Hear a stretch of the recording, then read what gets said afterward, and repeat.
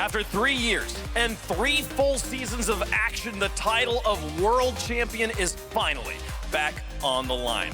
Over the next 2 weeks, 24 teams from 18 countries will play this great game, but only one will become world champion. Welcome to the Rocket League World Championship, coming to you live from Dickies Arena in Fort Worth, Texas. I'm Wavepunk. I'll be your host, your guide for the entire action of this 2-week extravaganza. It all begins here in the bowels of the arena for our wild card play-in. 16 teams will play on this stage, battling for the chance to ascend to the bowl of 13,000 fans next week. Let's beat the teams playing in the wild card. Can you feel it? That sense of inevitability that these World Championships will just hit different. Even with $2 million plus on the line, Dallas still has plenty to live up to. This season though, Worlds is a little different. The 8 teams that have gained enough points to auto-qualify for the group stage can hit the virtual gym, while 16 wildcards tear each other to shreds for our amusement. Let's have a look to see how they made it this far. Bravado Gaming. While Sub-Saharan Africa recently tasted its first international competition at Gamers 8, Bravado were not the ones representing them. They come to Worlds second in charge at the South African Fish Pond, but on the back of 2 regional wins to round out the season. With SSA MVP to die for on side, will the region's second biggest fish flourish against international competition? Gaming Gladiators. Gaming Gladiators put Asia Pacific South on the map. It took the region 3 attempts to reach a major, but once they did, they showed their mettle before running out of steam. Have you on the list? You couldn't ask, just get big. And Gladiators. It wasn't until Spring's edition of Indian player Abs Crazy that Maxu and APAC MVP LCT found their final form. Since then, these powerful warriors have gone from strength to strength. No, he just glides off the backboard. I don't even think my man drove on the backboard. Orlando Pirates XD. Turns out these guys are no pushovers. Just to get on the side and then goes up and flips upside down. Back home, they forced their opponents to walk the plank. Taking 6 of the 9 SSA regionals. But losing those final events to Bravado will have sent the captain of this ship, back to the drawing board. Perhaps, a change of tactics will traverse these international waters. Oh my goodness, I am so sorry. O1 Esports. Falcons Ahmad promised O1 Esports he'd bank enough points at the Spring Major to earn a 3rd Middle Eastern World spot. And as G2 learned at Game 3 0 seconds at the Fall Major, Ahmad always delivers.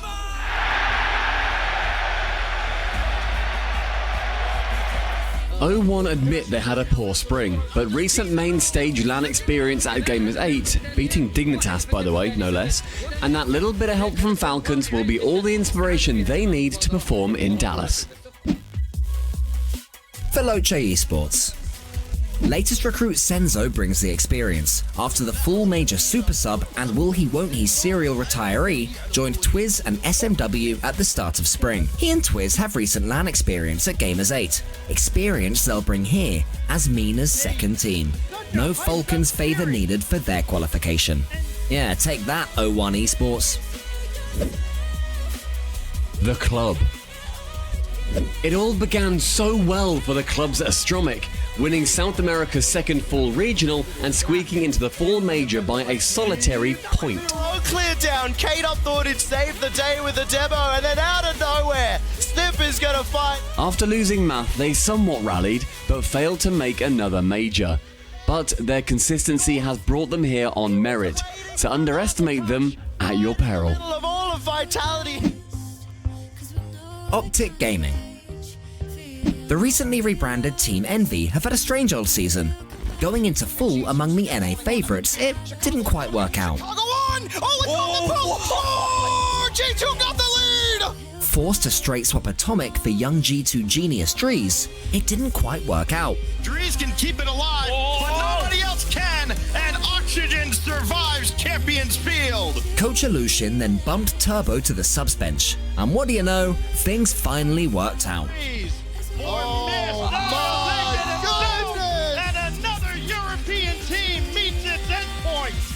finally settled, the Green Wall will build on solid top 8 Spring Major foundations when they get to Dallas. Semper Esports. Dependable old Semper shot to life in the Fall Major, taking down Dignitas in Stockholm's quarterfinals. To see the ball down, and it closes into him! But Starman Archie's spring move threw an English-speaking spanner in the works. Cue Exotic. Just put it in the danger zone where both Chazette and Exotic could shoot it. Now with fully French comms, Semper, who qualified by just 30 points, can grind out a win against anyone. Team Secret. Whispering, but the Spring Major showcased Secret star power. Now they're threatening their very country upon the Frenchmen. They've played Sam's second fiddle to Furia all season, and there's no shame in that. But consistent second places in Spring showed that BDS blitzing was no bolt from the blue. Tokyo Verdy Esports. Once APAC's terrifyingest export, Tokyo Verdy are led by Japan's famousest player, Realize. The former freestyler led Tenhao and Maru to their inaugural international, the Fall Major. But with Sigums now in for the latter, Asia Pacific is packed with more proficiency than ever. Embroiled in a battle on two fronts, Verdy have fought Detonator for APAC North and Gaming Gladiators for APAC as a whole. Here, they can put regional pride aside and fight for their first RLCS win on international soil. Space Station Gaming. It began with heartbreak. Game 7 against Complexity, loser misses the Full Major. Complexity advance! Then it got worse. Sypical, once someone the world's best, moved to FaZe Clan. And all they could replace him with was some 15-year-old who couldn't even come up with a proper username. He's done it again! The young prodigy! Alright, fair enough. Daniel's pretty good. But one recent lapse in comms will haunt SSG's dreams. Now they're here to make amends. One demolition derby at a time. Carmine Corp. If Nolly's ratio skills are anything to go by, Carmine's French fans are out there in their billions. It was the Liverpudlian himself who gave those fans hope, as before he joined in Spring, no one believed in them. Carmine Corp are going to make worlds. Not a single soul. In fact, they're over 500 points away. Top 8, top 6, and then 3rd in the online regionals gave them the confidence for a top 4 finish at the Spring Major. And it could have been even more. Beast mode towards net! Beast mode! A thriller at the copper box! With Nolly peaking and Astral and Itachi reborn as mechanical messiahs, KC's instinctive urge to fly in the face of any haters could spark yet another deep run. Pioneers. 3 Oceanic teams had just 40 points between them at season's end, and after this devastating London Major BDS blowout, Pioneers are your OCE second seeds. After missing the Full Major, Super Locky, Scrub, no, not that one, and Banana Head, yes, that one, and that's MVP Banana Head to you, reached the Winter and Spring Majors as the region's top seeds. The great end to the season was only enough for second OCE seed overall, something they'll be desperate to prove wrong in Dallas.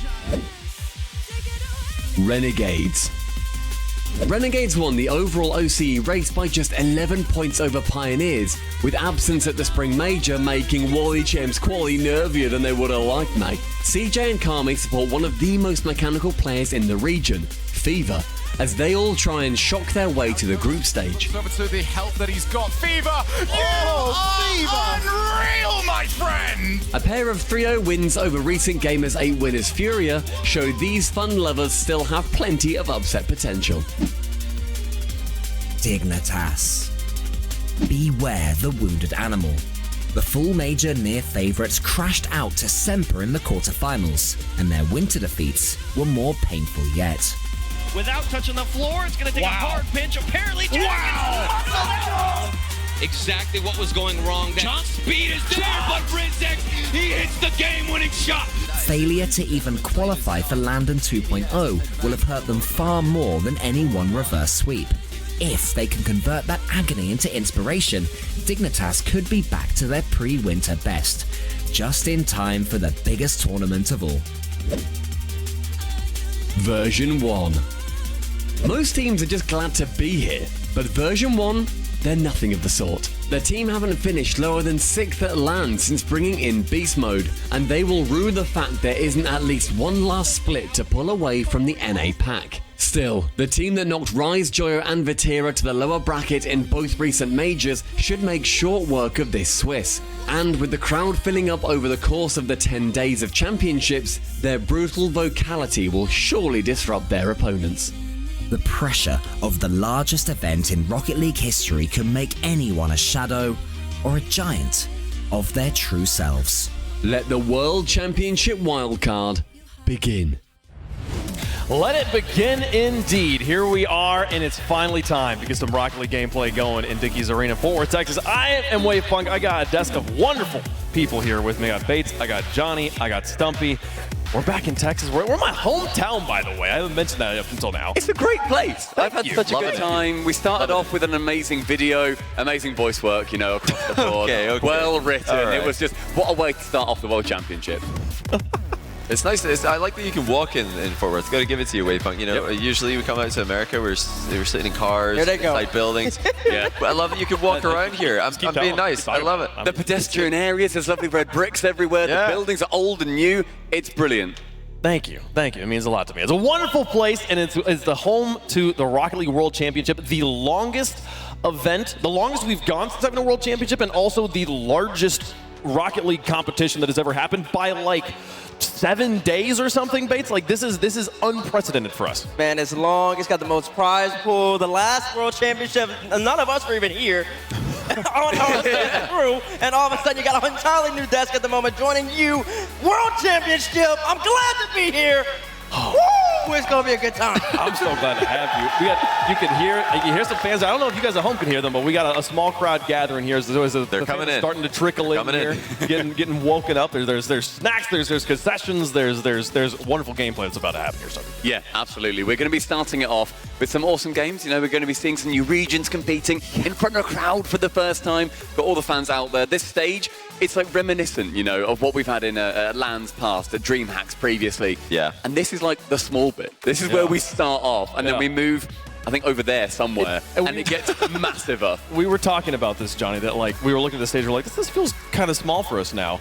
This is bigger than the first World Championship. It is, yeah. Is it really? It is, yeah. The first World Championship, I think, was probably similar to this. It was a smaller stage. Wild card in size, yeah. It's crazy, and this is just the prequel. What is coming later? You're not going to want to leave over the course of the next 2 weeks of action. And how's this action going to go down? There's a lot of gameplay to happen here, Johnny. Let's walk through the format of the World Championship. Yeah, luckily we've had a little bit of help throughout the year with understanding each of these formats. It starts off with Swiss, which, if you remember back to the Fall Major, was the regional format and the major format for the first stage of the event. Now, the wild card is going to take that, and we've got 16 teams in the wild card. You can see them on the left there if you've got very good eyesight. We'll go more in detail on them in a bit. 8 of those teams are going to be making it to the main event. 8 of them are going to be eliminated. No eliminations until day 3, so we're looking at day 1 matchups.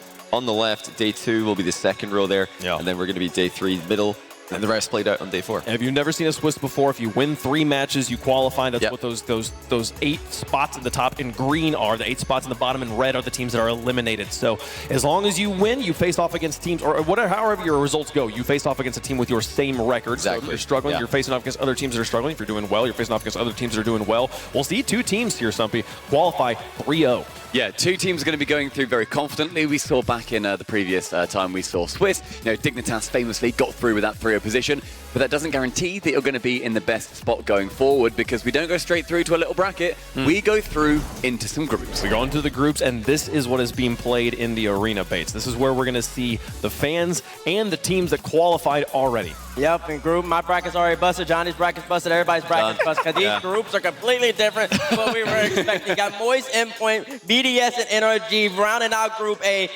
It's going to be actually incredible competition there. Nobody's seen NRG in a minute. BDS have been looking shaky as of late. And then you got the champs, the most recent champs, Moist sitting up top. I know they're probably loving this group right now. This is group of life, easily. The group of life. When you see the other one, the other group is clearly the group of death. We've got G2, Furia, FaZe, and Falcons. I think this is the group of death. Also, WC1, that means wildcard 1. Whoever tops the wildcard is also going to be in this group. And that could potentially be a V1, a K-Core. Yeah. This is, as is tradition here in Rocket League, or in most competitions, if you win, you get harder matches. So congratulations. But you also get more money. You get more money. So you're in a pretty good spot. These guys like playing Rocket League, so you get to play Furia if you win the wild card. I can hear people now, though. They put NRG in a group of life just to make sure they make Yeah, BDS as well. The BDS regain. The defending champs and the strongest team from RLCSX. We'll see what happens with them there. Everyone's trying, though, to get to Championship Sunday to be one of the 8 teams with a chance to hoist the trophy for the first time in 3 years. It is a single elimination bracket. Terrifying. One day as well. This is all on the very last day of the World Championship, which is going to be wild. Because 8 teams starting off the final day of the competition. They've all got a realistic shot of making it to the final and winning that final because it's all happening on one day. You could have to play 21 games back-to-back for the chance to hoist the trophy. Fully best of 7. You know, we've got this bracket. It's single elim. There are no second chances. We're not looking down, okay, you know what, we lose one, we can reset it, whatever. No. Win, and that is the deserved winner going through all of these stages. This is the hardest World Championship we've ever had. It's for the most money. It's for the most teams, the most regions. It is the biggest event we've ever had in Rocket League, and whoever wins that at the end on the right-hand side, they are the champs. It's biggest in every way, shape, and form. Let's take a look at how much money is on the line. 600K going to first place here. That's 200 each. Look at that for the first and the second. You're not doing too bad either. I mean, it's like one best of 7. If you make the last day of the competition, you've got 100. You play a quarterfinal for another 100, then you play semi for 200. You play final for another 200. That's like you could go 500,000 more in one day. The money match. Crazy. That is crazy. If you don't win a single game, you still get 20 grand. Just for showing up. Yeah, exactly. Man, can someone at home do the math on how many first place prize pools from like seasons 1, 2, and 3 first place prize pool is here? I'd just love to know if you can tell me at home.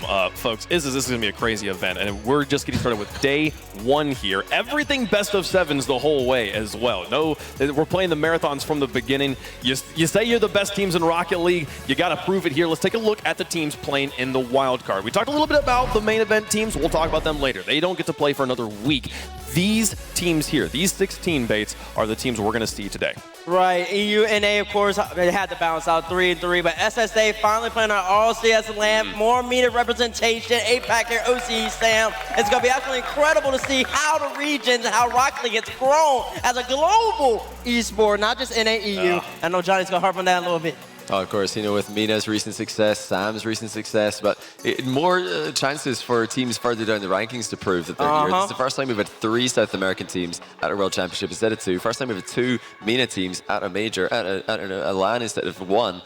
These teams are here to prove that it's not just Fury, it's not just Falcons. And having this international competition, whatever they learn, whatever SSA learn, they can take it back to their region, and they'll be able to teach others. That's what we saw from OCE. It's what we've seen incredibly from Sam and Mina as well. Bringing that back, SSA are going to be able to represent here, do their region proud, and then take it back, give it a few more seasons, and we'll just see all of these grow and grow and grow. Now, one thing we do need to point out here in the APAC region there, that Octane logo you see on the bottom, that's not a team you haven't seen before. That is Tokyo Verdy, as we saw addressed in the video earlier. Yes, it is, yeah. Instead, they are going to be going by Senbei Strikers, so they're going to be playing under that.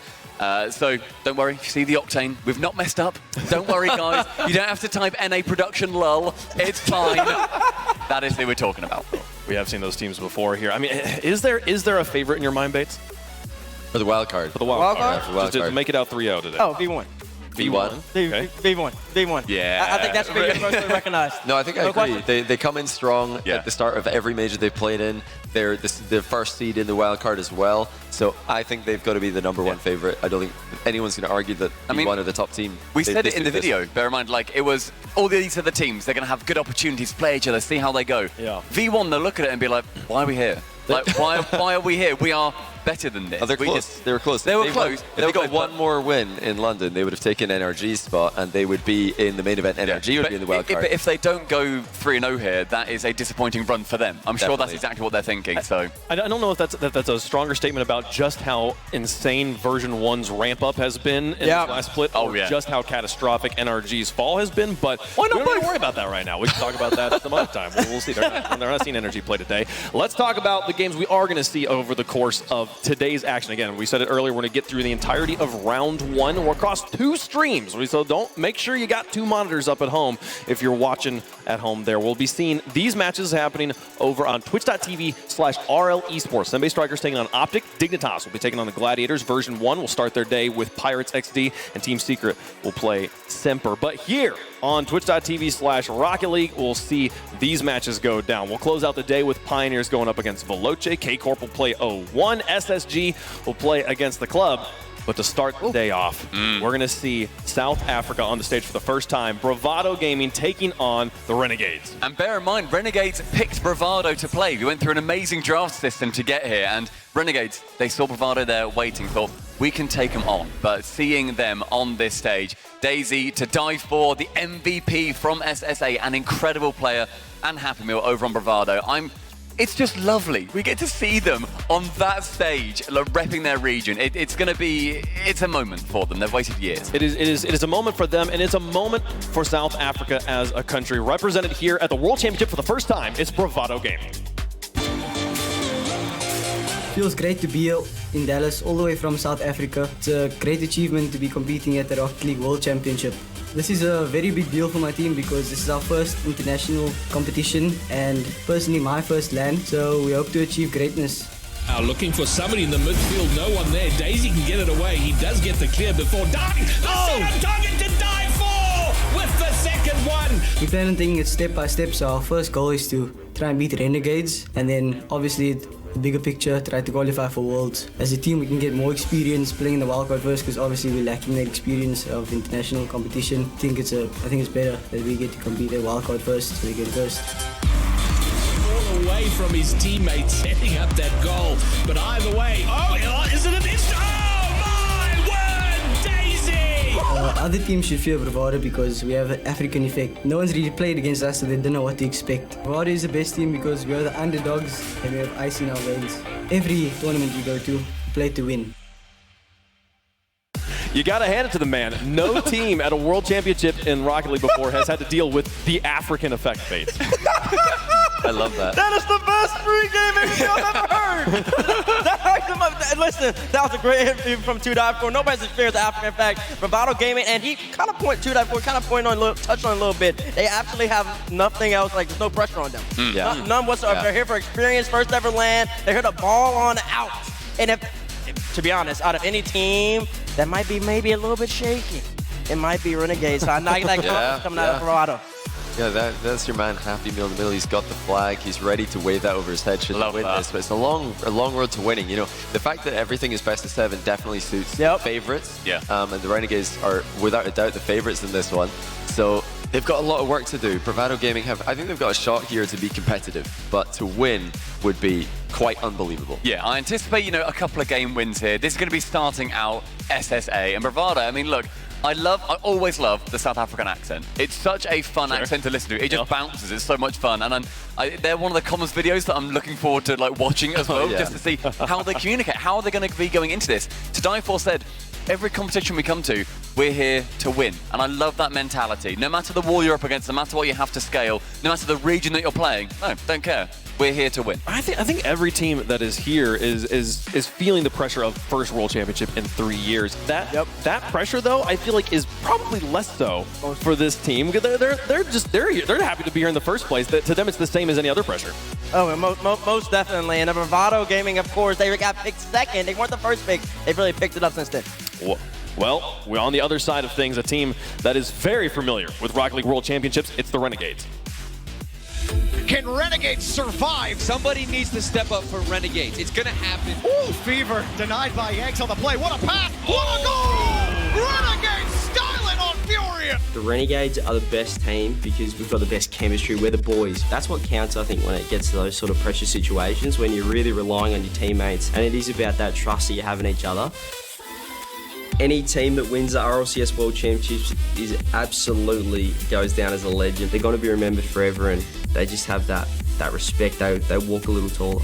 As an older, I guess, veteran of the scene, one of the oldest players, all these kids that are 15 coming through, what are they doing? They're making the big bucks, but it'd be incredible to win just as a veteran, just to stick one up all the doubters that say that, you know, the reflexes are dropping off. Somehow CJ just dives forward and gets the goal for Renegade. CJ, his name will get brought up because he's doing work. To anyone that says we don't stand a chance, doubt us at your peril. Furia, we're looking at you, those South American boys. We just keep rolling them every time, and they underestimate us. So get on the bandwagon, join the Gades. Yeah, the boys. We're going to be having some fun. How can you possibly hate us? We're just vibing. They're just vibing here. I don't know if I can deal with any more smolders from CJ in a row. That was wow. So much action. Wow. That was wonderful. They're hanging out. CJ said it the best, and I don't think we've summed it up better. We're the boys. We're the boys. They've got so much love in the audience as well. You know, people are already cheering. People are, flowing into this fantastic wildcard area.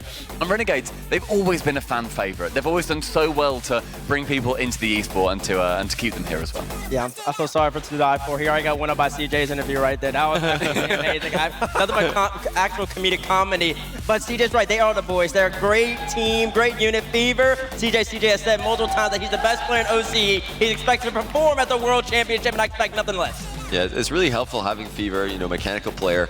And he's got Cammy and CJ around him who are just the funniest people in the Rocket League scene. I mean, CJ, obviously, you guys all know that, but Cammy, I really wish he was more outgoing with his interviews as well, because this guy has got the best laugh in the scene. It's like turbo energy. Yeah. There's the subduedness, and then every time he says something, the moment if he chooses to say it, you know it's good. You know it's funny. He's a very pristine character. Uses his time perfectly, and they're going to be trying Renegades to wrestle CJ to his first series win at a Worlds. Yeah. It has to come at some point. Is this going to be the roster to do it? Can they do exactly what they've warned everybody else not to do, though? Can they avoid underestimating their opponents? Because that's what they're hoping other teams do to them, but they've got to do that with Bravado here. They've got to show respect, and they've got to, really take this as seriously as they can, because all it takes is one game loss. This is the battle of who's underestimating who more. Yeah, both sides are like, you're going to underestimate us. Someone's got to be estimating somebody to some degree, right here. So you can take a look at some of the stats these teams were able to put up over the course of the season. Throw it all out the window. This event is different, and these two teams, I don't think they've ever played before, other than maybe some scrims here and there. This is going to be the first one for money. So let's see what everybody at home thinks is going to happen in the Verizon fan vote. Use hashtag BVD or hashtag RNG, depending on which team you're supporting here. And for the first prediction of the Rocket League World Championship, it's not the Rocket League Championship Series World Championship, by the way. It's just the Rocket League World Champion. I love that. How's it going to go, Stumpy? I get the first one. Absolutely. Oh, this is lovely. I'd like to thank my mum for this opportunity, my family, all my, everyone, this is great up here. I would say that the boys take it. Renegades, they have to get a series win. They have to finally drag CJ kicking and screaming to it. This is their best chance. Yeah, this is their best chance. I think that this is a good start for Renegades. They picked and drafted Bravado right at the beginning, so Renegades, you've got my vote. Yeah, I've got to agree. They did pick this matchup. I think it's a good pick. However, I do think Bravado take at least a game here. I don't think it's going to be a complete destruction for the entire series long. But yeah, I'll probably say one of the games heavily in Renegade's favor, one game for Bravado, and the other three close, but 4-1. Yeah, I think this series is going to have a lot of parity, but I do believe that CJ is going to break the world's curse. He's actually going to win a series for the first time in his life. He's going to be very happy about that. I thought I was harsh. He's won series before. So give me Renegades 4-1. Listen, just to not curse the Renegades and to give Bravado some due here. Give me Bravado here as a team that's going to go there. Come on, going up South America represented in the building, and the fans are here for it. I'm so excited. Underdog energy everywhere. How do the fans at home feel? Which region is showing up more here? Okay, that's pretty good. The comments are 70% there. I'm so ready for it. Finally, 3 years of waiting. It's time to crown another world champion, and we're going to do that in 2 weeks, but it starts right here right now on this stage. Bravado Gaming, South America on the stage for the first time, taking on the Renegades. Let's head to the Verizon Skybox for the game one. James Bott here, joined by Corelli. And Corelli, it's hard to believe that the last World Championship match resulted in Turbo, Justin, and Garrett lifting that trophy above their head. That was the last time we were here at the World Championship. And Rocket League has changed so much. I mean, we're kicking things off with a brand new region of SSA coming out against Renegades here. The game has changed. We've got to find a new world champion. And like Wave said, it starts today. It starts with this first series. Yeah, the game has changed. The entire Rocket League esports ecosystem has changed, and now we've got a new challenger approaching. Sub-Saharan Africa making their debut, represented by Bravado. And it is such a funny contrast. Renegades, who also was an expansion region that came in to RLCS, now considered more veteran status here against this Bravado squad. And it's so awesome to see these guys come out, and a huge opportunity to get a tough matchup here against Renegades. CJ is going to put the first goal away. And how fitting is that? CJ, the veteran from OCE, still looking for that first World Championship Series win, putting in the first goal of the game. Well, we might see a lot more of that from CJ. He's a player from Renegades here who's sitting at number 2 in OC, only behind Hawk in most offensive stats. Almost a goal per game and over 3 shots per game. He's certainly a powerhouse for Renegades offense. The Renegades offense still going. CJ with the challenge. You see him, Happy Meal and To Die For both on the goal line. To Die For can't get there in time. Kami's shot will get deflected wide. Fever with some space. He's got boost too. He's dangerous in this position. The block, rebound out off the backboard. Dropped in again by CJ. He means business today. CJ, 2 for 2 here in the first 45 seconds, and you can see it, James. So much pressure coming out from Renegades. Bravado suffocating under that pressure. And right now, Renegades in full control. Renegades, hot start. Not even a minute in, already 2 goals from CJ. Given a lot of space by Bravado. We'll see if Bravado can start to tighten things up. A nice second challenge there by Happy Meal in the air. We'll lob it down. CJ, the control. Demo on Daisy by Fever. CJ playing keep away. Now Kami slowing it down. No boost. The challenge. Go back towards net. Daisy patient there. Getting a little pinch off the sidewall, but losing possession. Bravado certainly no stranger to success in their own region. Back-to-back regional wins here to cap off their season. And they've really just been on an upward trend. The player to watch out for is To Die For. He really has been the player on both sides of the field, offensively and defensively, getting the job done for Bravado, and it's been tough for them to break out so far. Great fake there from CJ. How about a third? A tap over the last man, and Happy Meal can't make the save. A hat trick for CJ. A hat trick, not even 2 minutes in. The little fake there, baiting in the defender, and then Happy Meal getting bumped as well, even on that challenge. But CJ, the ball control, we're seeing so much patience from Renegades. They're letting Bravado clear that ball out to them, and then they're controlling it. They're taking it up the wall. You saw Fever take that ball up the wall that led to the 50 that bounced off the backboard for CJ. They've got so much space, the Renegades, because of their patience. And I don't know if it was just the way we caught him on the camera, but CJ, he's incredibly locked in. His teammates were kind of laughing, giggling there as he put away his third, but CJ, he just stared straight at his screen. No smile, no emotion. He means business here today, James. I mean, he's a killer.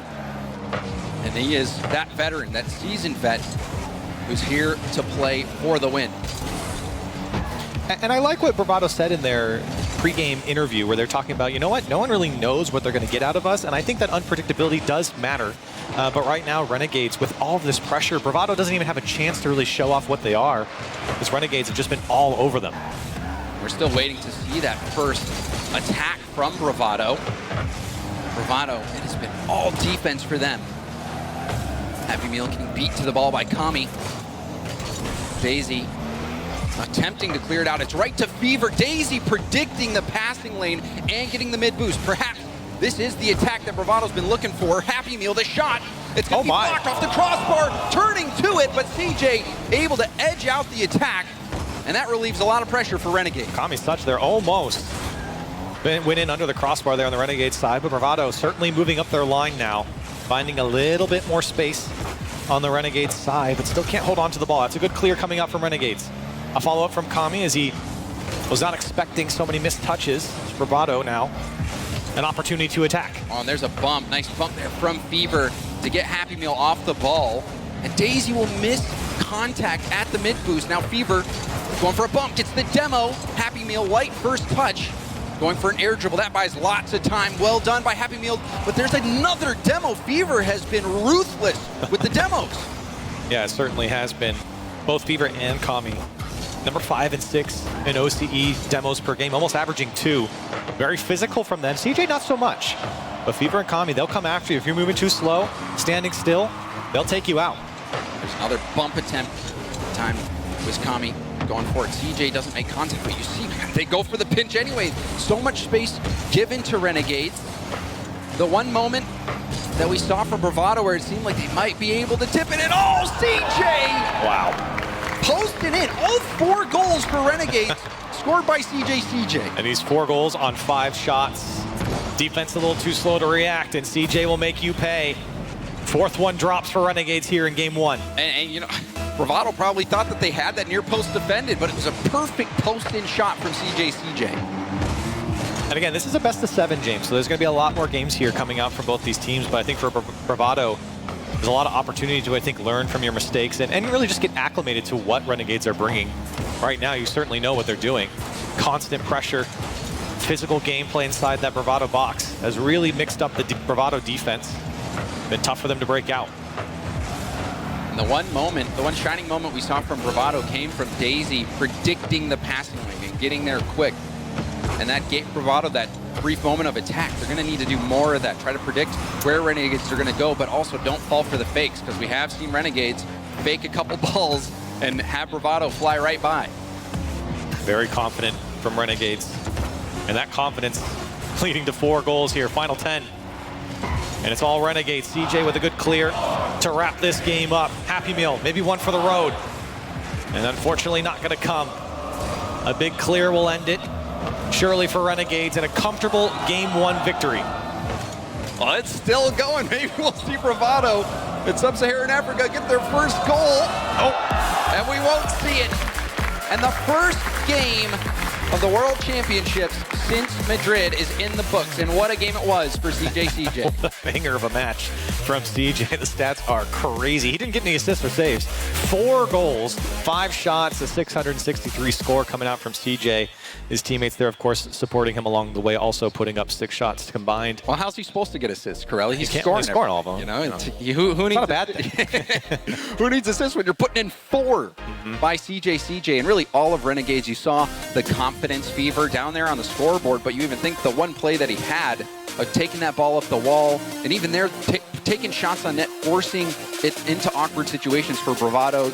It was a team effort from Renegades. Taking a look at the Mobile One high performance replay there, and CJ just taking to the sky. Kami there with the back wall pass. Another one there from CJ. It is the CJ highlight reel there for Renegades. And look, if you're on Renegades, this is how you want to start. I mean, there's really no 2 ways about this. This is exactly what you want if you're on that Renegade side. Well, you had mentioned, Corelli, the unpredictability of a region, and how, you know, maybe you take a known, somebody that we've seen before, like the Gaming Gladiators, instead of just a complete wildcard team that we haven't seen play on the international stage yet. And I feel like that's all out the window now, because Renegades has gone in game 1 and dominated that first game. So now they have all of that confidence. It's a known factor now for Renegades. And I think if you're on the Bravado side, you're kind of looking at yourself and saying, what were our weak points? How do we work on that? I think really for Bravado, it's advice that I give a lot of teams. It just feels like you got to bring that ball down, keep possession a little bit more, make Renegades come into you, because right now, with the control that Renegades have, Bravado, they just can't get a hold of it. See if they can get a hold of it in game 2 on Aquadome. Fever up the wall again. Second effort, passes to the middle, but that was well defended by Tadaifor, who was expecting that ball, waiting patiently on the backboard. But there's another bump. The physical gameplay certainly has been in favor of Renegades. We saw tons of demos. Kami and Fever both getting quite a few last game. Bravado trying to find some control here. That's really what you're looking for here in game 2. What changes are they making? How are they adapting to this Renegade squad? And right now, this is a good little sequence for them, fighting for it in the Renegades corner. With some space over to Fever. And maybe an attack coming here for Renegades. Bravado doing their best to clear this one out. And now Dangerous. CJ wants to dish it off. Kami's going to cut it back. Tries to go for goal here. Happy Meal getting the bump on him. nobody from Renegades wants to go. And Bravado there to clear it out. Smart from Renegades there, taking that first touch to beat the defender. Not necessarily giving up the ball. And DZ streaking in, didn't make contact, but that was a shot opportunity. Fever dodging the bump to 50. Won by To Die For. We'll see what he's got in store. To Die For going for the dribble. The challenge. Happy Meal tipping it off the corner. Daisy will have enough to get back to it for a flip reset. And it's pinched back down, and no one in position for Bravado to really keep the pressure on. Still a couple of good sequences here from Bravado. They're putting on a lot of pressure now from Renegades. They just need a good shot. That one's turned away. To Die For getting out. So he's trying to deal with this one as he whips around, but Kami with no boost, just barreling through. And that was an important zero boost play. You saw the double commit from Renegades just moments before. Kami had to slow that play down. Really well done under pressure with no boost.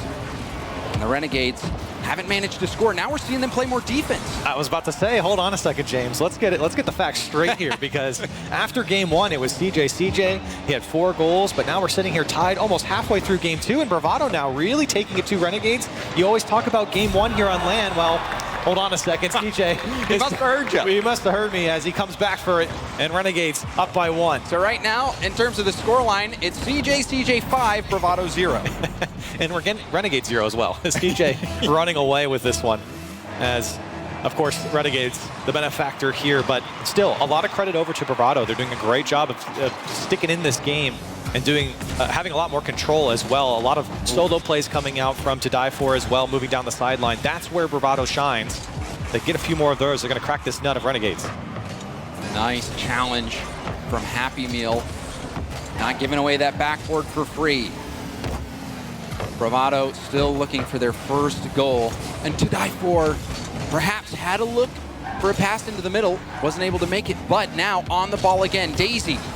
Low boost will have to bail out. Fever. To Die For, getting that to the corner. A miss from Happy Meal, but we'll get to it first. Flip reset, ball potential. Daisy's up for the pass. Daisy shot blocked.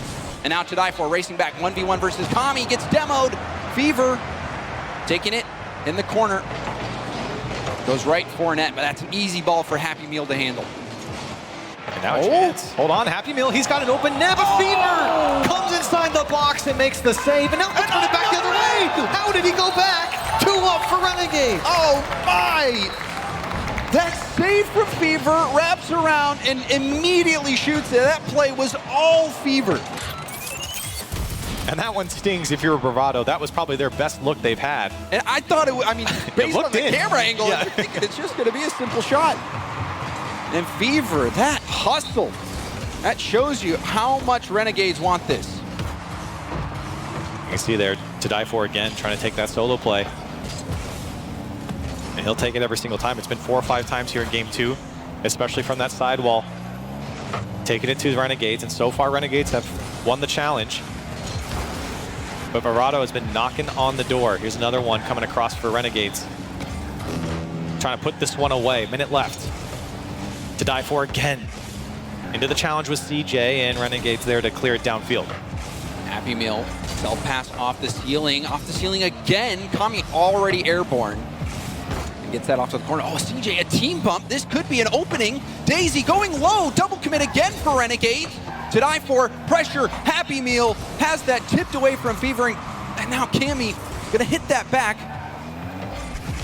And that was another quality pressure play from Bravado, but they just can't find that final shot. The best of 7 here, I think actually really benefits Bravado to get into it, as they've been slowly ramping up here against Renegade. Still, they find themselves down 2-0. CJ wants to make it 3. To Die For is able to clear it out. And less than 10 seconds to go. Renegades looking to close out game 2. And even there, To Die For trying to dribble that ball up. It barely bounced over his car. Now final second shot will be saved away. Renegades want one more, but maybe it will happen. I thought it was going to be over, but no. Fever will get one more. And Renegades Another strong performance, another shutout in game 2. And you can see, I'm looking at the camera right now, Happy Meal, he's been talking ever since that goal went in there right at the end. Just telling his teammates, I guess exactly what they need to hear. I can't read his lips, but instantly talking about what they need to do there in game 2 and going into game 3. So Bravado, they're not just going to bow down here to Renegades, and I think game 2 is kind of a testament to that. I know it was a 3-0 game here, really it was 2-0, but for Bravado, they looked a lot more dangerous here in game 2. And I mean, this just thinking about the experience, CJ, and Kami have been coming to World Championships since season 4. You know, these guys are veterans. They know how to handle the pressure. They know how to come in and make the most out of that. And on the other side, Bravado, this is their first World Championship. This is the inaugural season for Sub-Saharan Africa to be involved in the Rocket League esports ecosystem, and they're making progress. That first game, it started out with CJ dominating. Right. And I mean, even on the high performance replay, it's all Renegades again. But Bravado, they kept this game close until about the halfway point of the game. You saw a lot of great work from To Die For. I think Daisy had a couple of great looks. Honestly, all three of them had a few good looks there to at least put one away and keep that game a little bit closer. But still, that was not a bad effort from Bravado, and I expect this game 3 to be even closer with the way they've been trending, and that's exactly how their season has gone. I mean, really since the winter split, Bravado has been just ramping up, and I mean, that's why you have a guy like To Die For winning the MVP for Sub-Saharan Africa and coming out and representing his team and of course his region here. And so far so good, I think, for them is really just getting into this series, and I think they've really stuck in game 2.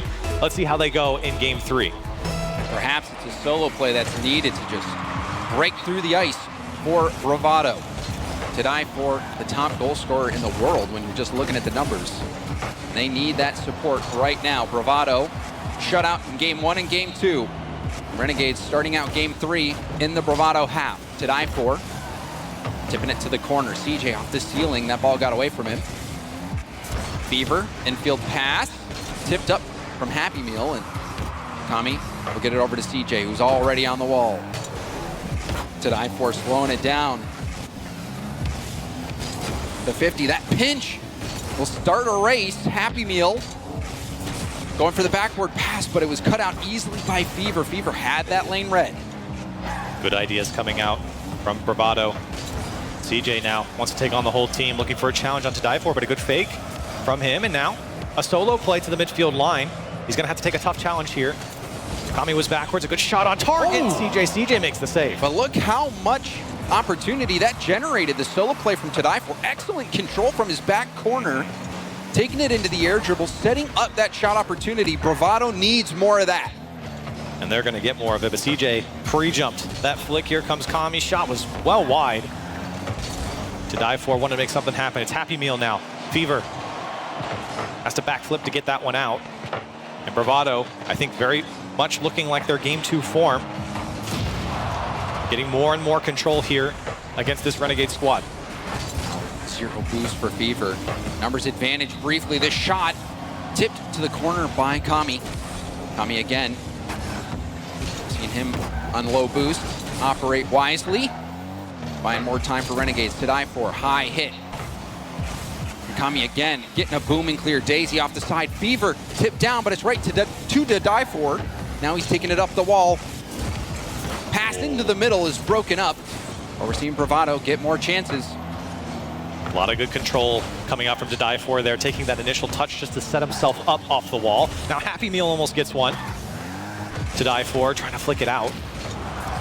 It will be Fever in a 1v1. Actually, CJ skirts across as well, and a good dunk fake from Fever. 1-0 for Renegade. And this is just the cool, calm, collected gameplay that we're seeing from Renegades. Fever doesn't even go for it. He knows that, oh, they're going to tip this ball. I'm just going to go for the challenge. It's going in. It's the confidence from Renegades. Physical gameplay coming out for Renegades. CJ's not really the guy to go for that, at least not with the demos, but zoning off players, he'll take that. And with all the pressure that we saw from Bravado, Renegades a bit more lethal. Now this one kind of bouncing outside of the box. Tough save from Daisy, but he makes it. Now To Die For to get out. To Die For air dribble. Got past the defender. Now Daisy tipping it down. Fever to the sideline. Happy Meal Going for the side pass, and then the bump on Tadaifor. Tadaifor maybe looking for a double tap, maybe looking for that challenge, but we've seen so many bumps, especially out of the air from the Renegades. They're getting physical. I think Tadaifor is just looking for anything he can get, and certainly anything he can get away with. So he's very willing to take that ball. As here he goes again, doesn't have boost this time. And Renegades there to collect in the midfield. Another high ball into the midfield. No one airborne for Bravado. CJ there to it first. The low 50 for Tadaifor. Fever bumping Daisy off the play. Fever has been ruthless. Now Kami, backboard pass. CJ there for the shot. Wow. Bar down, out. Still in front of net, and Fever will send it home. And that wasn't that bad of a shot as the way it looked from CJ. He had to get over Daisy, and to do so, he had to play it off the crossbar. Fever there to tap it home in the end. CJ, of course, getting a bump as well. 2-0 now for Renegades. They've been put on the back foot a little bit here from Bravado, but they've done a good job to put away the chances when they've come. They really have it, and just the Fever starting out the first game a little bit quiet from a points perspective, but this whole game, a lot of that comfort and confidence has been oozing out of Fever.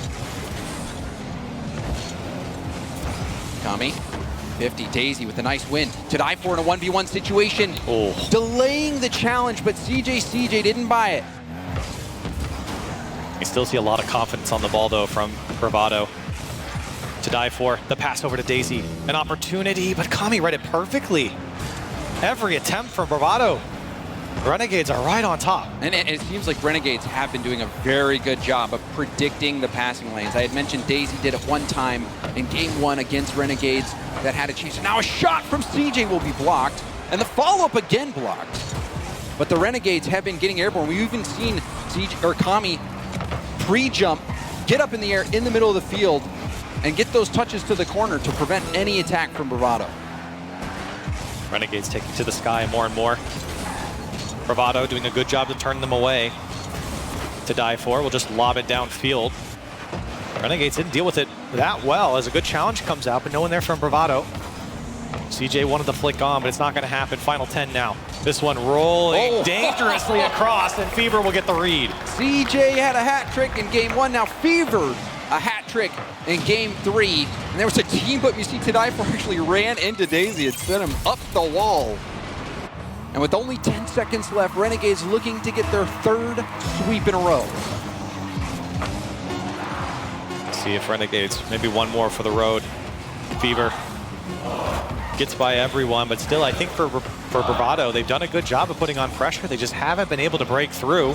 And with that ball touching the ground, we have Renegades up 3-0. We have never had a best-of-7 perfect sweep on an RLCS LAN.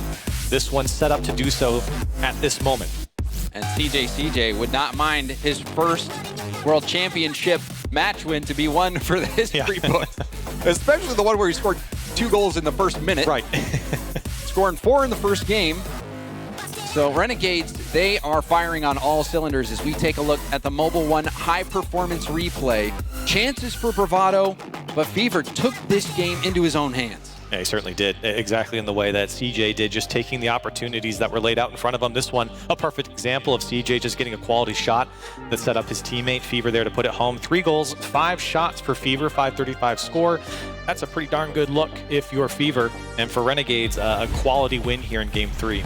Yeah, now just 1 game away from getting their first win here in the Wildcard Swiss stage. It is a long journey. It was a long journey to get here, but even to get in front of a crowd in the main arena, the main event, it's a long journey to get there too, Corelli. Well, and you can see what happens to a team when they're in the crowd for the first time, right? Bravado's first game didn't really look all that great. We settle in. Game 1 is very important on LAN for any team, no matter the experience. But when you have less experience, it affects you more in that first game. And that was a perfect example of that. As this series has gone on, Bravado still hasn't had a win, but they've looked better and better. They have gotten close to scoring. It took some heroics from Fever to shut the plays down. Tadaifor trying to take time that he didn't have. Daisy, 50. Tadaifor quickly there to boom it downfield. But Fever sends it right back. So much power on that clear from the corner. Slowed down the Bravado attack quickly. Bravado, I mean, they've been preparing for this game, for this series, and for, you know, this opportunity for a while.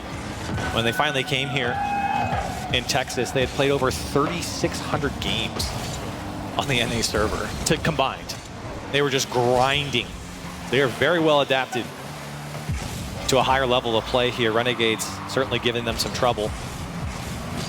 Kami wants to look for his first in this game, and it comes across the box. Nobody making contact as it'll go wide, and Bravado looking for a way out. Bravado, perhaps all they need to crack the code is that first goal. Still looking for it. Over a minute's passed. We've seen Bravado hang close to Renegades in these early phases of the game. Renegades, though, carrying all the momentum, and they've got all the pressure on offense right now. CJ with a backflip. Looks like it might have been a team bump. Fever diving in to get this ball to the corner. Happy Meal loses control. The pass across the field is broken up, and now Daisy with a nice play there, speedily getting to the ball, and now the shot on target. CJ will hit that aside. Again, Bravado still looking for their first goal here. Otherwise, you're looking at a perfect sweep in a best-of-7, the first time for an RLCS LAN. Daisy trying to make sure that doesn't happen. It's stopped by CJ, and Renegades able to regain control. Tadai4 handled that ball well, getting that ball to a teammate in the corner, but you're seeing how fast Renegades are challenging. They're not giving Bravado any time. And there again, Kami challenging without a moment's notice. Happy Meal awkward on the backboard. Fever the drop pass. CJ couldn't get that ball pinched into the middle. Just couldn't get there in time. The pass was a bit wide as well. Tadai4 gets a good little flick over to Daisy, but unfortunately Fever read that as well. And if the first man missed, the second man will be there for Renegades. Still a tie game as we just passed the halfway point here in game 4. And you see Fever pre-jumping again, knowing that the trajectory of the ball is not going to change too much for him to take account for with the boost that he had. And another shot coming in, and it's scored. CJ overpowering Tadai4 on the goal line. Oh, he was there on the goal line too. Tadai4 did a good job to make this save, or at least get a touch, but it just wasn't enough, and CJ just powers through it. A great strike inside the box, and 2:19 on the clock. Renegades able to break through once again. There's that speed of challenge. You saw Kami doing it at the midfield. You saw Fever jump up in the air when he knew that he'd be able to adjust for the touch from Tadai4. Renegades, they have this game, this series in control. And now they're in the home stretch. The 2-minute warning. Bravado haven't had as much control as they did maybe in their previous games. As you said, I think they're just coming off a little predictable at the moment. Renegades, Fever in particular, just been pre-jumping and getting even some of the more tricky things to read with flip resets and little awkward extra touches coming out from Tadai4. Still Fever all over it. CJ going to the backboard. Happy Meal there to prevent Kami from taking that shot. Tadai4 sees Happy Meal, goes for the pass. Happy Meal off the arc and down, and it's no good. That was the best look that we saw Bravado have, and now another chance. The shot off the backward, and Fever denies the follow-up. And now Renegades back the other way. CJ couldn't put it on target. It might have beaten Tadai4 on the back post. A couple of good looks from Bravado. They're only down by 1. They just need one to go through. It'll go through for Daisy, and Bravado finally on the board. And that's history. The first goal at the World Championship scored by a Sub-Saharan African player. It's Daisy, and it's to tie game 4. And you can see him smiling. The crowd went crazy for him. They know what this means. And they've been oh so close in multiple of these games just to break through once. They finally do. No perfect sweep. Renegades still looking for the sweep as they're up 3-0 here in this series. Oh, and that's a nice punch. An open net. And now the lead. Tadai4 putting Bravado ahead. Everything is working for Bravado. All of a sudden, CJ got bounced across the field, and I think he actually ran into Fever a little bit. Tadai4 will take advantage. Bravado not on the board once, but twice, and into the lead. We've been waiting for Bravado to score. This whole time we're expecting potentially history with a perfect sweep in the best-of-7 on land, and now, the double tap denied. Bravado waiting till the final moments before they kick it into high gear. 40 seconds left. And that'll be a great touchdown from Kami. He'll put it off the crossbar and in a tie game from Renegades. And that was a nice pass out. And that shot, perfection, far down. And I think that was Kami's first goal. It's certainly a much-needed one here in Game 4. Bravado finally able to break through and putting up a fight that they've been putting up the last couple games. 30 seconds left. One more is needed from Bravado to take a game. And Renegades certainly could give it up. Fever. CJ is going the wrong way. It's a good pass, though, from down to Kami as he's able to boom it downfield. And now a good shot. Turned away from To Die For. CJ back towards net. Triple commit from Bravado. Fever to CJ. CJ's shot broken up. Rebound out to Kami. And Kami getting denied by Daisy. CJ keeping the ball up. And there it's hit down. We've got overtime. Game 4. Bravado denying the perfect sweep and perhaps about to get the first win. And that miss was a little bit scary. But they recover. Renegades looking to close this series out with just one goal. Pressure wasn't enough for Bravado. Now they find themselves in an overtime and a CJ hanging over their net. Bravado has to weather the storm here in the first 20 seconds. Now looking for control. It's taken away. Daisy. Happy Meal. Wanted To Die For, but it was just too lateral. Now Kami looking for two. Not going to happen. Bravado locking down that backboard. To Die For again called upon. See if they can put something together. Solid tip pass. Fever had it read quickly. Daisy, hard backward hit. CJ, it's awkward for him. Leaves it for Kami. Now Kami out to Fever. Fever double tap off the ceiling. Flip reset. Oh, Fever! Ceiling double tap. Flip reset to seal the deal. And the Renegades take down Bravado Gaming. That was disgusting, and what a way to win it from Fever. And he's been ramping up in this series. The previous game dropping a hat trick and closing it out 4-0 for Renegades. Finally, an RLCS World Championship win for CJ. Renegades 4-0 Bravado. Oh, that Game 4 was a show. Bravado, a brave stand in those final moments, taking the lead. But then in those final moments as well, Renegades coming back. Kami getting that goal, forcing overtime, and what a shot to end it. But you have to give it up for Bravado Gaming, coming out here representing a new region. And it's a beautiful thing to see, Corelli. Yeah, you can see the camaraderie there, Fever. Giving hugs to the players. I mean, he knows what it's like to be in their shoes. And for Bravado, I think this was a fantastic look for them. I mean, seriously, especially in games 2 and 3, they could have come back into those games. I thought they were actually quite good, and I think they really proved that they're not going to just be like an easy win here. They really made Renegades work for it. Game 1, we'll give that to Renegades. CJ went crazy there, but for Bravado, a lot of growth, I think, just in this series alone. And this was a game Bravado almost won, leading in those final moments. To Die For finally coming out of his shell. And like we were saying in the series, Corelli, this was clear progress. Game 1, it was a blowout. But then games 2, 3, 4, Bravado was getting closer and closer and closer. And you're seeing how quickly they're adjusting. They're taking in this experience.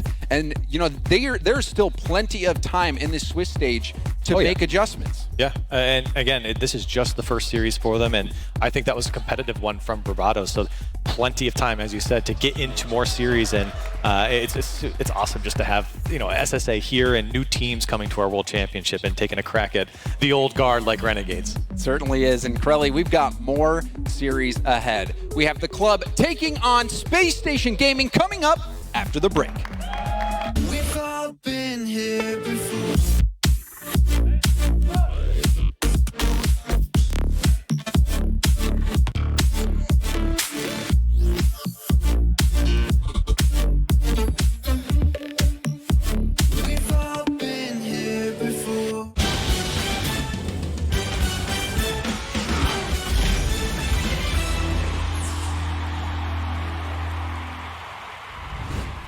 We have to tell everyone that we just switched to Verizon's new Welcome Unlimited plan for just $30. I've already told everyone. Wait, did you say Verizon for just $30? It's their best unlimited price ever. $30? That's awesome. Yeah, and it's from the most reliable 5G network in America. For $30 a line, I'm switching now. Yeah, it's easy. And you get $960 when you switch the whole family. Wow. I gotta let my buddies know. We're already here. The network you want, the price you love, only from Verizon. This might not be your car. And this might not be your engine. Maybe this isn't your morning routine. And maybe these aren't your coworkers. Perhaps these aren't your standard driving conditions. Far from it. But this is your oil, which means you're one of us, doesn't it? For serious engines, on and off the track, upgrade to Mobil 1. The Bronco Raptor was built to climb pretty much anything. Dunes, rocks, even ranks. The Bronco Raptor, Rocket League Edition.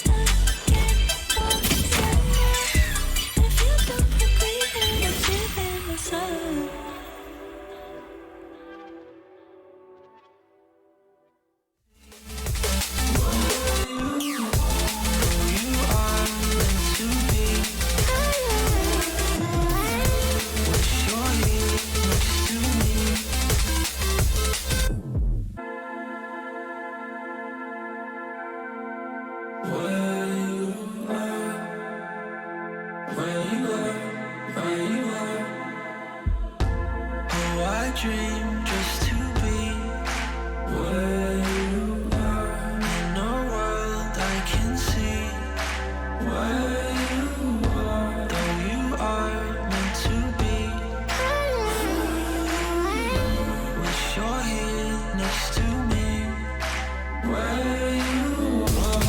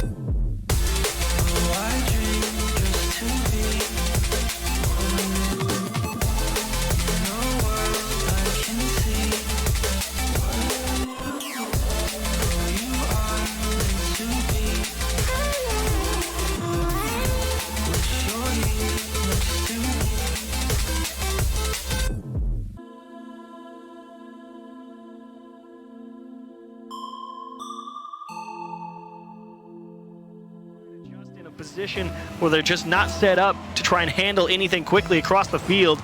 They end up losing the challenge. Nobody's there to back it up.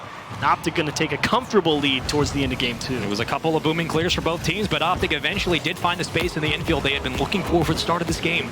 And in this series, looking primed to go up 2-0 in a best of 7, that does feel almost like series point. There's a lot of weight now for Senbei to try to get this one back. No tactical timeouts in these opening matches.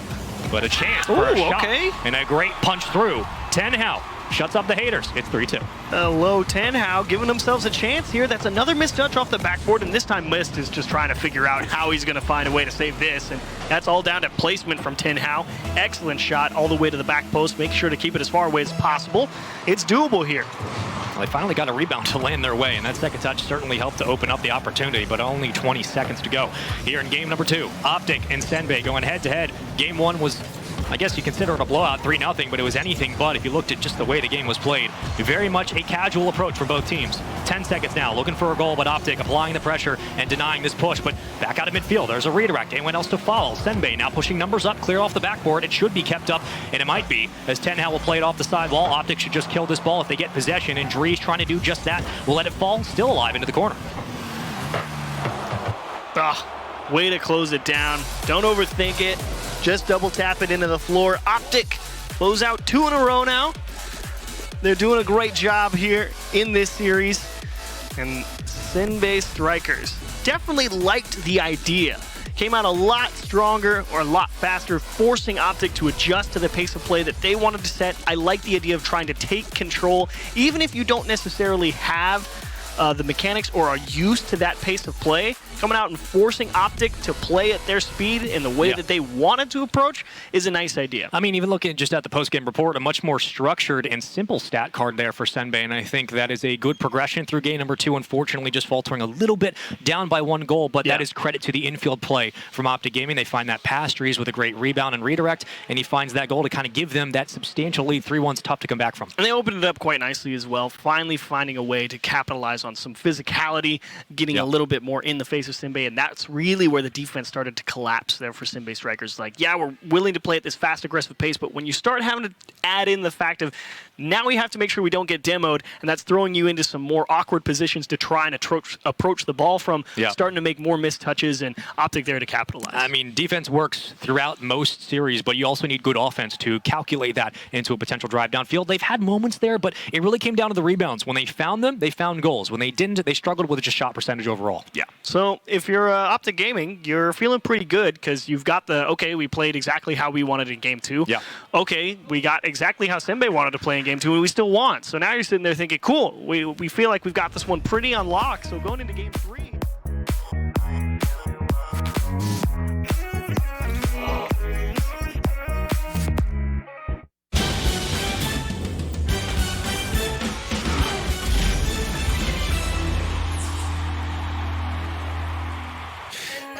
If you want to see the conclusion of Optic versus Senbei Strikers, make sure you head over to twitch.tv/RL Esports. In the meantime, though, many firsts happening here at the Rocket League World Championships. Fever and CJ both getting their first victory there, as we saw the first performance from a South African team, and also first time having Bast on the desk. Hey, I am doing fantastic. Sounds like the crowd love you back is there. also, yeah, this sounds like they're also doing fantastic. Excited to be here. I've got no other words. This is an honor to be here for the wild card stage, and honestly, to be able to watch CJ get his first win, a monumental occasion. It's about time, Cameron. You just gotta see him there. Finally, he gets that win. We'll get to see him play in the 1-0 group tomorrow, though. But overall, let's look at the match as a whole. There was a little worry it was going to be a perfect sweep at some points there, Bates, but Bravado able to get on the board. Listen, Bravado, it happened just as Johnny articulated earlier. Maybe Johnny knows what he's talking about sometimes.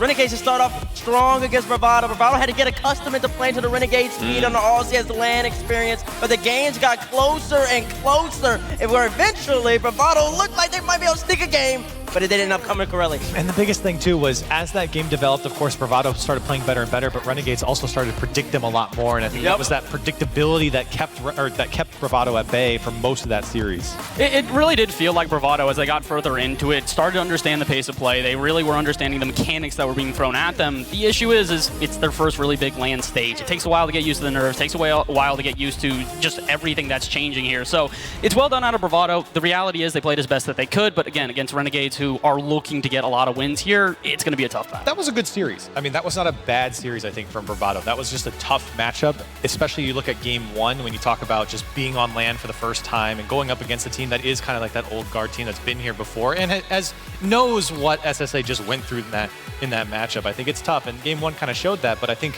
what's even better is as they went through that series, they did get better and better, and that was just series 1 from them. Yeah, it's very promising. Looks good for them. And I already told CJ himself. CJ was standing over there, open. I already told him if it takes a Fever hat trick to beat Bravado game, it's CJ. I'll be seeing you on the desk very soon. Wow. The man, this is the highest he's been at Worlds, and we're already we're punching down at him for some reason. He did get a hat trick in game. He got 4 goals in game 1, He started off early and Let's give him some credit. CJ, where'd you go? I mean, yeah, he started off hot, but time goes on, less hot. Really, we're going to give him compliments Everyone for that? getting warmed up. Everyone's getting warmed up. Fair enough. At World Championship. Let's take a look at the schedule. Okay, first match of the day concluded. 3 more to go here on the mainstream, the A stream here. We'll see K-Corp and O1 come up against each other a little bit later on. Pioneers of Locha going to close out the day. But for now, let's move on to the club. Taking on Space Station Gaming here. Again, a round 1 matchup, pass. Oh, I'm so excited for this one here. Honestly, again, it's the first time we get to see the club here on LAN. This is the second time we've seen Astromech here on LAN as a whole. They played in the winter, but unfortunately, with Era Eternity, they didn't really perform to the degree that they'd like. Now they're back here with KV1 and lost after taking 2 second places in a row in South America. They're looking like one of the hottest teams coming out of that region. And we talked about this pick with Space Station because this was kind of the crux of all the picks after it was who wants to pick the club. And I don't think a lot of teams wanted to, just because you don't really want to pick the hot team. But Space Station, if there's any team in that list that was going to pick the club and wanted to play the club, it would be Space Station because they're a team that preps and gets ready for these matchups. We heard Space Station talking about how they the only teams they've lost to are the teams that have made it to the finals in every major to this point. But the club here making a World's debut representing Brazil. É muito gratificante estar aqui porque eu e o meu time trabalhamos muito. A nossa principal meta é ficar 3-0 no wildcard. A gente sabe que a gente é muito capacitado para isso e estamos muito confiantes. Tiro do segundo, vem vindo o Astromech e mais uma jogada. KV1 vai procurar o passe pro meio. Que jogada! O time em si tá muito hypado porque são a primeira LAN do KV1 e do Lost, então eles estão muito felizes e estão querendo acabar com todo mundo. Sei que meu time batalha muito, cada um fazendo sempre a sua parte e é por isso que vamos vencer. As duas equipes estão buscando mais jogadas trabalhadas, né? Estão buscando esse passe. Nossa região, a América do Sul, é muito subestimada e eu vim aqui para provar o contrário, para mostrar que a gente é capaz. Para essas pessoas que acham que a gente vai perder, a gente veio para provar o contrário. Bora, The Club! They said the region's underrated. I don't know if that's true anymore. I think that's wrong. I think the region is very well appreciated, maybe even overrated somewhat to this point. Whoa! Everybody gasses the Sam player. Jory's not here to gas, but KV1. I'm here, Bates. I'm here. Listen. KV1's one of the best punch players in the game right now. He's really talented, and the club, they have a nice roster here. And Jack, just gas him. Come on. You can't gas them up just a little bit, Bates? You can't give a little bit of credit to South America? What do you mean? I love Sam. He put it in first gear, handed it to you. All right, put the pedal down. Well, look, I mean, this is a team that's hot right now. We were talking about it when we're getting into it. This is a team that's been growing into this, especially this final split here. I don't think a lot of teams want to play any of the South American teams because they really are unpredictable. That's really been what's been so special about the South American squads is they come in, the flip resets like we got from Complexity. We've seen what Furia can do on LAN as well. And a team like the club, why are they not up next? They certainly can be. I mean, the reality is like you're saying it's an overrated region, quote unquote. It's the most underrated team in this entire thing, though. Most people are looking at South America and they're thinking Team Secret and Furia. You have got to give the club their credit. They are a very good team. They have done well before. Again, the big issue for them is going to be clutch when it comes time to really try and show everything that they got. And that's the best player right there. Lost, absolutely mechanical monster. And going back to SSG, picking the club. They picked the club because they knew the club would be here. They wanted the rep. Because see, that ends up backfiring on the club. Last time they played Furia in Spring Regional 3, they lost 4-3, 4-3 in the grand final. Dude, look at that chain, too. That's like 20 millimeters right there. My man has got the bling on I think today. that gives Look him him fly. +5 boost or something. That's got to be a little heavy. It's actually a heavy carb bulk right there. You might need to take that off. No, he's going to take it off as soon as the match starts. Right, training weight's coming off, make him a little faster there. I'm very excited to watch this team. They have been fierce against Furia in their own region, and we've seen what Furia can do on an international stage. But on the other side, a team with many veterans and one of the hottest players in North America, it's Space Station. Making Worlds was a huge achievement for us. I was at the last one in Madrid. Being able to go back-to-back is a great feeling. We played played the majors, we played the regionals, but nothing can really compare. I mean, this is the biggest Rocket League tournament of all time. It couldn't mean more to us. Wildcard is simple. We want to go 3-0. We feel like we're the best team in here, and that's what we're going to do. Once this Space Nation squad gets going, they could be tough to stop. Reynolds off the ceiling, has the flick, there's a bomb!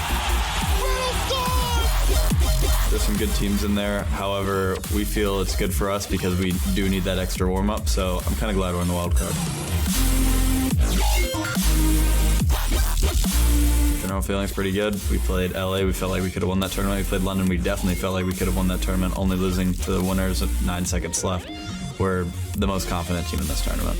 Other teams should fear us because we have nothing to lose. We're coming in with confidence and we're coming in to win the tournament. I don't think any team has put in as much time as we have recently. There is nothing you can do to get us off our grind right now. We're super, super ready for this. We couldn't appreciate the fans more. We have one of the biggest fan bases in the game and we're forever grateful to you guys. Every tournament we go to, we're here to win. Dream outcome for this event would be winning the tournament against Moist. Anyone saying we don't stand a chance, last 2 majors, the only teams we've lost to are both the finalists. Get ready, it's not going to happen this time. All you should expect is the best performance from all 3 of us. We're ready for this. The only teams they've lost to are both the finalists. Is that gas or is that copium? It's not copium. That's just the facts. That's the facts. Players just giving you the fact. The last time we saw Reynolds and Arsenal at a World Championship, they look like babies. They look like 2 grown men. Growing up. They hit this stage right now. Oh my God, it's crazy to see how far they have come in the multiple years since the last time we were here on LAN. And speaking of LANs, their LAN performances have been nothing short of incredible every single time. I mean, listen, SSG is probably one of the hottest teams coming into this one. I've had a lot to say about them, even in comparison to V1, just due to the competition that they have fallen to. But here's their issue.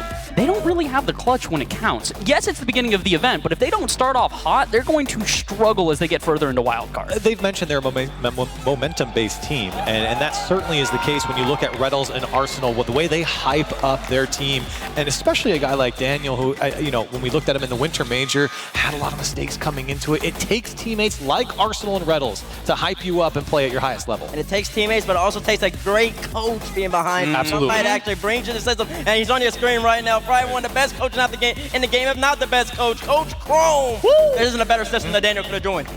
This team, they are so familiar with reverse sweeps from both sides. We've seen them, we've seen them pull off incredible reverse sweeps, but I agree with both what y'all are saying about momentum here. You don't want to be in that situation. It is so difficult, especially against a team as strong as the club here. Yeah, and I think some people, they're a little confused on what like a momentum-based team really is. And a lot of times it's just the hype, the yelling at each other. Even in the, I know that sounds silly, but when you're scoring and you're putting away crazy goals and you're hyping each other up, but more importantly, when you're going down in tough situations and you have a hype man like Red Bulls, a hype man like Arsenal behind you yelling and keeping you going. Well, let's get into some predictions, folks. Let us know what you think in the Verizon fan vote. Use hashtag club, hashtag SSG, depending on which team you are supporting. And, where do we start? Bates? You want me to go first? You want to tell me what you're thinking on this one? Listen, I think this is going to be an absolute banger of a matchup. The clubs have plenty of speed, but I think SSG, the LAN experience, you heard it from Slater himself. We've only lost the teams who finished in the grand finals. And you saw Reynolds stand in the hype video. You already know I'm wrong with SSG. SSG Nation, stand up! Because we about to get loud! They starting off early! I think I see Reynolds' dad in there, so you got him going. He's right there. He's right there. He's right between us, actually. Get these signs as well. What do you think, Charlie? Listen. I can pass it to you. Listen. Jorby ain't here the first week. Jorby's not here the first week, so listen. Okay. Mom, I got a little inkling of an upset here. Just a little one, so I'm going to take the club. Okay. I got South America here, and here's why. I think that this is going to be a tough matchup for the club, but with the way they're coming out, especially after this spring, I think they're a team that could cause some upsets right here in the first round. I like it. Okay. I mean, listen, coming into this one, I've been talking a lot about how there's a lack of LAN experience here for the club, which is going to be a struggle for them as they continue on, but you kind of convinced me. I'm starting to think that this might be a chance at an upset here, so let's see if we can get some more people for the club here. I will go the club as well. I want to see an upset. I want to see South America show up here on the world stage. Listen, Space Stations, they're going to be fine. They're going to be fine, but they got to give this one to the club. Oh, come on. does chat think? He's just playing What's the chat crowd. think here, He's just folks? playing the crowd. Let's see what chat thinks at home. It's playing to the crowd, for sure. 88% looking at that. Got some fans in the house, got some fans in chat. Let's get into the second match of the World Championship here for round number 1 of our Swiss wildcard event. We've got another South American team, a hot one coming in, the club. Their first match here at the World Championship going up against Space Station Gaming. Who's going to take it? We'll find out in the Verizon Skybox.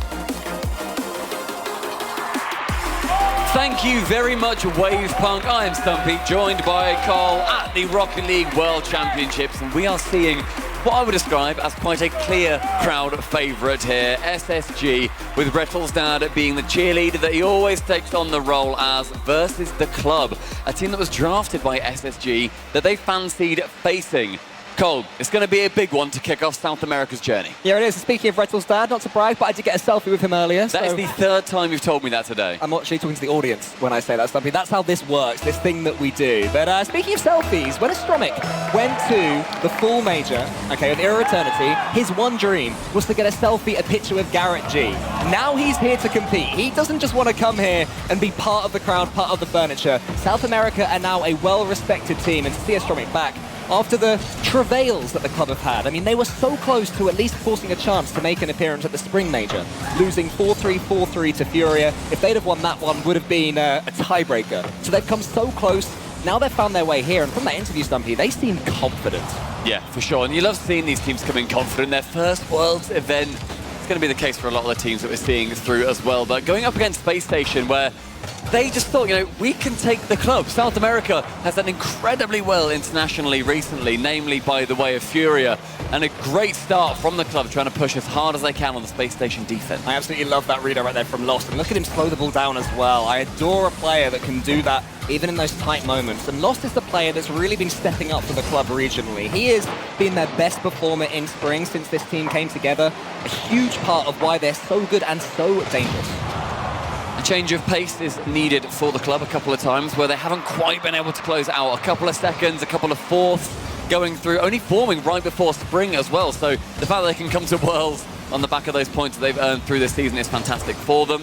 Very, very good motivator for the region as well. Seeing Fury do so well on the international stage, they're bringing back that confidence and a lot of the ability to teach the club and Secret, for example, what they can do on the international stage. At the right-hand window, it's Astromic, the man wave dashing, catching out versus Daniel.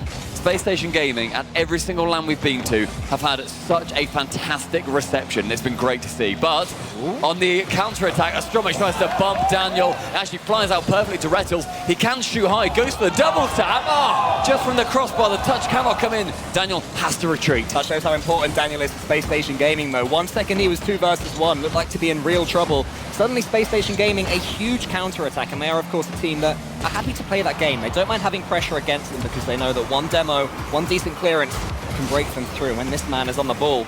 So dangerous. But Space Station Gaming, they've had their own troubles. You know, they have had to get reverse sweeps on the opening day of the last 2 majors in winter and in spring, so it's harder to do that in a best of 7. So hopefully for them, they won't go 3 games down. But of course, in those best of 7s, they've had some real moments. They've had heartbreak. KD1 puts that one just wide. We'll talk about Space Station Gaming's heartbreak in a bit. Double commit coming in as well, and that being completely open. Astromic had boost to wrap himself around that ball, but didn't take the time that he needed to do so.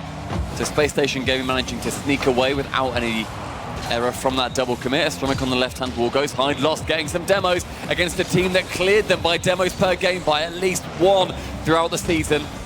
Goes high again. KV1, somebody that people will know from South America as well. Has not competed at Worlds. The must be coming in from Daniel, saved away by Lost.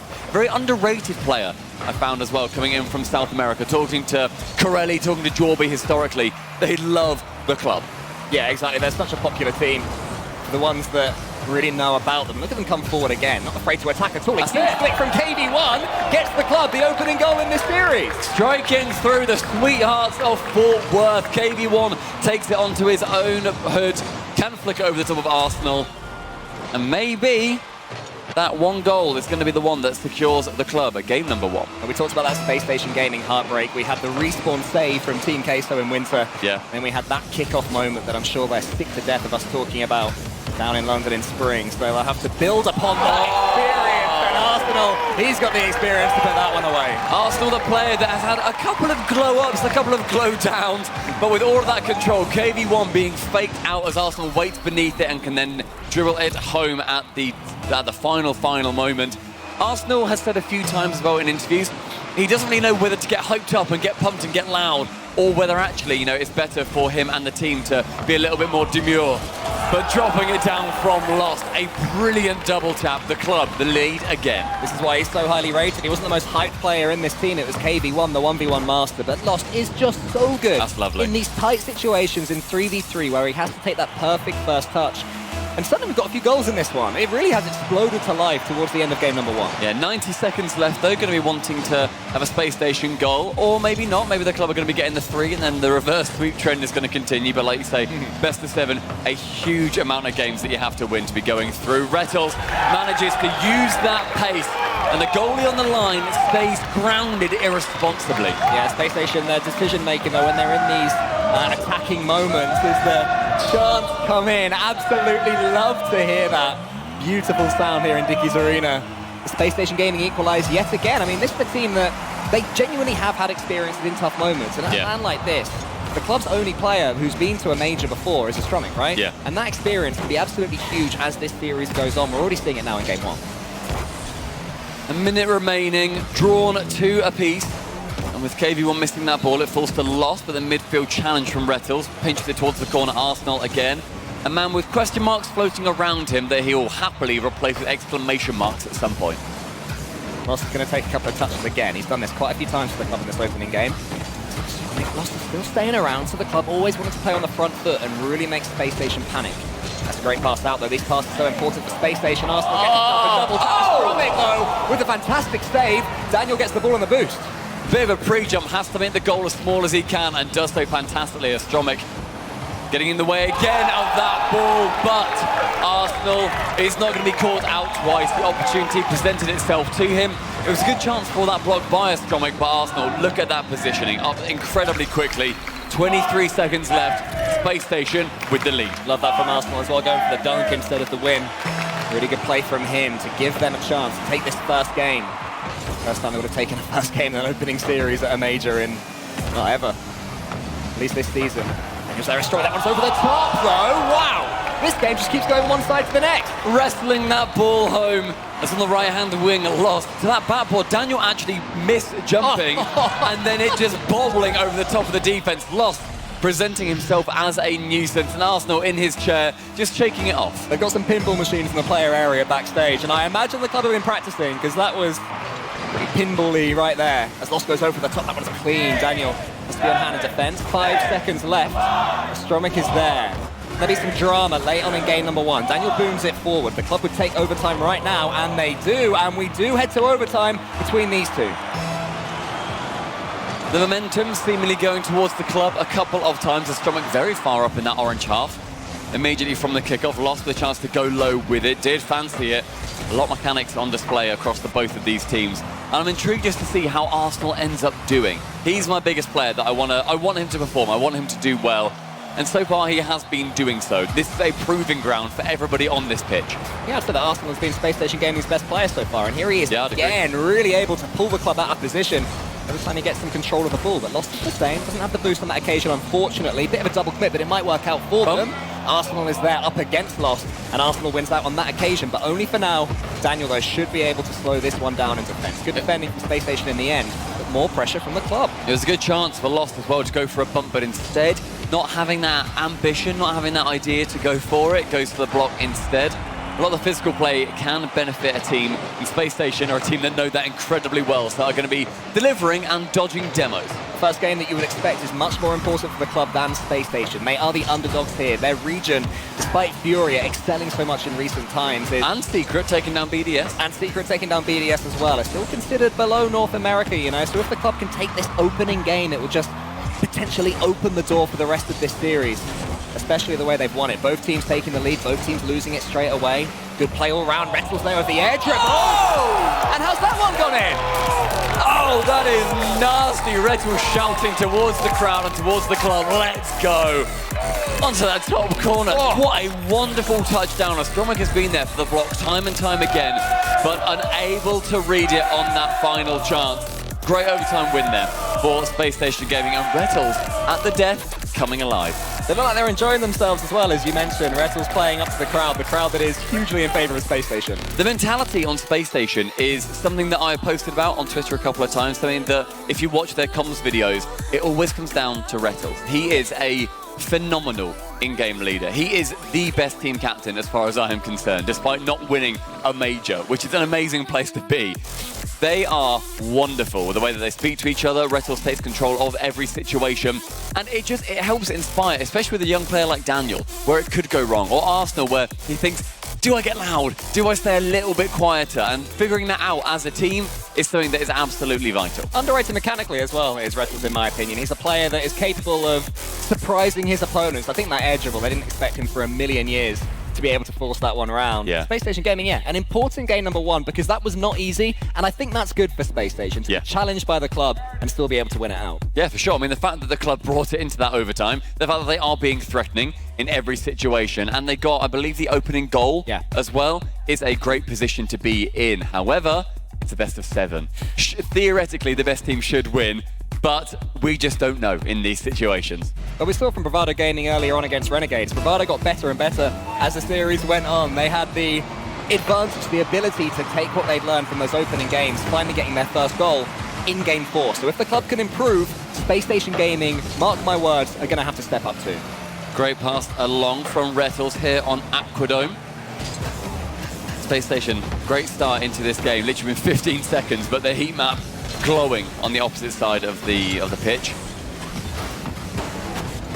I want to see if it's going to be as close in this game as we saw previously, because it comes down to the club pressuring as much as they can. They can't change their game style, and a couple of the demos coming out, Retals getting 2, both on Astromic and then KV1. Doesn't actually go that far down the pitch, but if that starts to open up, then Retals is going to continue to be that demolition derby destructoid that he likes to be. You wonder if it'll be similar to the first game. I'll tell you what, I wouldn't mind 7 more goals and an overtime. That'd be lovely, as Daniel is a tiny little fake in front of his own goal, showing the boy's confidence. He just loves being on the stage in front of his fans. The challenge there between Arsenal and KV1. Astromic is coming in, good speed from him, but Retals, again, in the perfect position. Positionally, been fantastic for Space Station Gaming so far. And this is what Daniel can do. He can just change the angle, change the speed of approach to let Retals in. It was a nice attack from Space Station Gaming that, on that occasion, didn't quite happen for him in the end, but they're looking really good in Game 2. Opportunity to go down the pitch from the club. Astromic going for that light pass and then the bump on the backboard, something that we're seeing come into the meta a little bit more frequently with Daniel. Chance for a shot, but it does pinch into the opposite corner. Astromic to send it long. Arsenal to collect. Does so, pinches it central. Chance for Lost to fake out. He does, but Retals had that little bit more distance and can make his car nice and wide, can block it away, but Lost into the sky. Space Station Gaming are definitely defending more on the front foot this game. I think in the first one they were happy to counter-attack and give away some pressure. Now they're charging forward as quick as they can, but if the club can slow them down like that, putting some fakes in the air. I love an aerial fake. It really just excites me. I love an aerial fake. They're so fun to watch because we're watching, you know, one camera and then we see the player start to boost away from it and you're like, oh, here we go. Here we go. This is going to be cheeky. Yeah. Hopefully we do get to see a little bit more of that. Space Station chucking in a few of their own as well. Good chance for it to be dropped down. Did Retals get the flip? I don't think he did. Sure. That'd have been fun, but Arsenal trying to go into the corner. Bounces high. KV1 again. Oh! With an error. KV1 a couple of times has stayed grounded or hasn't quite gone up as quick as he should do, and it's led to scary moments. Massive save though from Lost. That was such a good read. Horrible angle to make a save from, but able to do it to keep the club in this game for now. Just slows it down to the side. Lost is already up. He wants to get involved, but he waits. Again, great play from Lost, and in the end does get his block. Astromic though was surprised by it. Oh. That one almost sneaks in. Just about got away from the club, but Space Station Gaming still continuing to put this pressure on, and that demo will help. Yeah, and it absolutely pays off as Daniel can slow play it, and Retals diving through the opposition, gets one demo to begin with on KV1. Lost gets faked out a little bit, and then Retals getting the bumps on the way. 1-0 Space Station, 3 minutes gone. That was the most Space Station Gaming year's goal I think I've ever seen. There was a bump and a demo as Daniel twirled in the air, and eventually the goal was made pretty simply for him by the work rate of his teammates. Just a brilliant squad, a brilliant roster of Space Station Gaming, and they're stepping up at the right time. You know, they are really finding some form right now. It's Arsenal there with the think it was a musty flick, maybe more of a backflip right there. And it's a great time to find that form too. Space Station coming into this tournament. Oh, a couple of errors. We don't want to be seeing that from you, the club. We want to be seeing the best form that you can possibly be on. But look at the pressure continuing for Space Station. The pressure for them, though, building off the pitch as well. People saying that they're not the favourite to win this competition, but to get those top 4 spots, yeah, for sure. I've got them in my top 8, absolutely. Oh, wow. Good effort there from Daniel, just the snapshot. They're going to have to come against Space Station. Will they be able to double their lead and give themselves a bit of daylight? The first time in this series, the team will have been a couple of goals ahead. It could be Retals right now, again forcing the angle. Daniel's coming in, but not quite able to score. He's keeping it on Space Station gaining pressure. Astromic is up now. It's a flip reset, but this is not quite working for the club this time. Retals has a shot, which finds its way in off the post. A cheeky ricochet on the right-hand side. It's Astronomy, just a weak touch. Arsenal was there to just poach the ball away. And KV1 staying grounded, that time not his fault whatsoever. That shot sometimes might go out towards the middle, sometimes might go in. You have to just try and bank on what you believe is going to happen. But Retals, brilliant shot from him, securing a 2-goal lead for SSG. The club's starting to look a little bit rushed, you know, places where they will be taking a touch in game number 1.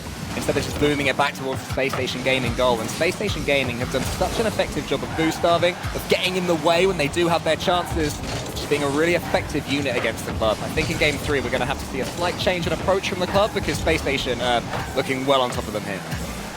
Chance to work out from their backside though, Astromic flipping central. We wanted to get a touch on that. The fake coming in and lost.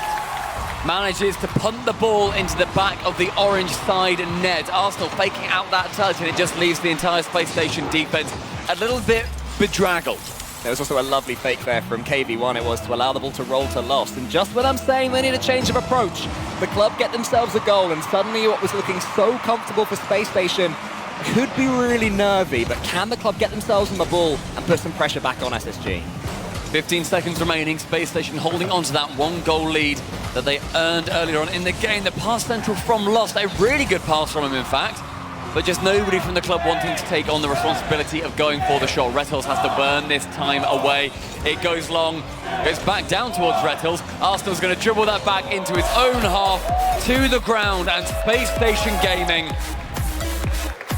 taking that 2-game lead. The crowd also enjoying the fact that that is happening. They were cheering a lot for Space Station. In North America, you normally get a lot of the North American teams having very, very noisy crowds, and as people slowly find their way in, I think they're figuring out what the vibe is here. Yeah, I mean, we've got a lot of days of Rocket League coming up. I hope that people watching this are excited right now. This is only the beginning of these World Championships. Absolutely massive.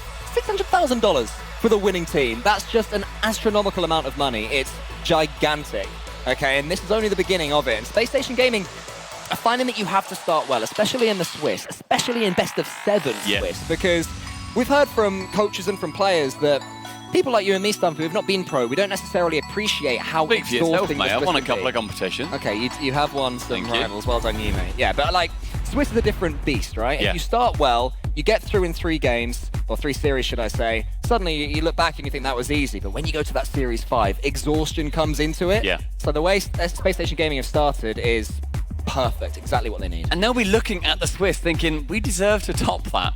We deserve to be going 3-0, along with, you know, your version 1s. You see your Dignitases as well, thinking, well, look, we want to be going 3-0 here, and this is going to be the start of it. The club surely having those same thoughts, but maybe it's a bit of, yeah, they did. Yeah, they're confident. They want to be going.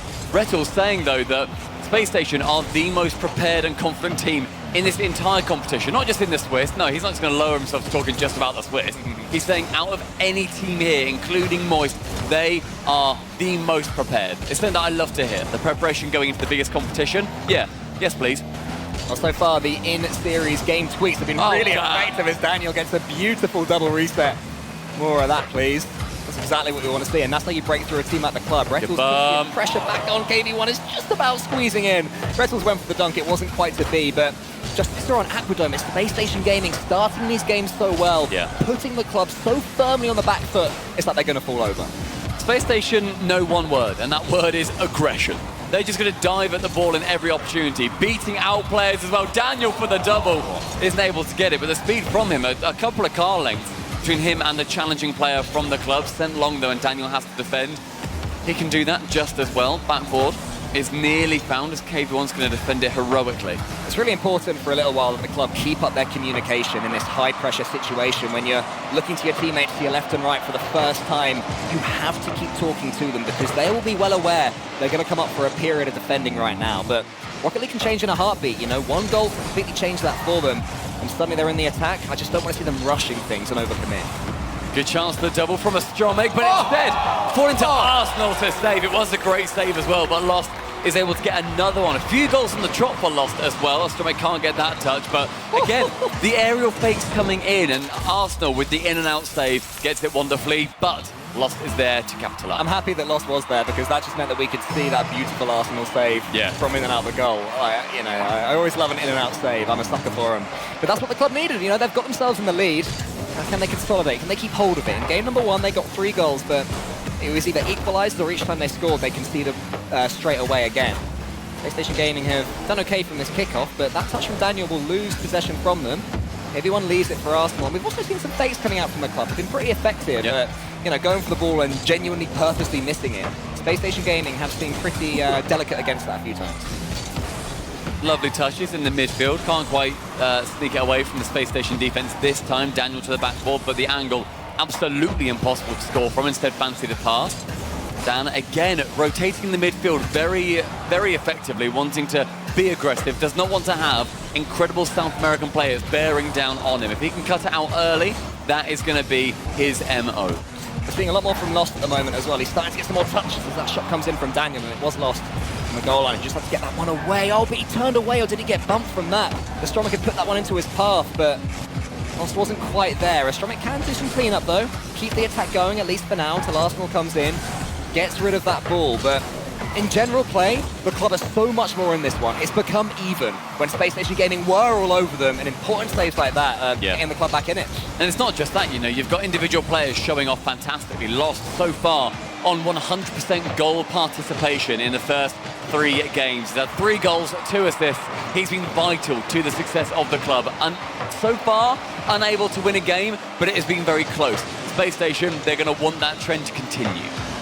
Daniel's over the top, and Astromik should be able to get the read, but can't quite do it. That one's hitting the post, KV1. Oh, he almost lets it just roll over his head, rushes it, and SSG carry on. Arsenal, though, he turned away quite rightly, thinking that KV1's going to get the touch. We've seen a few defensive errors from KV1, staying grounded, missing the ball, just maybe the nerves kicking in, because this is a huge event for them, and yet to come to any major so far. KV1, a player that just wants the ball. He wants it under his control, but it happens so much less in 3v3. So he needs to take those moments when they come and just be aware he'll be called into action at any point. There's more pressure right now from SSG. Arsenal, a touch towards Daniel. Daniel shoots. KV1 makes up for any earlier scary moments earlier of that save. He does go alongside Astromik, however. The double commit is scary, does not lead to a goal. They've been able to recover. The boost is fine again. Astromik delivering a demo towards Rettles. And the pre-jump from Lost getting out the way. Arsenal on the backboard, touching down wonderfully. KV1 clearing it again. Lost, he is speeding up. That engine is revving. Yeah, Lost is basically playing from left to right, just sweeping anything that comes about 10 feet in front of the club goals. Space Station Gaming suddenly have to rush things. Rettles being tracked by Astromik, but he gets away. Can't quite get it on target, though. Daniel's flying in into the corner. Lost was there again. That man has had so many touches of the ball. Almost impossible to go against. Rettles goes underneath KV1, and Astromik is there. They're supporting each other so well. Again, Lost with the save. Daniel going for these shots time and time again, unable to get a goal just yet, but Rettles again having another one come off. Very low on boost as Space Station need to retreat. KV1 the chance to go for a dribble. Lost, able to shoot, does end up finding it onto that back wall. Final 10 seconds will be counted down within our wildcard arena. Into the back corner, Lost clearing it away, and the club seconds from securing their first game on land. KV1 to send long, Daniel to the backboard. KV1, who else to drop it to the floor? The club win a game versus SSG. We had a sweep earlier, but it's not going to happen in this one. If SSG are to win this first series, they're going to have to do it the long way round because the club are here to play. KV1, yeah, he did have a bit of a struggle at the start, but I think he stepped up so much in the last maybe 25% of that game, and hopefully he'll take that going forward. But I mean, talk to me about Lost, because he was everywhere. I mean, yeah, he has been all over the pitch. He's wanted to, as you said, in the game, he's been sweeping left to right. He ended up pre-jumping towards the end. He looks like, you know, ultimately, this is your first game on LAN. You're just trying to figure out how do I play away from home in these situations? How do I get into the rhythm? And I really think he's finding it. Getting that goal participation, 3 goals, getting 2 assists out of it as well. 5 opportunities have presented themselves and he has secured them. Great saves on the back line too to secure Club the lead. I mean, Space Station Gaming did have 9 shots compared to the club's 5, so I'd say overall, on the balance of it, they were the more dominant force in that game. But when the club got their goal, it just seemed to galvanize them, and suddenly they were playing a pretty even game in the center, and it worked for them. The club in that game, I found, were shutting things down a lot more in the midfield before they became shots, before we saw them, and yet there were still 9. Mainly because of loss. Yeah, because of loss. Like, there were so many opportunities where you see like the defense, and you're like, wow, they've been defending so fantastically, but it's all been done in the midfield. There was a lot of that, and there were a lot of shots coming in from Space Station, so they are under immense pressure right now. Game number 3 on Utopia, the club fighting to get 2 apiece. And a Space Station wanting to move on to series point. The club with the momentum, Space Station with the crowd behind them. It's a really intriguing point in this series. It's just the opening of the Swiss as well. So much to come. Swiss. Yeah, I love the Swiss as well. It's, to me, the best way to just break teams in half. You know, if you're going to survive the Swiss, no one can claim that you didn't deserve to. Yes, exactly. 30 seconds gone, and yet again, that heat map is lighting up for Space Station Gaming. Retals to catch it low. But that big challenge coming in. Sees Astromech clearing it long as well. Picks up the 100 boost as it spawns in the midfield, so can continue. Arsenal has looked wonderful in this series so far as well. KV1 up against Arsenal. Arsenal bumps them out of the way to allow Retals in. Something Space Station do so effectively, sweeping the path for their teammates. And that's really good pace for Retals. Arsenal with the touch. Will he go from the sky? Loves a musty flick, this guy. Will he go for it this time? No, just an early flip. Oh, can't quite get the angle. He went for the impossible shot. Not quite to be. So many pre-jumps from Space Station Gaming, and it's not just one player doing it. I've seen all 3 of them go up early, wanting to beat out the club as often as they can. That's where their speed is coming from, because they have been beating out the club very, very frequently, because they're leaving the ground just that 0.1 of a second earlier. Well, I mean, you said they were prepared. Maybe by that they mean they're jumping 1 day earlier than anybody else. That's a great flip there from KV1 towards Astromech. Quick turn of events there from the club. Big turn around to get themselves back on attack, but they do fall back. Not too upset about having a couple of men back, despite their blistering start to this series. They've definitely opted for a more defensive gameplay style of the club. As Space Station Gaming have warmed up, maybe trying to make the most of their boost. There's not that much on the pitch. It's pretty sparse. They have to get this man Lost on the ball. If you go in against Retals and win it, Lost almost bounces that one over KV1. Could have been dangerous. KV1 jumped at the right time. The defense looking stronger for the club in this game. Not nearly as many errors as we've seen previously. Naughty pinch coming out as well, but low boost for Daniel. Has to return back to his half. The boost very in favor of the club right now until a couple get picked up by Space Station Gaming. A great bump on that backline. KV1 gets cleared away. That is going to be landing awfully. KV1 clearing it away very, very effectively. Daniel to the sky, but lost from the backboard. Great speed from him, actually outspeeding Dan. The club's goal line is just about starting to live a bit of a charmed life. Like, Space Station Gaming didn't score in that last game, despite having 9 shots, and a lot of them good ones as well. And still they can't break through, but maybe it's an overcommit here from the club. Daniel's coming in, and Daniel will put it away. Space Station needed that. Astromech fancied that corner boost more than he should have done. He overflipped, thought that the error wasn't going to be there, thought it might roll up nicely. Takes that gamble, but it does not pay off. Daniel instead reading it better. It flies flat, and he can send it in halfway through the game. The 1-goal lead for SSG. That's what can happen if you start to just get a little bit overconfident, as the club were right there. You forget that your opponents are pretty darn good at this game too. Everyone leaves that one for Astromech. Lost is in. What can he do with some boost, with a chance to go solo? Not enough, because Daniel's there. KV1 wants to flick this right to the corner. It was a good flick, but Arsenal knew exactly what was coming and got the block. Individual opportunities arising for the club. Certainly fantastic on that 1v1 spectrum is KV1, but when we've seen the team plays come out as well, not too many passes have worked out for them so far as I can remember anyway. The Space Station Gaming, they're all about those team plays. Arsenal wanting to go for that light touch from the pass from a teammate. Daniel central, very selflessly. KV1 up, wants to carry on with that ball, but Retals just dispossessing him in the air. Oh, great play from Retals to get the second touch as well. And it's over the top of Astromech. This will let Arsenal in. Daniel's following up. Heavy Space touch. Station Gaming moving forward information just for a second, but it was heavy. Arsenal tries to make something from it. Can he pinch this one in? Wow, what a turnaround that would have been. For a pretty poor first touch, let's be honest. Good demo from KV1 as well to clear out Retals, otherwise that attack would have carried on. Astromech finding Lost. Does not quite get the touch he wanted to. Needed that soft angle in the middle. Lost as well receiving the pass from KV1. Team plays looking much, much better. The inside post bounce. Finding KV1. And it's ones across the board. For KV1 as well. There it is. It works out pretty perfectly there for the club. Just when I was starting to think that their mechanics were starting to slow down, there were some awkward touches. There were some misses and whiffs. The Space Station Gaming, they weren't falling for them. But one incisive pass. And suddenly the club give themselves momentum going into the last minute of this fourth game. In that final minute, it's going to be seeing Space Station Gaming wanting to finish out this game as they started with unbelievable, undeniable, unassailing pressure. Dan wants to get the flip reset, can't quite pull it off, but Arsenal to that side wall, a much nicer touch. Gets one touch down below, will be leaving. Daniel to the ceiling, but the ball just run away from him.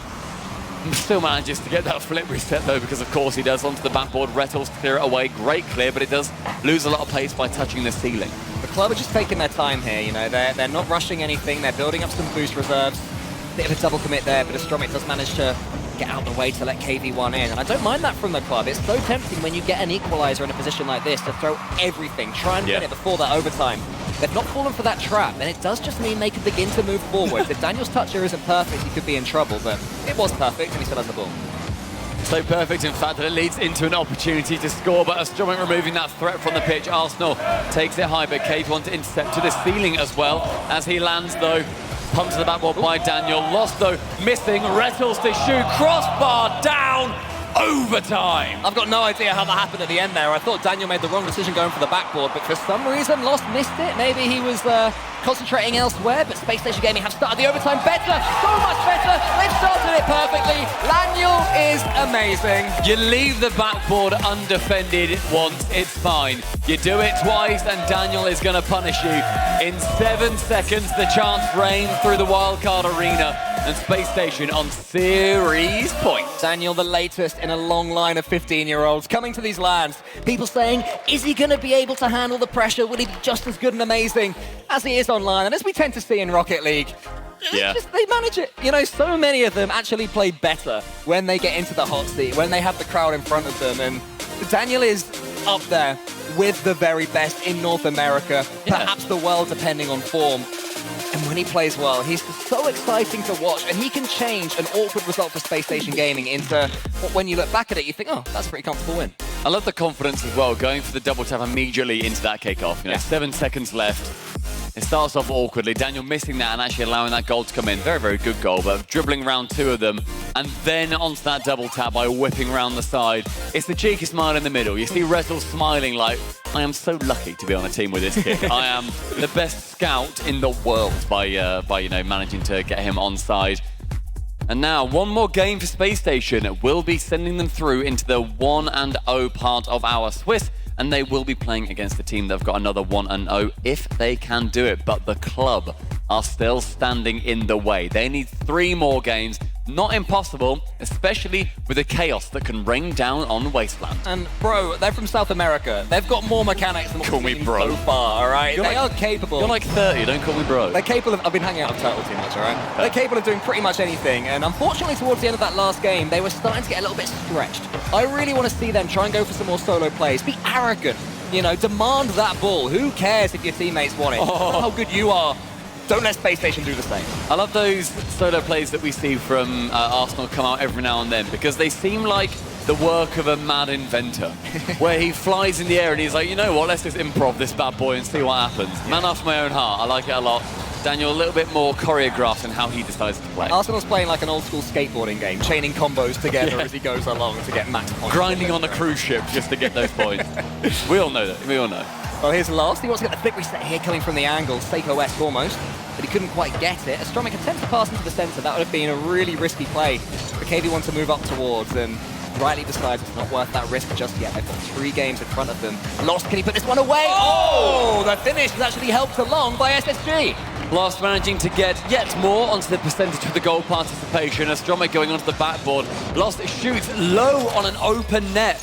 Could have been a better finish, but helped along by Arsenal, who taps it over. No one there realistically at fault. Sometimes that just happens. Well played the club. Get themselves back in it. Lost to go for the bump on Arsenal as well. The club finding some confidence in themselves. as I mentioned, just chuck yourselves at it. Play like you're the best team in the world. Believe it. Get up there nice and early as KV1 has right there. Space Station Gaming, a few questions to answer yet again. Astromic's getting past them. Can he get a reset or some sort of decent challenge? Not quite. Arsenal, a huge clearance long. And I think for a little while, that's what Space Station Gaming need to do, just to take the sting out of the club. Yeah. With a minute and a half gone, however, it's the club going into the lead again. He manages to, sorry, the club rather, they managed to do such a good job of, in the later part of the series, they have been the dominant team. It then just turns around towards the end where Space Station then go up into it. The engine warms up a touch more. And it's interesting as well that the club haven't taken their tactical timeout. This is best of 7. They are able to take that minute-long break to talk things through, but maybe the club are a team that just like to get on with it, keep up any momentum that they have, rather than just taking that step back and thinking. Daniel parking sideways manages to stop that ball from going dangerously into the side of Space Station Gaming. That positioning has been fantastic from him so far, and a link up from Arsenal and Rettles does not lead to a goal, but very, very close. Arsenal managing to actually miss that ball after the fake from a player of the club.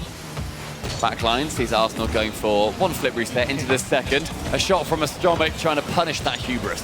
Rettles is going to be beaten to the ball actually by Lost, who is doing his thing again where he just gets involved all over the pitch, but that's a huge challenge win from Rettles. Daniel's going to be teed up. He goes to the backboard. Astromic with a good backboard read this time. Daniel got some joy in Utopia in the last game in that exact position. So the club are learning what Space Station Gaming are trying to do. And they have the lead. It hasn't happened too many times in this series. But just as they say that, the ball bounces to Rettles, and he has the reflexes to send it away. Stressing the defense time and time again is just Daniel wanting to get those tiny touches, get some bumps, just trying to make it as awkward as possible. And Rettles waiting to take that final shot is in the perfect position. That one goal bringing them level with the club. Half of this game gone. Astromic, though, dribbling around the side, saved away by young man Dan. Again, though, it's another one of those even games between these two. There have been periods where Space Station Gaming have had all the onus on them, all the emphasis on the attack, but I've been doing okay. But when Daniel gets control of the ball, looks so much more dangerous, but that's a huge challenge from Lost, and he's chasing it up, and Arsenal's demoed, and the club get their lead back. The perfect counter-attack. You see Astromic having a giggle as well. Lost just has to pre-jump it. KV1 removing Arsenal from the pitch, and still, that is a brilliant read, because that is almost an in-between bounce from that ball. It didn't quite roll up, it didn't quite bounce flat, it went in the middle, and yet Lost read it. I got a bit excited for a second. I thought that Astromic was pointing at SSG, but he was just talking to his coach and having his arm out. I was like, oh, this is heating up. But not quite yet. I'm sure as time goes on, we will see some of that, some trash talk. Version 1. Yeah, that's what I was getting. Com. Him, Com. Yeah, he unbelievable. Yeah, no, him, that guy. Yeah, really loud. What I was hitting at. Loved anyway, it. 2 on the club. 1.5 minutes remaining as the club wanting to stop Space Station Gaming in their tracks. This one game cannot go Space Station's way if the club are wanting to be winning out the series in our wonderful Swiss. Arsenal dropping it down to Dan. Going to get that bump in the corner. Rettles touching it a couple of times. The block, though, from Lost. He is offensively incredible and defensively devilish. Hey, if I can't call you bro, you can't call Daniel Dan, all right? He is Daniel to you. Hey, I've chatted to him twice. All right, here's Astromic trying to beat Arsenal. Rettles is there, or Rhett, as I can call him. He clears it away well. Arsenal flicks that one high towards KV1. Good play from the club. You know, they're just slowing things down. They're getting boost as well. Look at their boost management in the top left. Space Station Gaming are really struggling to steal it from them, and that's giving the club so much more belief when they're on the ball. Opportunities, though, as they do manage to pick up quite a bit of boost. Rettles caught awkwardly, and Arsenal called onto that ball. The bump coming in from Lost. The physical play, normally the way of Space Station, but removing Rettles from the pitch. That's the man who wants to instigate a lot of the violence. Daniel touching it down, a back pass towards Rettles, and it allows Space Station to go for yet another attack. The club, though, 2-1 up, the final 30 seconds, and potential for our game number 6. Daniel goes high, but instead, unfortunately for him, he couldn't quite get the air dribble that he wanted. He'll have to go again. Into the centre with him this time. It's Solo. Gets a couple more touches. Astromic up so quick. Astromic, through this entire series, has quietly been going about his work. Just getting in the way of Space Station where needed, and the club find themselves 7 seconds away from getting their second game of the series. Daniel's in the way. KV1 taking so much time. You asked earlier if he believed, if he was confident enough to be here.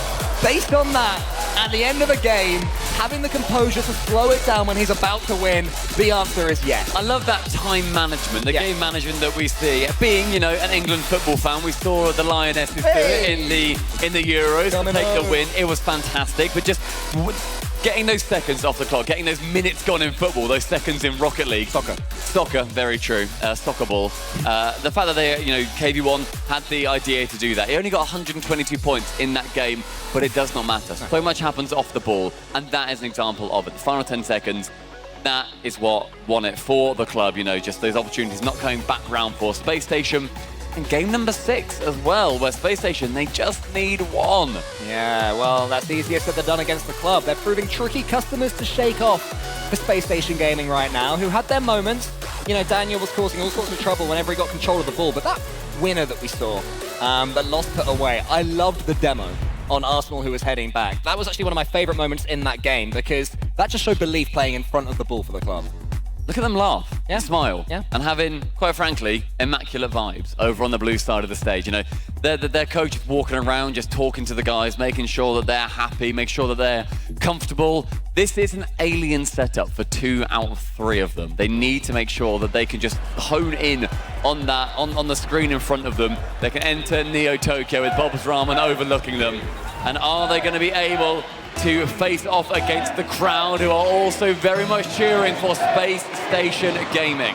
The crowd who are right in front of these players as well. They are staring, you can see the crowd from in front of the monitor in front of you, so it's really difficult to play with that.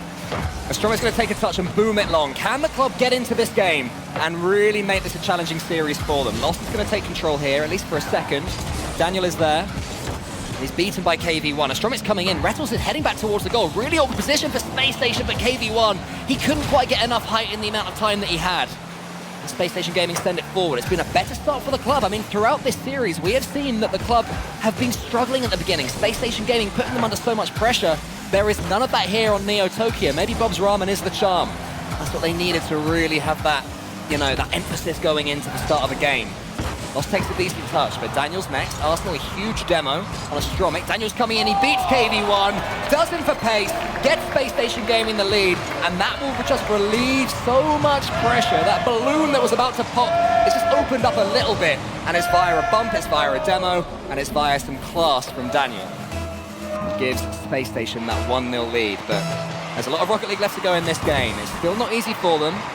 The club will, I'm sure, make it as difficult for them as possible, but Arsenal is making it look pretty easy, waltzing through the defense. Rettles follows up.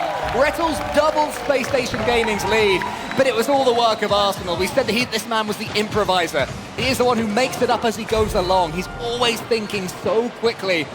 Maybe his plan when he went up wasn't to bump Lost out the way, but as soon as he saw Lost in his peripheral vision, it didn't faze him at all. He just challenged straight into him. Space Station Gaming is a good kickoff from them. There's more demos coming in from Arsenal. And a huge pinch from Astromic and KV1. Massive play, but Space Station, what a start. 2-0 for them as well, versus a club that was looking fantastic in that previous game. KV1 touching it low, and the demo's coming out. Lost wanting to make it a 2v3. Historically, much easier to win if that ends up happening. But 2 goals within a minute and a half. That is the most amount of goals we've had so early on in a series. And that's despite the club pretty much starting better in this game. They had all the play, they had the pressure, they had the boost. The Space Station Gaming get that 1 goal. And suddenly it's 2, and suddenly they're looking comfortable. They've been here before. Space Station Gaming have been 2-0 up in a game before. The club brought 1 back, but not quite 2. So very much not out the woods in this game and in this series just yet. Good pass from Rettles though, high towards Arsenal. Wanted to probably get this shot off, but just slightly misaligned for it. KV1 pre-jumping from the backboard. Arsenal bumped out of the way, removed into the side corner. Isn't able to get the touch on the ball, however, and KV1 going central again, bumping Arsenal, demoing him off the pitch. Rettles has to get anything, and that touch is great. As we go into the corner there, in the club's corner, Lost, desperate to get this next touch. He's going for it, got the pre-flip, then got the flip reset. Daniel, he just waited and watched the entire time. Good experience defending from him now. He gets a touch into the center as well as Astromic is up. He's got Lost in front of him. Can he get it to him? No, he can't. It's almost fallen completely for Rettles. KV1 had to keep a hawk's eye on that one. Managed to do so. Now here's Astromic again. Daniel's steaming in. Rettles, does he get that boost? No, he actually leaves it for his teammate. So there will be a huge boost advantage for Space Station Gaming if only they can get control of the ball.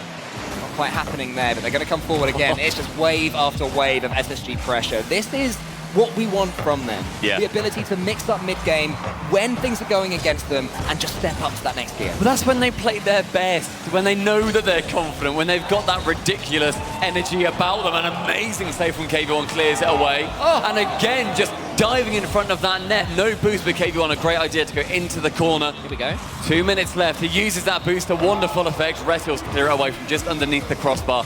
Any shot they go for has to be perfect. Lost, not quite able to use that flip reset to its highest ability. Astromech securing one. Can't quite whip himself around it to get the second shot though. Retils going for another one, but Lost passing across. Going for a little bit too much fancy play potentially. Lost, look at that, 0 boost. Still with more ambition than you can shake a stick at. Space Station Gaming, such a good team at playing when they're in front though. They're just frustrating the life out of the club. KV1 puts in a pass to Astromech, and again the club do break through. A little bit of deflation on the side of Space Station Gaming. They don't want to be letting it go, but that is mirrored. Sorry, rather the opposite of that over on the side of the club, where they were happy fist bumping, getting that pass in. The team plays certainly looking a little bit better than going for the solos. Still one goal they're going to need to make up if they have a chance of even getting to overtime. Potentially the biggest 1 minute and 15 seconds in the careers of Astromech, KV1 and Lost. Can they make the most of it, or can Space Station Gaming hold out what you would expect? Great. A barrage, Lost is there, the finish isn't quite, KV1 doesn't have the angle, Space Station Gaming survive for now. Whipping a past Central, is just unable to get the shot off into a great place, but KV1 trying to go high on that pass. 1 minute remaining. Astromech isn't able to get another one. Arsenal teaming up with Retils, as he has done for a very long time now. Can't get a goal out of it this time, however. Lost going high over the top. How does he dodge that bump? That is why this man has so much hype behind him. Look at this. Didn't have all the boost in the world, and he used every ounce of it to get that touch over Daniel, of all defenders, right at the death. The club managed this time to get that second goal, and they have parity with 46 seconds left. That's a good kickoff though from SSG, but Astromech is back. It's just so well worked around, you know, being able to get those opportunities, getting those chances to dodge round the side of one of the demos. And considering the start the Space Station Gaming had in this game, the club have worked back wonderfully. Astromech in that far corner. Arsenal's trying to close him down, but Space Station Gaming just being beaten to the ball now. Retils is going to try and find Arsenal, who's just being nudged out of the club's goal. 20 seconds left. This is so tight. Maybe a Game 7 coming if the club have anything to do with it. Going high, but Daniel, he already shuts off that avenue. Misses that pass over towards Arsenal. KV1 clearing out of the side. Death's door now for Retils. Sees Arsenal up. Arsenal's issue does end up going high. KV1 defending that backboard. That has been their error so far. A massive amount of pre-jumps, making it so difficult to decide where to put the pass in. Everyone's up in the sky as soon as somebody gets the touch and gets the ball. That kickoff. Oh my goodness, almost a response and a return of some nightmares from Spring there from the Space Station kickoff. Crumbs, that was close. First 10 seconds is action-packed with a boom to tick us into the 12th and 13th.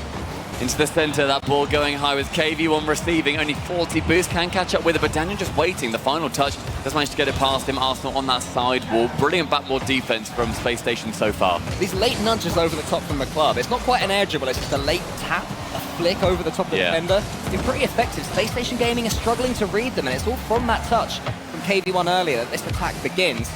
Space Station Gaming do manage to put it away with a flick from Arsenal. A pretty boostless effort.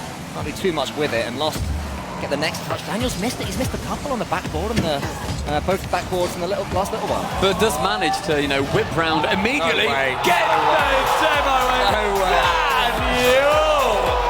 You are gross, mate. Who needs backboard play? Who needs the ball, Stumpy?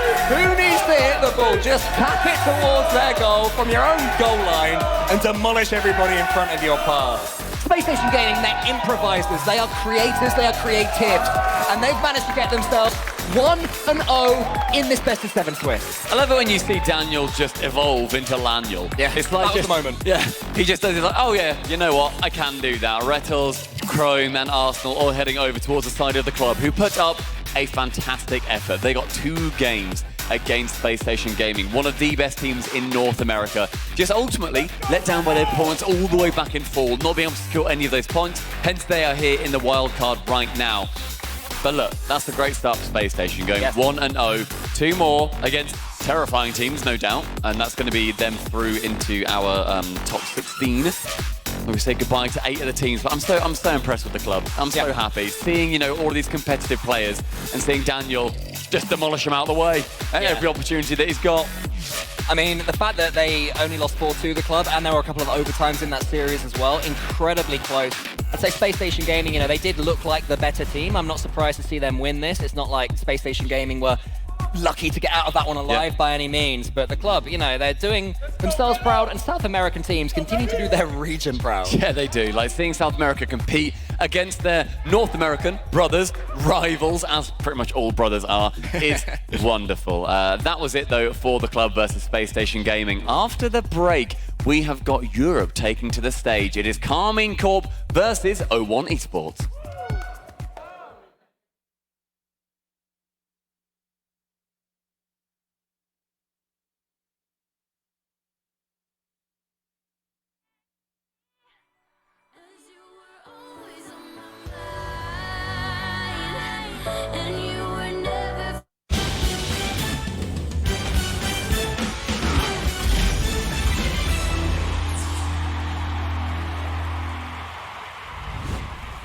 We have to tell everyone that we just switched to Verizon's new Welcome Unlimited plan for just $30. I've already told everyone. Wait, did you say Verizon for just $30? It's their best unlimited price ever. $30? That's awesome. Yeah, and it's from the most reliable 5G network in America. For $30 a line, I'm switching now. Yeah, it's easy. And you get $960 when you switch the whole family. Wow, I gotta let my buddies know. We're already here. The network you want, the price you love, only from Verizon. This might not be your car. And this might not be your engine. Maybe this isn't your morning routine. And maybe these aren't your coworkers. Perhaps these aren't your standard driving conditions. Far from it. But this is your oil, which means you're one of us, doesn't it? For serious engines, on and off the track, upgrade to Mobil 1. The Bronco Raptor was built to climb pretty much anything. Dunes, rocks, even ranks. The Bronco Raptor, Rocket League Edition.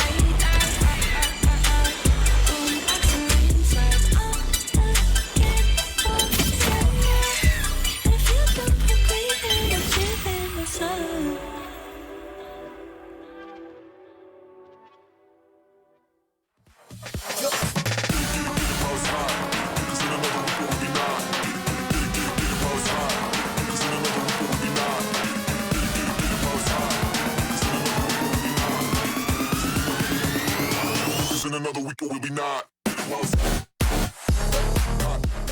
Make a misplay or miss a touch or something, and you can get right back into the game, but then you have a slow floater of a ball go over your head in the top right, and you're like, we're down 2, and then the kickoff happens, and you give up a second one, it's like, okay, game 3's chalked.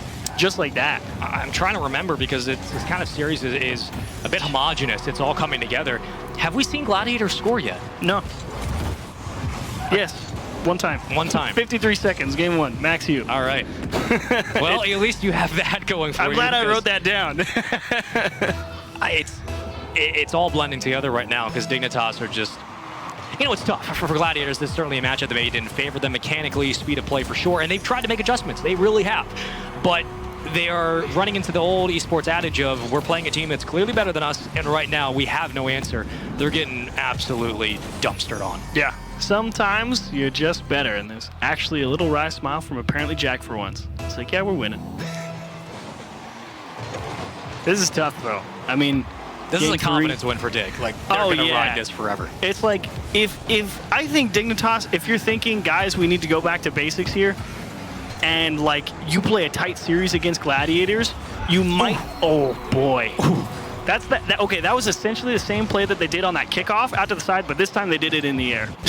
I mean, it's the exact same without the demo. It's just you beat the back line, and 6-0 yet again. We've seen that scoreline before. Could it be 7? You know, you'd think mathematically you have a pretty good average here. I learned go back to basics too. If I said I'm going to focus on the basics of Rocket League and I want every game 5-1, 6-0, I would never do anything different ever again. I think a confidence win is the right way to put that, Spaceman. Yep.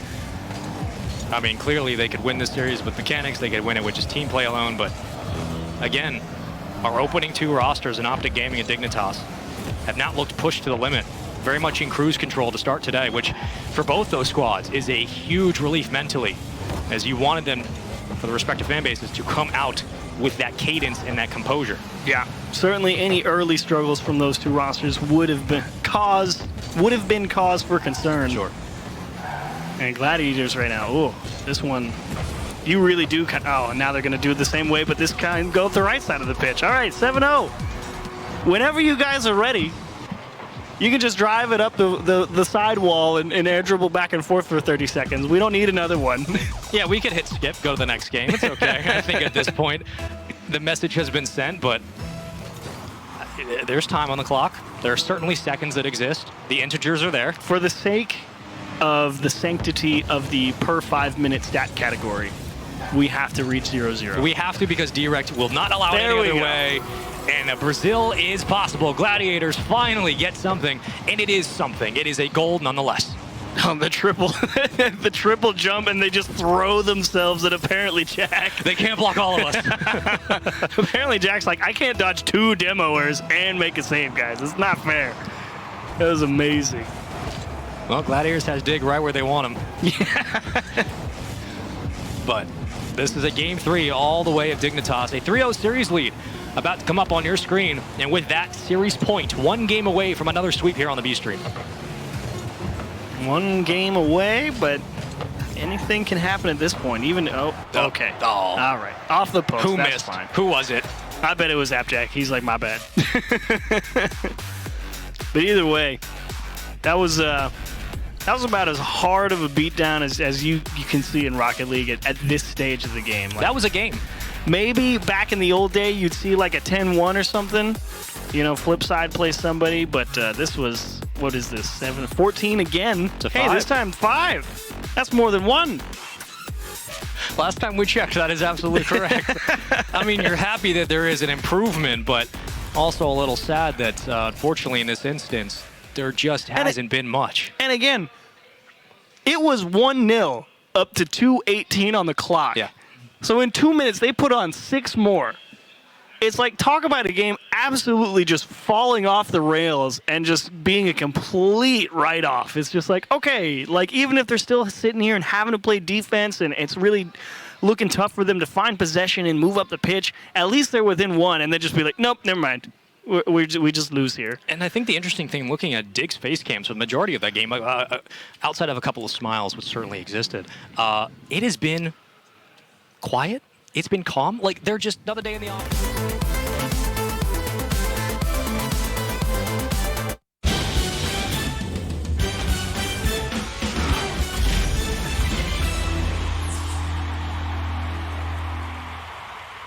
Space Station taking on the Club. The most exciting match of the event so far, but this one gonna go the way of Space Station.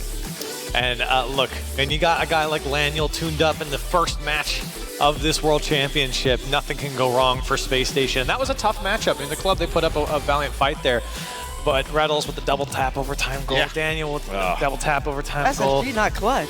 Yeah. I didn't say that. I didn't say that. Don't you come for me. I did not say I got that. an inkling that the club can win. I did, and they played well. To be fair, teammates, it was 3 overtimes, Yeah. right? I mean, those can go either way. But I said upset, meaning Space Station was favored.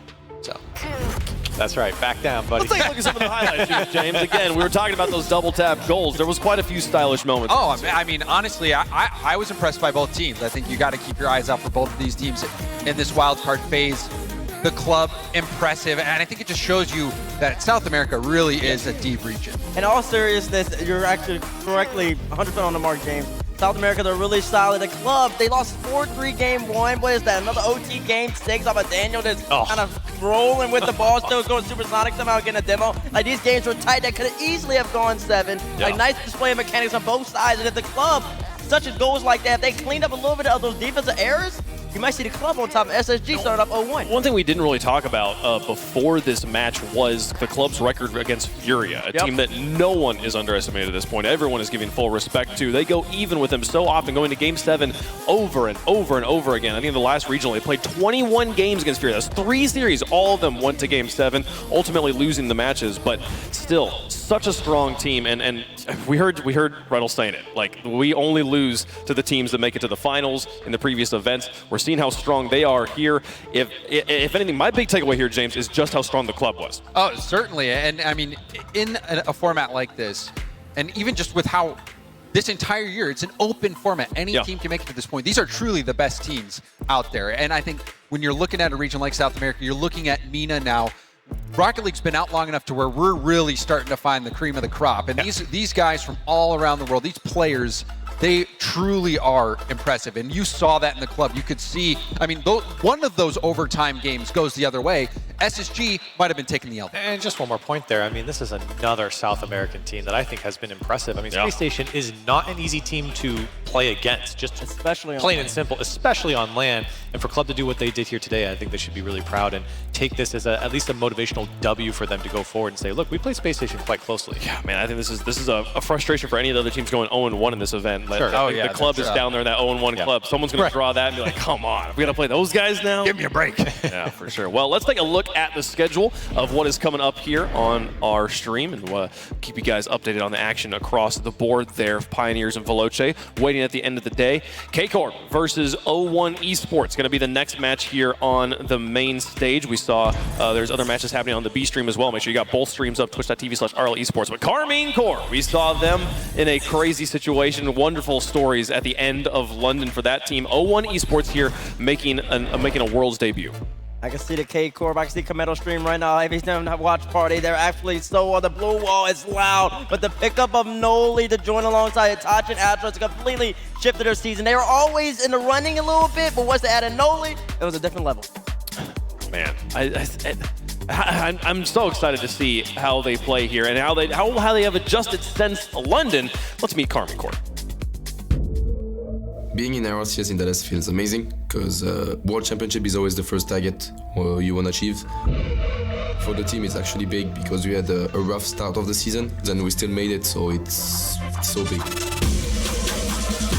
So the goal for the team is just making it to the final one and winning it. We've been training every day to make it happen, so let's just put all the effort in the field and it should work.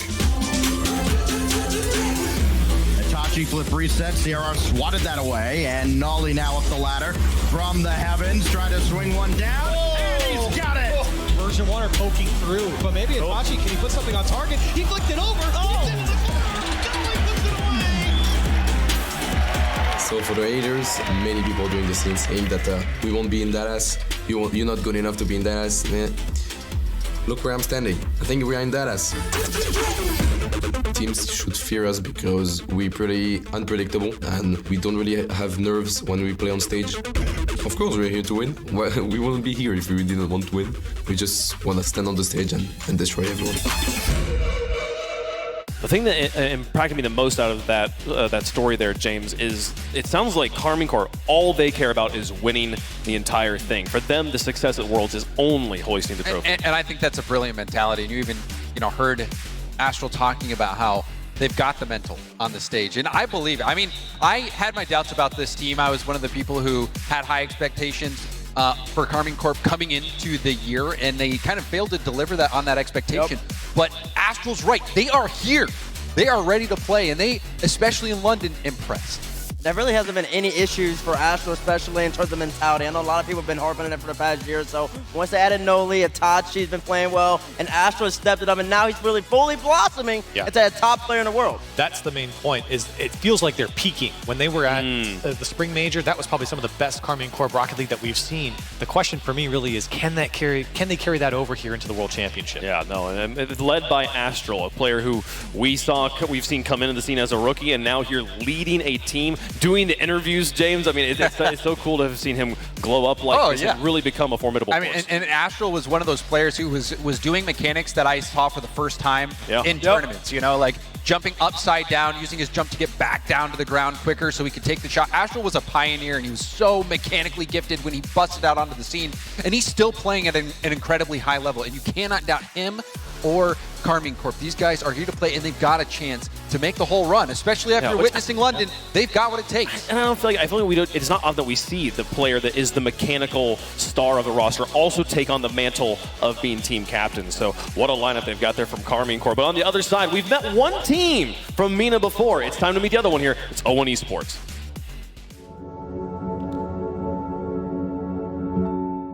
اسمي فهد، اسمي باللعبة زيزونكس. اني اكون ثيرد بلاير، اني اكون ورا بالدفاع افضل مكان.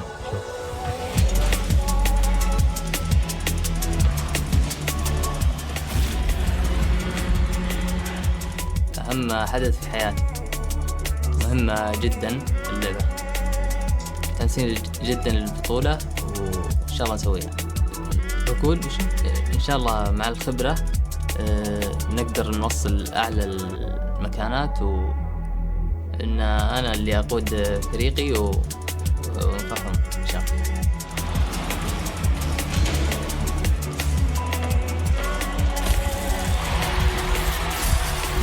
أنا سعيد جدا، وإن شاء الله نقدر نسويها، ناخذ الوقت. We know how strong the Saudi Arabian teams are here, but you heard it all over the interview there. I think the biggest enemy here for Zizonix and his crew is going to be the emotions, the nerves of playing on this huge stage. Right, they're finally here at the World Championship. Saudi Arabia and the whole MENA region have been watching NANEU for all this time, still preparing, still practicing, when a lot of people wouldn't. But they always believed that they could be here playing on the RLCS stage, and now it's finally actually comes to fruition. And I think more and more people are talking about MENA, even outside of MENA, right? Because I think everyone in MENA knew how great their players were, but they've come onto the scene now. And just like really the last year, it feels like, of just that visualization of seeing how good they are to the masses of the Rocket League fans. And I don't think anyone's going to count out any of the MENA teams here. And it's important to remember, this team wouldn't have been here if it weren't for the Falcons playing so well and securing that extra spot. To think that, you know, out of nowhere, MENA has come out and produced such great talent. And this is a talented team. If you haven't been paying attention to some international events, you know, these guys have played against Dignitas on the international stage. Beating Dignitas, beating Renegades. They are a serious threat. If this is your first time seeing this team, don't assume that, oh, these new team, new region, they're going to struggle. These are true competitors that I think could give KC Corp a run for their money and take them down. I mean, the Falcons really did cement MENA on the map over the last two majors, over the course of this season here. And while they are strong, we have seen oftentimes we'll be like, oh, the champion of a region, oh, they're playing up against their own region there. It's just that one team, right? No, not at all in this situation. So we will see Karmine Corp versus O1 Esports here for our third match on the mainstream. You can take a look at some of the stats from the two teams that they put up in their respective regions. And honestly, a 56% win rate in a region that includes Falcon Esports. Pretty solid here, James. It certainly is. And I mean, the Falcons are no slouch. Like, the competition in MENA is immense. And I think for Karmine Corp, one reservation I have with that team sometimes is defensively. I think they get a little bit lost. I think they tend to inch up a little bit too far. And a team like O1, they're going to punish that. If Karmine Corp if they don't get their rotations under control and have comms in place, this could get out of control. Well, let's see what the fans think at home. I want to see what you guys are thinking with the fan vote, the Verizon fan vote in chat. Use hashtag KC, hashtag 01, depending on which way you want to go. And Crowley, we'll start with you here. How are you feeling about this matchup? Any final thoughts? Yeah, I want to build off of what James was saying there. I am a little minorly concerned about KC, just because when you look at Munich teams as a whole, the challenge game is something that goes in their favor in a lot of their series. And I feel like that was something that KC had going for them against teams like Version 1. I know they lost that series at Spring Major, but that was a series that they got, or that was a type of gameplay that they got going against some of the NA teams. I don't think they're going to get away with it here against 0-1. But I'm still going to go with KC, but I think it's going to be a tight series. All right, James? Yeah, I've doubted K-Corp before. You know, I came on first touch. I said I really don't believe too much in this team. I'm just going to have to wait and see. And then London happened. I feel like, of course, K-Corp, like, of course. But I think we're going to see an upset here. I'm going to go 0-1. I truly think they will be able to take down K-Corp. What are you looking like that for, teammates? He did this to me too. I don't know why he does this. Yeah, because y'all just have the most blasphemous takes. Listen, I'm gonna keep it nice and simple. K-Corp 0-1 has proved nothing in terms of 3. I understand they had look gamers 8 this anomaly. The gamers 8 anomaly. The gamers 8 anomaly. We but don't have all the time in spring, they barely get past the lower round bracket, round 3 or something like that. That's why they lost twice, Region 2 and Region 3. It's a team called Miracle Makers. So I assume that's a K-Corp prediction here. I think I'm also going to go K-Corp on this one, just the consistency and haven't seen them here before. But I don't think Furia appreciates you calling Gamers Out an anomaly event. Let's see what the chat feels about this one at home. 69%. The wall is blue, folks. They show up in force here. We'll see who's able to take them. Can they prove us right? Can 01 Esports create the upset? Let's get down to the stage and find out. We've got K-Corp in the blue, 01 Esports in the orange, a best of 7. Let's get to the Verizon Skybox.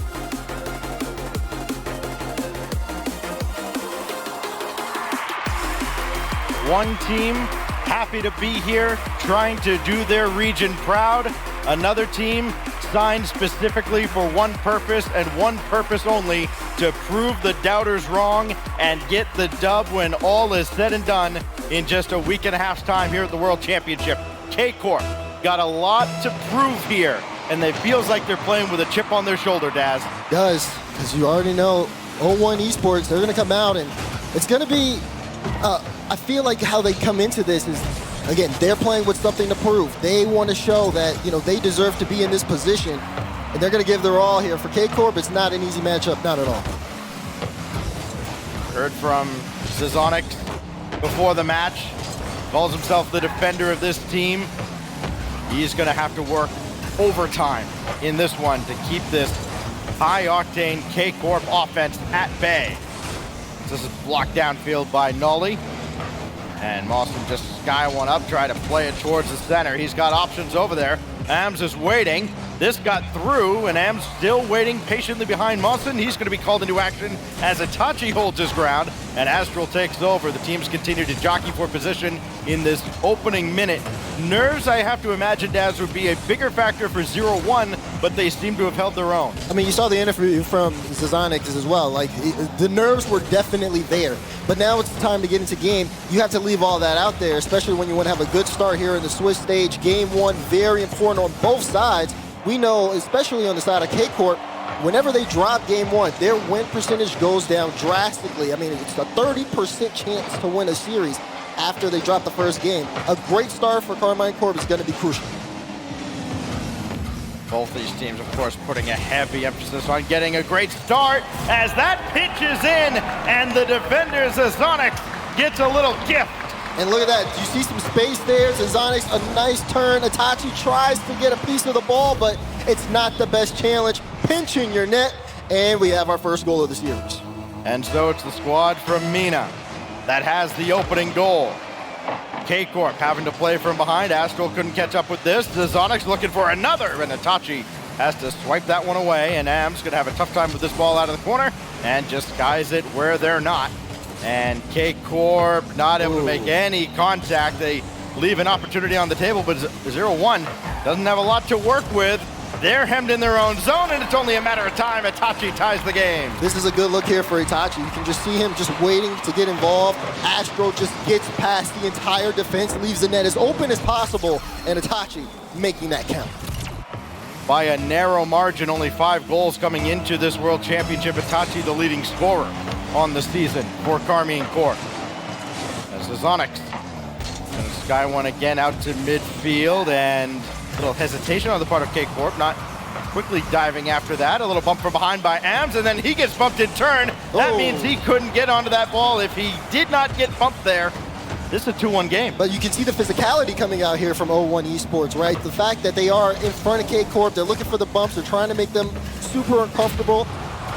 Again, this goes back to what the desk was talking about, how, again, this is not going to be something that's going to be a cakewalk for Karmine Corp. So far, they've been able to tie this game up, but O1 Esports do not seem fazed by the response. K-Corp can be susceptible to demolitions, and this is actually a pretty favorable matchup for 0-1. They average more than a demo per game than K-Corp did during the regular season. Ams out of the corner. Nothing doing there, still trying to nudge the defenders from behind. Now it's Itachi. Nothing developing there at all for Karmine Corp. A lot of balls just kind of hopelessly thrown into a space, hoping maybe somebody might be able to run onto one. Not a lot of purpose behind some of these passes as everybody all jammed up there for 0-1. They do clear the zone, and the spacing for them probably, Daz, could be a little bit better as well. Yeah, I mean, as you see Astral there, Astral's gonna catch him out. Beautiful work from the Belgian as he gets the lead for K-Corp. It's almost like K-Corp was just lulling them to sleep, and then all of a sudden, oh yeah, by the way, Astral still got his flip. Caught him off guard. 2-1 now the lead for K-Corp. This one kind of had circled when we looked at the docket of matches between the two streams. Like, you know what? If there's potential for an upset, potential for kind of an eye-opening experience, this might be the one, especially where, you know, 0-1, they kind of faded down the stretch in their region, but they had a couple really positive showings in postseason events, I guess you could say, in between the spring split and now this World Championship. They go top 8 in Gamers 8. They go to the finals of another event in the MENA region. That certainly had to get their confidence back. They are playing with no fear at all here as we go to the final minute in Game 1 against K-Corp. Yeah, great stuff there, at least from O1 to be able to get in front of that, get a good shot. Well, the shot could have been actually a lot better. I mean, the opportunity, though, to present itself is one thing, but they gotta finish. Meanwhile, Astral looking to finish again. Astral gives a K-Corp a 2-goal lead. You can have all the confidence in the world, and it doesn't matter if you can't stop this guy. Nolly sets him up, and Astral finishes the job. 2-goal lead now with 44 seconds. The only thing now that 0-1 can kind of hang their hat on here is no lead is safe at this level. Not at all.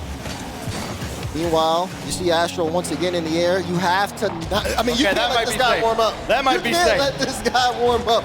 Astral having a game here. Look at that carry, gets the flip reset, and the defense just can't get back in time. Astral, oh my goodness. A natural hat trick for Astral. Now he scored the last 3 now for KC, and you have to imagine that will put Game 1 away, and it brings us back to what we talked about a moment ago, Daz, right at the start of this game. Game 1 being so important. Neither of these teams have been particularly successful after dropping the first game in a series. And that's going to be the task ahead now for 0-1 as they will start this match 0-1. As Mauston just got to Nolly there, the final 10 seconds will tick down. We'll see if 0-1 can at least get one more goal just to see the ball go into the net and get a little forward momentum going into Game 2. K-Corp not interested at all. We've talked about teams being machines in the past, but K-Corp is an actual machine. There just seems to be no emotion on that side. I mean, you talk about a machine, that's like the Astral machine right now. Astral with so much space into the air, being able to just be comfortable on the field. And we've seen Astral pick apart defenses. Even with the first goal scored by Itachi, Astral gets it past 3. Then next thing you know, once he feels like he's comfortable on that mechanical side, he just takes to the skies, and it's been really tough for 0-1 to, you know, just get involved and stop that. It's just, he's like a fly in the air. It's just so annoying for them.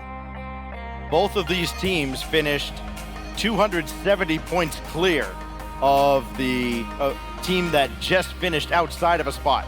here at the wild card. Of course, for 0-1 in their region, there was kind of a one-man show. It was Sandrock / Team Falcons all season long. They go 9 for 9 in their region, so everybody else just kind of fighting for second place in all of these regionals, and 0-1 got there a couple of times. Best finish for K-Corp in their region the entire season, 3rd place, and it came right near the end. Exactly, and now you got to think K-Corp is a team that constantly is ramping up, constantly just trying to get that better and better placements as this team has been through, I'd say, a roller coaster of a season. And, they start strong, kind of fall off towards the middle, and then now towards the end, we saw them at the London Major. They even said it on the desk. It was the best that team has looked. And they want to continue to play at that level, get out of wild card, get to the main event. But they have to start here, getting past 0-1 Esports, who have been a formidable foe, at least for the first half of game 1. We'll see if they can come up with an adjustment here. The K-Corp squad we saw after they had the big introduction, after they got signed, they put them out right in front of all their fans and said, this is our team, and they had such high hopes. They went and won the WePlay preseason event, and then, as you mentioned, completely fell off until this spring split. They've been revitalized, and now, here at the World Championship, yes, having to play through the wild card, but they were able to pick their opponent. They chose 0-1, and so far it's working out thanks to this guy right here who just missed over the crossbar. Still a close shot though. And look, Astral's not done. Picks up some boost, gets a flip, no way. Tries to put it under. Almost a follow-up there from Itachi, but Itachi instead will bring this back to Noli, and K-Corp will start all over again. The offense is just like a machine at this point. Another goal as they kick off game 2. What a win by Nolly in the air, getting his first goal of the series, and starting it off in game 2 on Aquadome for Karmine Corp. 4 unanswered goals now for K-Corp. And actually, no, make that 5 unanswered for K-Corp. It was Itachi that tied the game after conceding the opening goal to Zazonix. Since then, it's been all Karmine Corp. Also trying to do something about that, going underneath Nolly. Zazonix coming in from behind. Now Ams blocked by Itachi. And Astral also blocks the follow-up. And he kind of had to do that in the blind. An impressive defensive stop, just feeling the pressure there. You can see some of the drives, though, from 0-1. The way that they were able to just get, the speed to the challenges, right? They've been able to outbeat K-Corp on some of them, but it's not necessarily consistent with all 3 members, so then these challenges start to fall apart. They're a very fast team, and they're able to, honestly, compete in terms of some of these 50s that we're seeing with K-Corp, but when it comes down to those final shots, they're playing so fast that those shots are losing accuracy. 0-1 having to call upon the experience they got just a couple of weeks ago in Riyadh, playing against other teams from around the world. They went 8-6 in the 3v3 portion of Gamers 8. As Astral bringing this to the side. Indirect, nobody else there to retrieve it. Here's Nolly. Not a lot in the tank, but enough to get by 1. Mawson is there, but Ams kind of tied up with Itachi. And another dunk from Astral makes it 2-0. That's a really good challenge from Astral. I mean, you see again that double commit. This looks like a strong clear from Zazonix happening, but Astral with the read, top right corner. It's just a great start here for K-Corp. Up by 2, halfway through this game. Everything seems to be working for them. I believe it was one of Nolly's former teammates, Zexes, that would wear the Dunk Master title.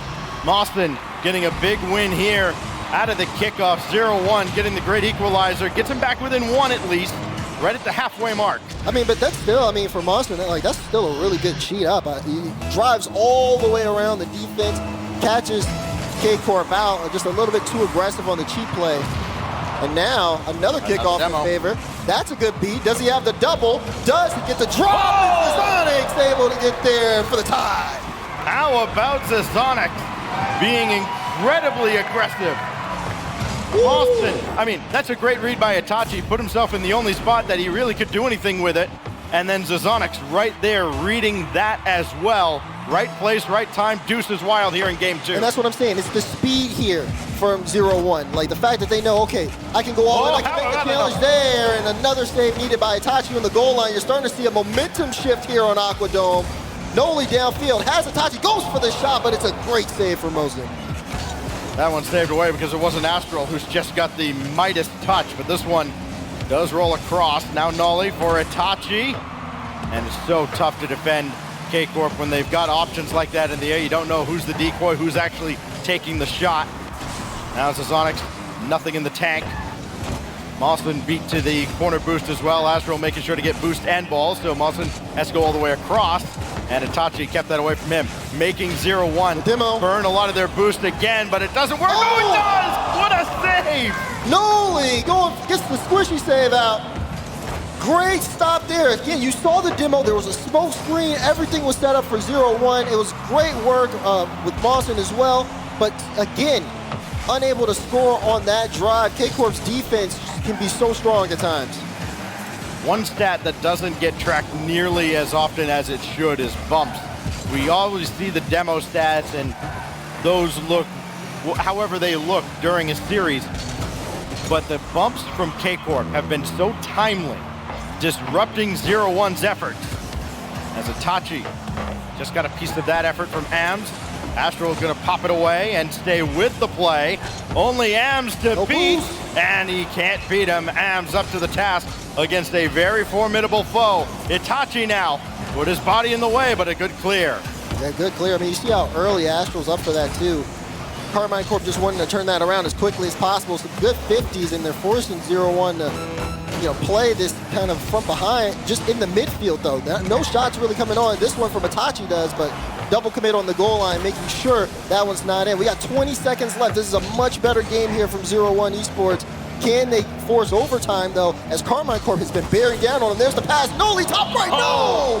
It's off the crossbar. Gotta have those. You're not gonna get many more opportunities like that as this goes harmlessly across. Itachi trying to stay with this play. Set it up for Astral. Blocked away from over the crossbar. Moslin gonna bring this down to ground, and they're gonna play for overtime and get there. Overtime in game 2. 0-1 Esports, my goodness. The speed at the second half of this game has been great. That 50 huge for Zazonix. He has to be careful as Astral wanted to put that in, goes off the ceiling, gets another touch, has the boost. He's just trying to be as annoying as possible on that back wall. Mission accomplished. First 15 seconds really was the Astral show, but now here's Moslin trying to get around Astral. He has, but Nolly's right there. Good team defense out of Karmine Corp. Oh! Now Nolly was in the way. Itachi's there to follow it up, and they go less than 30 seconds. K-Corp survives a scare in game 2. I mean, this was a scare on both sides, right? Noli almost ended up blocking that shot.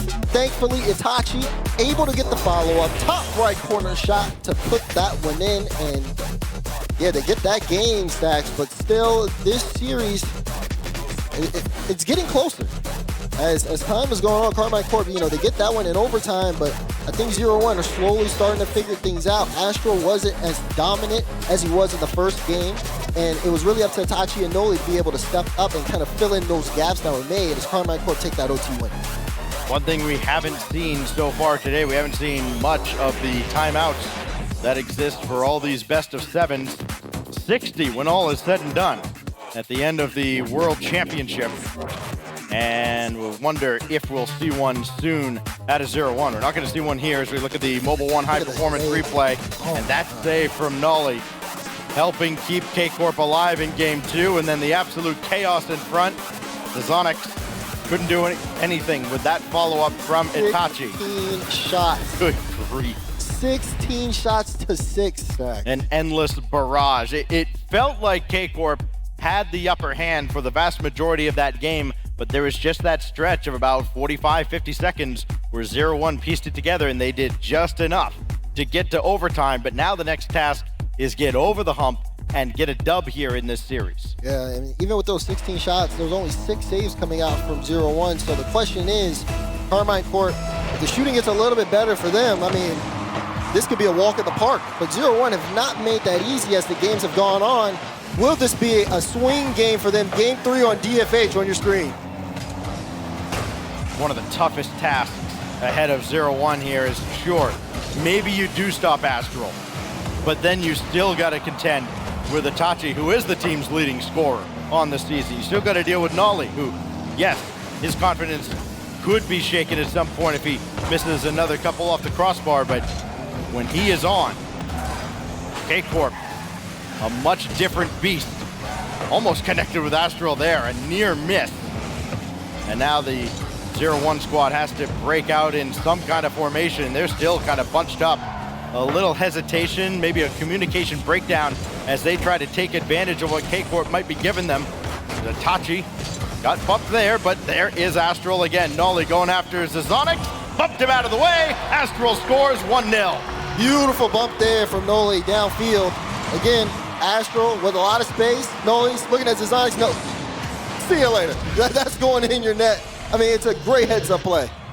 We talked about teams in the past that have these set roles where somebody is almost like a dedicated defender. That's not quite what Zazonic is, but when you kind of identify yourself as the defensive stalwart of the team, you kind of put a target on your chest, and everybody's going to be going after you, because if they can disrupt the primary defender, all of a sudden the whole defense turns to shambles, and that's kind of what happened there for 0-1. Yeah, and 0-1 have a tough time. I mean, over the course of the season, like they're like the 6th in demos taken. So they definitely are no strangers to getting bumped, that's for sure. But look at this, pass to Noli, almost able to find the back of the net with that play. It'll be Astral taking a chance at it, and it'll be 50'd out, and great clear from Mawson is 0-1 trying to give them a taste of their own medicine. You see the bump, but that ends up turning it into a demo. Ems is the one taken out on that play. The K-Corp will have to take this from their own back wall. This series started out so aggressive and so physical from 0-1. Hasn't been the case, but there's Ams with the double tap. Bang, bang, tie game. Look at this. First off, the catch is great. Great first touch, has space, sees the defense, and uses that perfectly to line himself up. Double just off the bottom of the car there.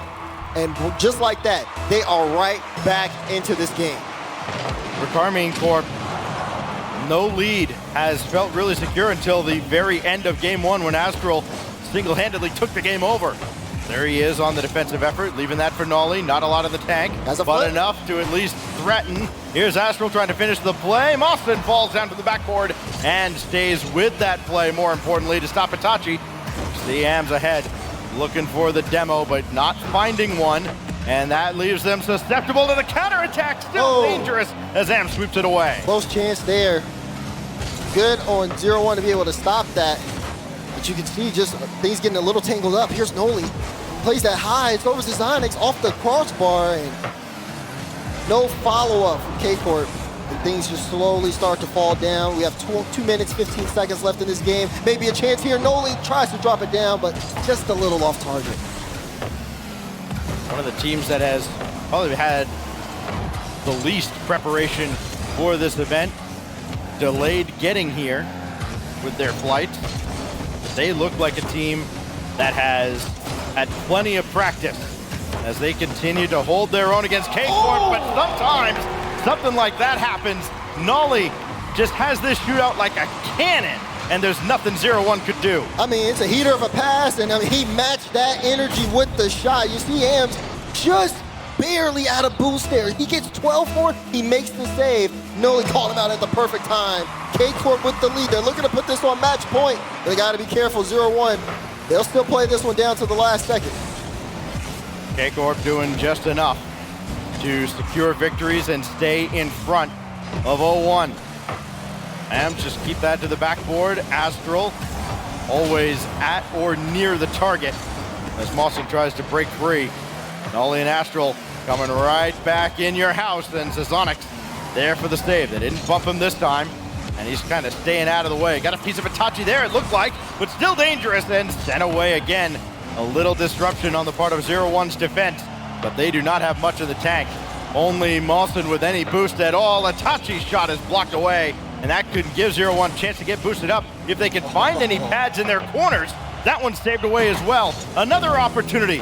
This is still dangerous for Itachi, and still denied. 0-1 finally gets some boost. Get a demo on Nolly. That relieves the pressure. Final minute here, and they can finally start to turn this back into offense. 45 seconds. 0-1 in their own back end, struggling to get out. It's been K-Corp non-stop pressure. You see how this clear works. Lots of space being given here in the midfield. Ams trying to work through that corner play. But as time ticks down, 0-1 are going to have to force the issue. They cannot afford to let this one get away from them. Wondering when they're going to press that button and send the house. Here's an opportunity sent away by Nolly, and now Zazonix has to go all the way back. That was dangerous and close to the net. They didn't have a good read on that ball at all. Astral is there, and K-Corp 10 seconds away from getting on match point. Yeah, you can see the misread, how much that affected the team. Zazonix couldn't get a read on it. Him and Monster go for the same ball, and it's an easy shot for Astral. You can see a couple smiles on the face, too, of K-Corp. It feels like they got things under control. 10 seconds left, and they're going to end up putting this one on match point. 6 goals in the series out of Astral. 0-1 need a goal right now to give themselves a shot at a kickoff goal. It's not going to happen. And now the task in front of 0-1. Look, coming back from dropping the first game, already a tough task for either of these teams. But now they are staring down a 3-0 K-Corp advantage. Yeah, it just feels like 0-1 has just had a tough time just finding their themselves. And honestly, in the series, it's just, when you look at the style, I mean, very aggressive in some of the drives, but sometimes that aggressiveness comes back to bite them. K-Corp has been so deadly on the counterattack. Those counterattack plays are consistently working out for them. And now, the way that this is looking is, I mean, it's just K-Corp in the driver's seat. They only need one more game. The Mobile One high performance replay showing that lone goal from AMS, and then Astral putting game 3 away. And now 5 minutes away from a 1-0 start to Swiss. And I think that's kind of the overlooked aspect of this whole event. This first day is just the opening round of Swiss. There's still a long, long road ahead, made much shorter if you can start off 1-0. Yeah, I mean, even though this is just day one, you know, these best of sevens, you gotta stay locked in. The moment you're not, that's when the other team takes full control, and it'll be a short series for you, but the tournament will still continue on. First goal there for Zazonix, and 0-1 on the board. Zazonix single-handedly, just a little bit slower on the kickoff, and it worked out perfectly. 0-1 knows what a reverse sweep looks like in a best of 7. It happened to them just about a week ago, losing to F16 in the finals of an event, as Nolly gets bumped away by AMS, and Mawson has to dribble around. It's only Itachi to beat. Nolly trying to catch up, and Itachi slowed things down enough that Astral and Nolly can get in on the defensive effort. Here goes AMS, though, playing with a lot of confidence, and Astral sends that away. The shot actually looked like it had kind of beaten the defense, but it did not beat the crossbar. There's a great explosion of offense coming out from AMS. Just not enough there. You saw the defense able to save that one. That wasn't even on target, but still, 0-1. The way they were able to slow things down on that drive, you know, they were on the ground, they were forcing K-Corp to go up. That worked out really well from them. Ooh, even Mawson now getting a bump on Nolly, but Zazonix not able to get enough power on that flick. Follow-up shot from AMS is blocked away. Monster plays it high, it's gonna go straight down. Zazonix doesn't have the read. K-Corp on the counterattack, but AMS, they're so quickly as 0-1 still trying to keep up the pressure. Very promising looking counterattack though from K-Corp, threatening to tie the game, and now Nolly trying to get back under control. There's Astral, just dribble right past Mawson, and it'll be Zazonix who has to try and slow down Itachi. K-Corp, a rare deficit in this series. This goes to the back wall, and Zazonix has it away as far as AMS. Now Mawson all the way across. 0-1 having to work as greater than the sum of their parts, trying to get everybody involved on both halves of the field. It has served them fairly well. It certainly got them to this point, but now they've got to get results out of it, as Nolly's going to send one away, and right there is Astral just ahead of the play.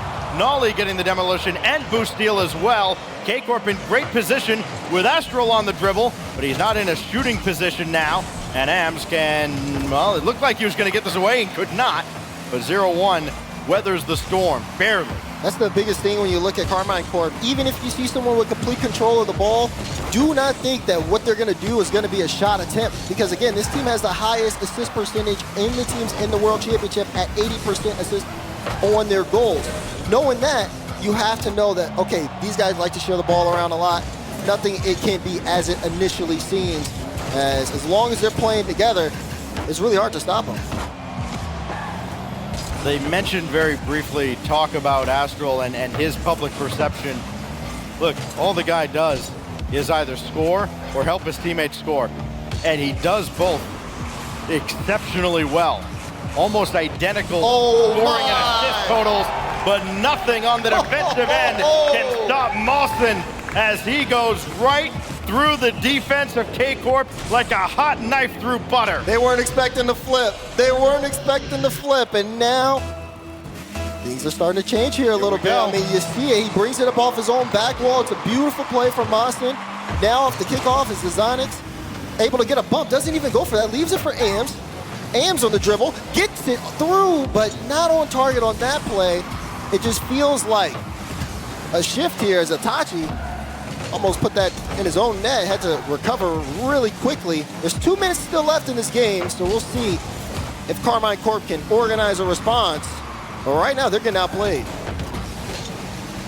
Difference between a best of 5 and a best of 7, as that's off the post. All the momentum still belonging to 0-1 as they survive here and keep K-Corp scoreless. It's almost like the difference between running the 100 meter and the 200 meter. Not that I can speak from experience on either front. Just goes all the way across and should easily be sent away, though Astral was threatening to be a nuisance again. Mawson, wave dash, and Astral stays with this play. K-Corp not out of this at all. There's another shot coming on. Natachi in the way, trying to disrupt the defense. Nolly couldn't turn on this, and Ams will take this kind of slowly towards midfield. Almost like they want to hold possession and not give K-Corp many more opportunities. It's a mix of that. It's also a mix of the fact that they just don't have any boost right now, Stacks. That one looks on target, but it's a good goal line save out. And Karmine Corp are hunting. They are looking for a way in. It's the final minute. They want to end this series. But even with low boost, even where there was like 24 boost total for that entire team, 0-1 Esports has done a great job of holding off K-Corp. They have to do it for 45 more seconds. Finish line getting just a little bit further and further away for K-Corp, but a blistering shot sent away by Ams. I felt the speed on that one. That was an incredible save. 30 seconds. It's still nothing here from Karmine Corp. They just haven't been able to break through. This is incredible defense from what we're seeing from 0-1. As even though they haven't moved upfield, it feels like they're perfectly comfortable blocking everything. A demo comes out, but still enough time bought here. And Astral will take to the skies. We'll try one more time. Has the flip, uses it, and it's in! Astral scores with 11 seconds left. Nolly 3 shots. Itachi, I think, had 1. Astral hadn't had an official shot on target until this. Finally gets through. Unassisted, by the way, with 11 seconds left. And now a super important kickoff now for 0-1 Esports. Got to keep 0-1, or got to keep K-Corp at bay. Here's Astral again, high in the corner. And now Nolly is the last line of defense to try and keep this alive. It's Astral for Nolly, and Mawson sends it away, but not to the ground.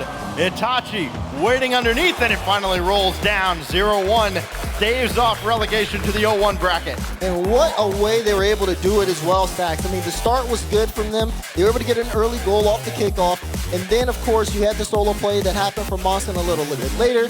Once they get that 2-goal lead, the only thing that was on their minds was stopping Karmine Corp. And boy, did they. I mean, we talked about the shot totals that we've seen over the course of this series. There was one game where K-Corp had 16. This game, they only had 5. And the way you saw those final minutes, you would think they would have put up double the 16 shots, the offensive pressure that they had, but that's exactly what 0-1 did. They limited them, and they limited those opportunities. 6 shots, only 1 save for K-Corp. I mean, 0-1 was all over the K-Corp net. And that has kind of been a problem for K-Corp. Sure, they don't allow a ton of shots, but the shots they allow, they often do find the target. And if 0-1 can get that confidence rolling and just start pulling the trigger and firing shot after shot, I don't know. K-Corp might be in just a little bit of trouble, but it's easy to panic from over here after just 1 game.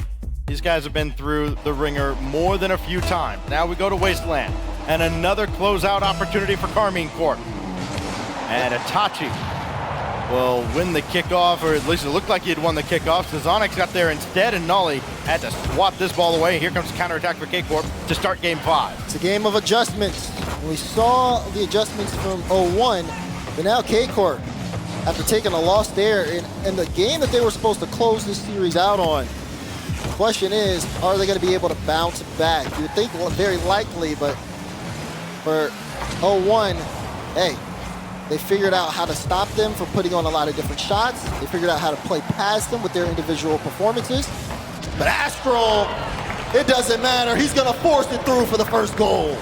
He will drag his teammates kicking and screaming across the finish line if he must. There are just some times where Astral will just take charge, give him the ball, get out of the way. This is one of those series. He's got 7 goals now to lead all scorers. Make it 8. Locked in. That's exactly what you expect from Astral. That individual performance means so much to him, means so much to his team as well, because even if he can't score, he ends up breaking apart the defense, and it makes it really easy for Itachi and Noli to follow up. Here he is again, 61 boost as he takes this to the wall, off the ceiling, but Monson quick to get into the air. They've seen him do that so many times, they want to shut it down. Can they stop Itachi? No! That one goes in, Carmine Corp up by 2. Another of these threats that you have to contend with. Nolly, inch perfect pass for Itachi to go up and catch. 2-0 the lead for K-Corp. And we talked about 0-1 getting their momentum rolling. They score a couple goals in game 4. And you wonder, all right, is the tide turning? Well, now, is it a permanent turn back towards K-Corp? Or can 0-1 stop the bleeding? Nolly on the offensive effort again. Now Itachi high out of the corner. Astral didn't even bother going for it. He knew it was beat. He can steal some boost and help everybody get back in plenty of time. It just feels like K-Corp starting to establish almost a chokehold on this 5th and potentially final game of the series. You're starting to see things settle down here. And even when 0-1 get the ball cleared out, it just goes right back in. Carmine Corp so effective on the transition. It's been tough for 0-1 to be able to stop them, but I mean, even then, they have been it's been a good match. I know there were a lot of people who were thinking this was super one-sided, and even in the scoreline it is a bit, but as the gameplay continues, you can see, again, it's just not as easy for Carmine Corp as a lot of people had, I guess, expected it to be following their spring major performance. They've had to work here. I think that's a good credit to 0-1 as, again, Zazonix in the midfield slowing things down, buying his team some time. Noli isn't going to be able to wrap around it halfway through this game. And K-Corp still in the lead by 2 as they are controlling the pace of play. If anybody tries to tell us that this series was one-sided in any way, you go point at the scores. The only thing you could even call a blowout was game 1, where Astral single-handedly pulled K-Corp away at the end with 3 unanswered goals. 3-2, 3-1, 2-1, the scores over the last few games. 2-goal difference this time, almost 3, but Mawson's right there. Ams waiting on the ground as Mawson has to go up. Ams will take his shot to the backboard. Nolly not biting on that fake at all. And another opportunity for Mawson's going to be well wide. Nolly's going to deflect that out to the corner. And Nolly again, stealing pinch, got away, and Zazonix has it. 0-1, trying to find a weakness in the K-Corp defense, trying to find a crack in the blue wall, and there's none to be found. Yeah, that's the real tough part. Here's a drop-down chance. Follow-up from Austin goes in. As I said, none to be found whatsoever. Look at this. Gets the demo, and after that, everything's just open. Astral and Noli both racing back as fast as possible. Caught out was Carmine Corp on that play. And now with 1:35, the question is up to 0-1 Esports. Can they battle back from this deficit? We haven't seen them do it yet. Now's the perfect time. Can they stop Astral from pulling this back out of reach? Nolly, he gave it away, and Ams will score. 0-1 ties it. What happened here? It's full control. Could have brought this up the wall. You see the first touch, and then next thing you know, it just all falls apart when it hits that back wall. And Ams, the aggression, perfectly placed, perfect time, and we're back tied up. Right back where we started just a few minutes ago. Ams now trying to dance around. He got around Nolly, but Astral's right there. Couldn't get that out all the way to the corner, but Itachi will. And Zazonix has that go over him, but no danger as Ams gave up that corner boost to get this ball in the air, so Mawson will take it. Oh my. And he couldn't get to that ball. This will waterfall down and cleared away by Zazonic. Only Nolly to beat, and he's got to bring this all the way to the corner so he can get some boost himself. It clears it away. Again, buying the team some time too, because the team was super low on boost on that play as well, Stacks. But now 0-1 with the ball. Mawson, we've seen him be able to, create some opportunities. You can tell that they also like to set up AMS. There's a lot of faith there in AMS' individual ability, as we see AMS on that back wall able to get a piece of the ball now. 30 seconds left, and at this point, we've seen Karmine Corp in these positions. When they have the boost, they have the ball, they can create plays, they can end series. Astro won't be able to do it. Itachi trying to get that one mid. He saw Noli on the wing. It's not enough. 0-1, making it really hard for K-Corp to score. Time on the clock, irrelevant. K-Corp not panicking at all. Willing to make the selfless play. Will somebody take over and put this game out of reach? Astral got it at the end. It's Nolly's shot that might have K-Corp up for good. And you saw Itachi go for the demo. You saw Mawson with the corner boost. It was an open look at the net. Noli to Astral for the finish. 4 seconds left. It's looking like this one could all be K-Corp, but we have seen these kickoffs go one way. Not able to get a piece of that. They went with the hard cheat, Stacks, and they got to keep this ball up, moving up the field. Mawson has to get a beat here, does beat out Noli. AM's able to keep this one in the air. This isn't going to hit the ground. Mawson has no boost, though. Gets the flick up high. AMS plays this off the sidewall. Follow-up chance off the backboard. There's the shot, but it's blocked out. Karmine Corp able to take that one. Who better than Astral and Itachi right there to make the final stop, and a big sigh of relief as Karmine Corp gets a late goal. Sure, it goes to Astral. I think it's his 9th or 10th of the series. It was Nolly's shot, and how important is that too for Nolly? After giving that ball away to AMS that tied it up, he gets the goal right back with 4 seconds left to put K-Corp up for good and push them across the finish line on Wasteland. And K-Corp 1-0 at the World Championship wildcard. 0-1 drops to 0-1, and their task gets a little bit tougher now going into tomorrow and beyond. It does, but I think they're happy to take this win. Karmine Corp winning 5. I mean, even 0-1, the way that they looked out there, very competitive, and they're not done yet. Of course, this was only a first-round matchup in Swiss. Now a lot of teams who are going to be playing them in the future are going to kind of see what they bring to the table, figure out what they need to do to try to shut them down. But I can see 0-1 still being a threat here in the Swiss stages. These teams are only going to get better and better as the tournament goes on. Still a great performance, though, from Karmine Corp, especially what we saw from both, Astral, especially Itachi with a lot of the follow-ups, too. I mean, that team they kind of look similar to Spring. Yeah, this is a team in Karmine Corp that they started out like a house on fire right at the start of the season. Even before the season, they looked like they were in World Championship form. And then I think somebody might have reminded them, yeah, it's a 9-month season, and they kind of slumped near the middle. But at the end, heating up at just the right time. Their incredible performance in London seems to be continuing now as they take care of business in round 1.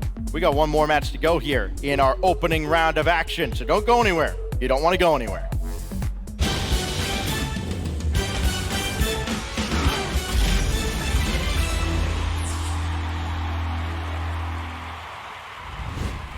We have to tell everyone that we just switched to Verizon's new Welcome Unlimited plan for just $30.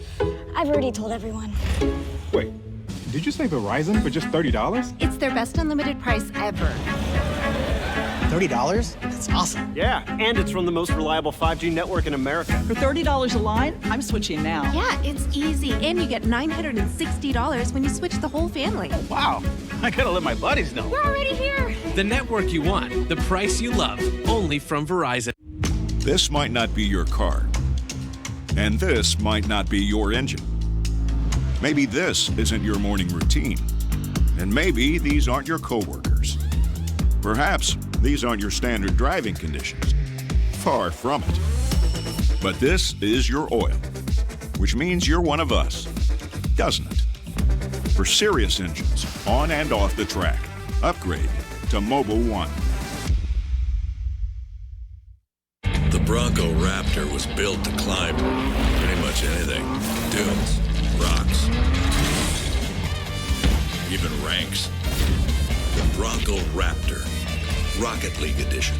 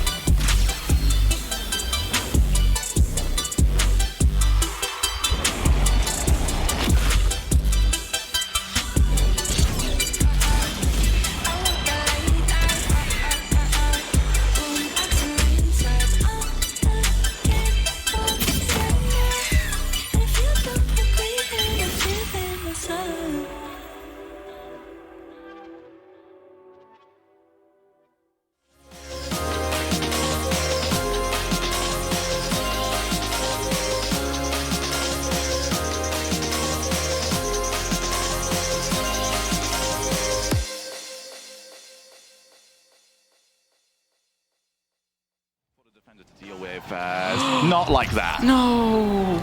I just heard the soul leave my co-commentator here.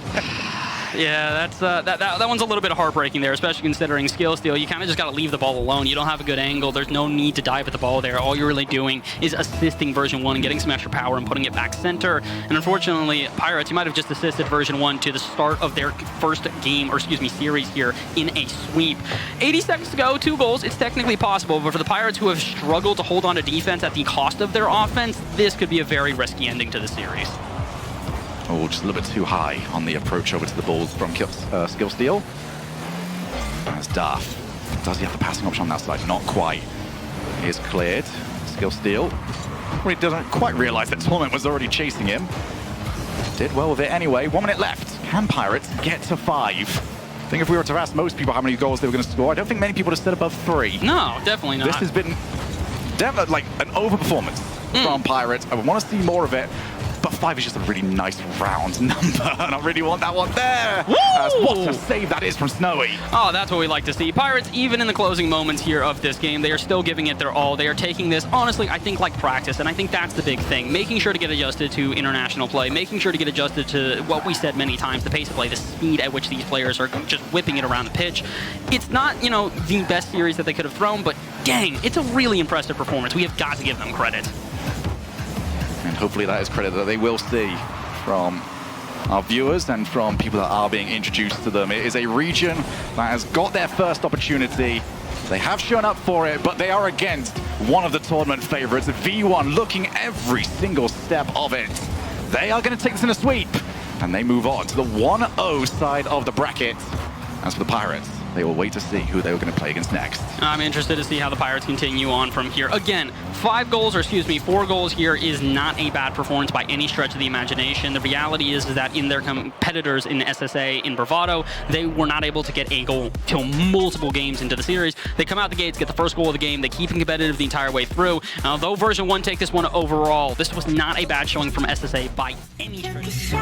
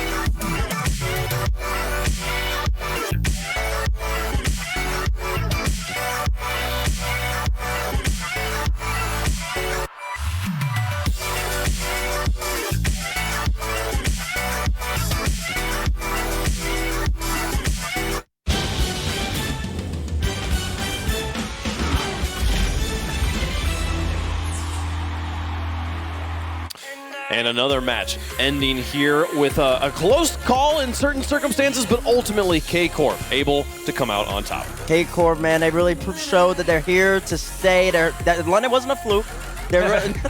Much people saying London wasn't a fluke. Astro's playing really consistent. Lonely still bringing that veteran presence, and then of course, everything being said, 0-1, they really did bring a kind of a little bit of a mix-up, a lot of overtimes, but they still need a little bit more experience in order to match up against European Giant. We're seeing in these best of sevens that the newer regions, shall we say, are starting to get into these series and grow and learn as we go. We had it from Bravado earlier against Renegades, and now we've had it right here from 0-1. They stepped up, and the game they got, Johnny Boy was reminding us just before we came out that could be so important to do with seeding. Which we've seen Swisses in the past in this season of RLCS, but almost always we're playing the entire Swiss in one day. Here, we're seeing the Swiss spread out over many days, which is only going to give these teams that are learning on the fly more time to adjust. And that's part of what I was talking about when I did a few matches earlier on the B stream. Swiss brings a lot of good things for a lot of the new regions who have that extra time. Like, yeah, even if you get off to a rough kind of start, you still have 3 whole games that you can at least play and make sure you have the time between each to prep, because it's not easy to generally prepare for a Swiss stage when you have to swap or randomly draw your next round, and when you play it all in one day, it can be pretty tough. So having that extra time to sit there and be like, okay, what definitely didn't work, what went well, it's a lot to ask, and that extra time could pay dividends. Now, a lot of people are probably asking, why are we playing best of sevens for all these? Well, 1, it's the World Championship, and 2, this allows more parity to happen, because as Wave and, of course, the brilliant Michael said over there, What a brilliant Michael. Thank you. This allows more parity. It allows a team that go back to the drawing board tonight, check the replays, check more tape, and to be prepared for their next matchup rather than just jumping right into it. As we saw a lot in fall, when you just go back to back to back, that really messes with the team's momentum, their psyche. Now you get to take a breath, go to bed, and refocus the next day. What they'll see, though, is Astral absolutely just dominating. We haven't seen him be at his best for a very long time. He got that ceiling goal, and I'm like, oh my god, that's the Astral that we were seeing. That's why you said they were going to make Worlds. Yeah, that's him, man. The other thing I feel like that we saw in this match that we hadn't seen previously or seen for a long time was the amount of infield passing we saw from this team over and over again every game. I loved it. Yeah, a lot of people, even a team like Dignitas, who was kind of struggling for a while, you talked to apparently Jack a while ago, he's like, we really want to go back to basics and make sure that we're executing on the stuff that should be executed on all the time. And a big part of that initial development of the meta was, okay, just get the ball into the middle because it's a lot harder to track. And falling back to a more routine and not necessarily elegant, but effective style is a good thing. I think there's a wonderful elegance in infield passes. It's the fact that like we're in this era of the mechanical play of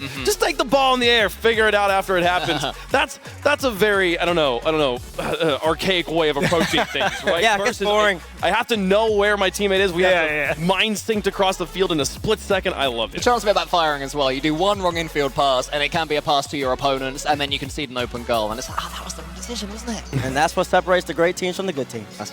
Well, we're going to separate one more great team from a good team here in round 1. They could both be great. We'll see. It's going to be a very close match. I'm very excited about it. Let's look at the schedule for what we have coming up here. Final match of the day on the primary stream. Pioneers going to be taking on Veloce.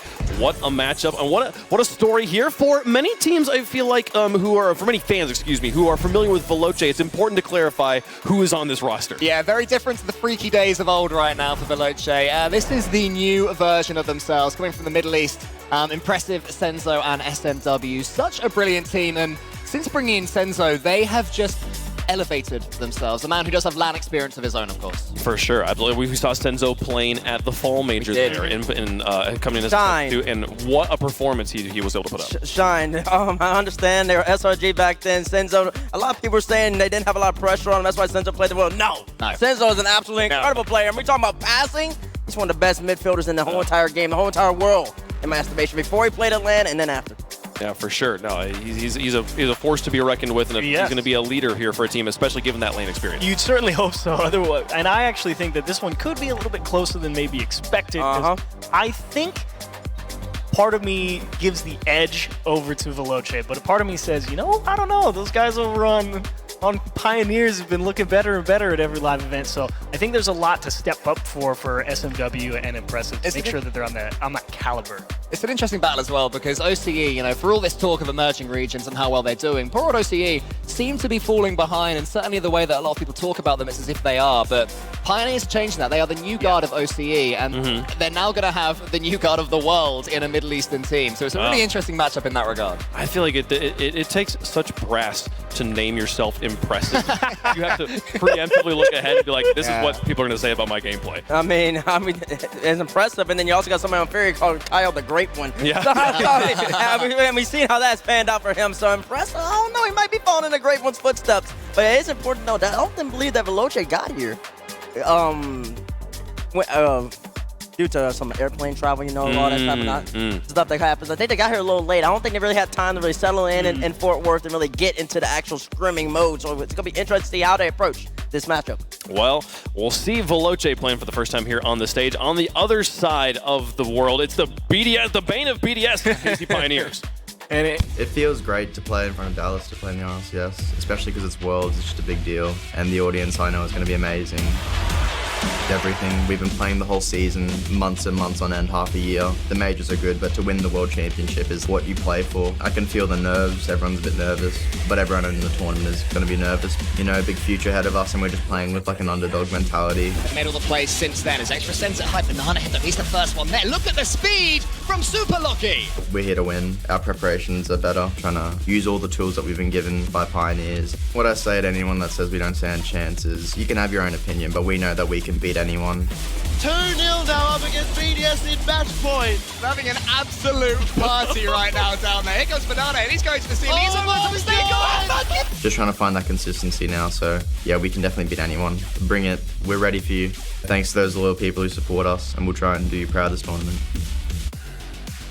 This team, they've earned some fans. They earned a lot of fans. I feel like in London. Yeah, you can hear people here excited to watch them play. I mean, I think over here, any team that can beat BDS and absolutely dominate them. I mean, listen to this. Absolutely loving it. The crowd fully behind them.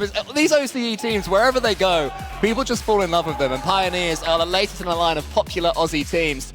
And they're not worried at all about having that on their back. They have, I mean this is a compliment, an arrogance to them. They are not scared at all.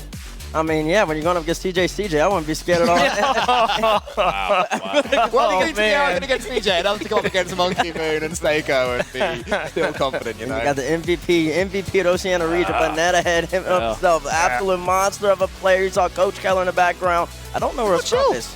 Look how relaxed they look. Yeah, I know. I'm sure if Jorby was here, he'd have something to say about Banana Head.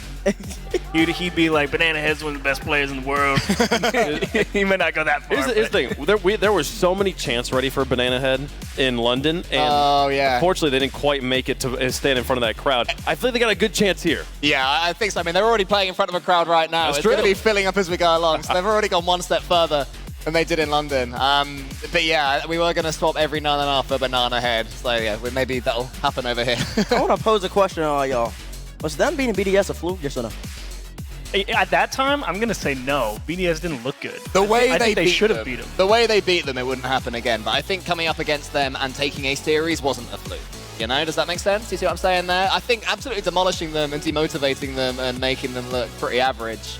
A fluke isn't the right word, but that's an anomaly. I do feel like any team would have beaten BDS in that current state, but to sweep them is still an accomplishment in and of itself. Yeah, no, I was just agreeing. I think it's right about like, okay, yeah, they play BDS like right now. I don't know if they beat them again, right? But like at the time, it's like, yeah. Who knows, honestly, about BDS right now? We'll see. We don't get to talk about BDS for another week. Yeah, exactly. We'll get to them later. There's something out there right now. How they deal with Veloce, though, is going to be the question. As finally, we see the man There we go. himself. There we go. Taking the stage. We'll get to see Scrub finally. One of the 2 Scrubs that are here in this wildcard stage. And one already got a win. One already did get a win. The other one, stunning fashion. Do you ever think about the fact that Scrub Killa, we just shortened his name to Scrub, and he becomes the thing that he promised to kill? It's done. I've debated this in my mind many times. Is he the killer of Scrubs? Is he the Scrub killer? Like, nobody knows. Is he a Scrub that kills? So many ways you can take his name, but enough about him because it's about Pioneers and Scrub. This Scrub that's on this stage right now. Starting next to, Banana Head, he was the MVP for a reason. He played so well even in London and throughout the OCE season. He's just the player that they turn to. He's a genuinely terrifying player. Well, let's make some predictions here. Obviously, a strong lineup. A strong case can be made for either side, but how do you feel at home? Let us know in the Verizon fan vote. Use hashtag Velo, hashtag KCP, depending on how you're feeling. And let's go down the line, starting with you, Achieves. You know, I think I'm enough of a sucker for speed and pace, so I'm going to lean Veloce. Okay. I feel pretty good. Yeah, okay. Yeah, fine. Boo it. I don't care. The Pioneers fans are in the house, apparently. I'm terrified of all these Pioneers fans, so I'm going to go for them. No, not because they booed Achieves, and I'm scared of that. I do think that Pioneers, I was really impressed with them in London. The way they took down BDS, you can't go from that result to then this one and predict against them, in my opinion. You know, some fans came up to me, and they said, why didn't you go with O1 Esports last time? You're the biggest Falcons fan ever, besides Johnny Boy. You should be representing the region. I'm like, yeah, but Falcons went 9-9 for a reason. There's a reason there's Falcons and everybody else in that region. And I don't think it changes right here. KC or Pioneers, whatever you want to call them in the moment, they're going to shine. They're going to shine out. We got the jersey here looking absolutely clean. They're going to ball out. And you know why? Because Veloce are a little bit undermined right now. They came in a little late. They didn't have time to screw him. Casey's going to take advantage of that, beat him 4-2. I do think that this is an important thing to bring up. You mentioned it earlier, the schedule that they're on. Time changes, jet lag is a very big factor, especially when flying in like this. So I think that, but I do think this is the event that we were talking about earlier. Teams are ramping up. Teams are going to be continuing to adjust as they go on. I don't think Veloce win this match. I do think Pioneers are able to take this one down. There you go, Wade. That is not a statement about who Veloce is as a team in general. Watch out for them as this competition goes on. How's the people at home feeling? How are you in chat thinking about this one? Pretty split down the middle. They know. Now. Wow. They know. They know it's going up. Veloce's got some fans there. So I'm excited to get into it. The last match of the day. And again, 2 regions here vying for competition. Vying to be a 1-0 team going into tomorrow. Veloce Esports taking on the Pioneers. Let's get to the Verizon Skybox. We welcome you to the final match of the first day of Wildcard here at the World Championship. RLCS, joined by Turtle. Yes, I'm sir. the Baseman. Let's get into game 1. Oh, the time has come, and this is probably going to be, in my opinion, the closest series we've seen and could potentially see all day. Obviously, the Pioneers, a worthy team, in my opinion, should be the #1 seed and are the best team coming out of Oceania. But on the other side, Veloce, they've got a lot more to prove here, Spaceman. I mean, there's a lot looking at the table for Pioneers, looking at a 2-time spring regional champions, playing some of their better Rocket League guys of late. But the biggest task for them has been putting it all together and proof of concept for the squad on the biggest land. Absolutely, and it's difficult to come out here, but you have the experience. You have somebody like Senzo who can provide that experience, calm you down if the nerves get to you.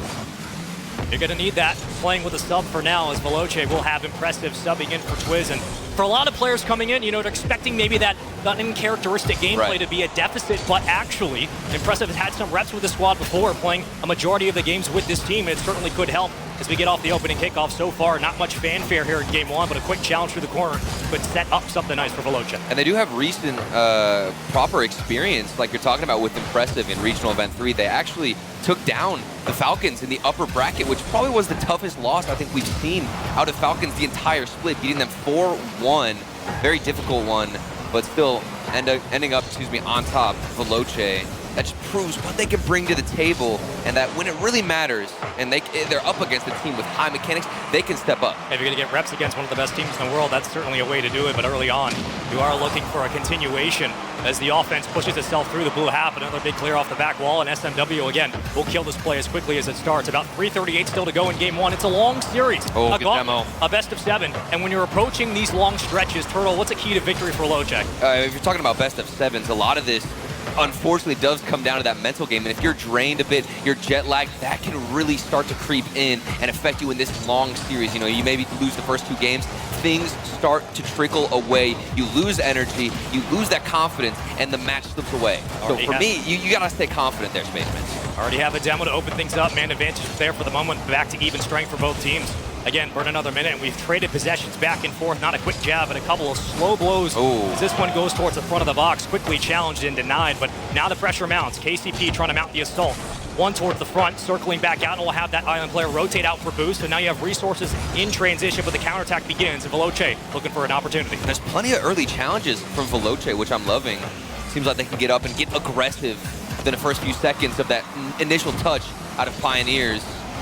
And that's the key here, getting it in their face, making sure you're not giving away space. Quick chips into corner traffic, but a breakaway chance now. Impressive trying to take it through the back wall. Might have a center around. Not a lot of bumps off that backboard. KCP have been looking very nice on their clears. And boost management is certainly here for the Pioneers. They'll try to cut it down towards the midfield. Banana Head will get it to Scrub. He'll take point for the moment, carrying it back down as Locke will take it. Up for one, can't get the reset, denied quickly. Look at that early challenge from Impressive. That's what I'm talking about, getting up, making sure you're denying any mechanical ability. And of course, the MVP, Banana Head, you want to get in front of him, and they're doing exactly that. It's been a couple of quick cut downs, but not a lot that's progressed upfield. We are reading through some of these transitions, but either way for both teams, looking for that opening jab. Minute 53 to play with here. Long clear off the back where will help to open up the offense a little bit more. Everybody getting a sigh of relief as of now. We slow things down.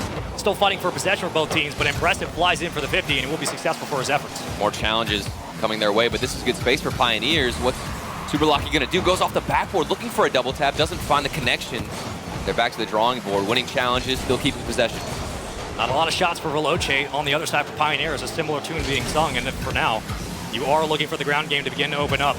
A lot of pop highs towards the backboard. Both teams handling that pressure quite well. Minute 20 to go. Banana Head trying to extend this play. We'll find the second touch. Never mind. Cut down quickly. And SMW trying to get it back to midfield. Here's the thing. If Pioneers are going to be stuck in their own half, obviously they've managed to get out of it with those clears. And look at them controlling the pace. Super Lucky. That's some accuracy. Now we've seen some overextensions from Scrub, but he's able to cut it down right back into the lane. Puts it on a platter. And Super Lucky takes advantage of space. It's good defense from Veloce, better offense from Pioneers, recognizing the gap in the back line, an opportunity presents itself. And the positioning wasn't horrible from Senzo on the goal line. Could have gotten a save, but that shot, it was far too accurate into the top corner. There's no hope for Veloce. They just have to go back and hope to get one goal, tie things up. Seen a couple of teams struggle with the accuracy as starting today. Granted, it's only day one of the wild card, 2 weeks of action to go, but you have to think, with every goal that goes by, pressure mounts a little bit more on those shoulders. So far, it just has been a one-goal affair. Taking it back to the front of the box. Blue half now controlled by Veloce, trying to escape upfield with possession, but quickly an interception, and Pioneers denying the clean touch, but now a chance. And yet again, it's cut down. Oh, that's a nice shot. Opportunity, SMW missed it. Right in front of the net, put back inside, and still no follow-up. A big chance wasted from Veloce. And a latency from KCP, but they escape. And with that, they hold on to the one-goal lead. Senzo burning a lot of boost to circle it back through the midfield. He'll do so. And now we play it through the corner. Here we go. And Jason Wing, you have members in front on the center, but again, it'll be a little bit too high off the backboard. Cut down and no extra follow-up from Veloce. They have the boost to be able to meet this ball, but they don't have the positioning in the moment. You got the fake. With a great fake. Is it going to roll in? Yeah, it probably will. It's a 2-0 lead for Oh KCP. my word, look at this play. You get the flip reset fake. Impressive goes above, expecting a touch. Then Super Lucky past the second. The third gets bumped out of the way. 8 seconds left. The Pioneers definitely securing the first game. You know, we've talked a lot today about clean Rocket League and making mistake-free attempts because it's going to help you in this long gauntlet that will be 2 weeks of action.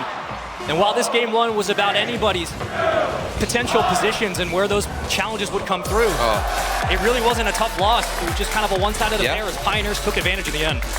When you speak about taking advantage of opportunities, that's exactly what the Pioneers did when they were presented that space. They'd make use of it. You talk about that 1v3 that we just witnessed. Veloce, there was solid passes, good movement into the midfield, but nobody taking that extra step to hit that shot, find the accuracy that the Pioneers were also finding.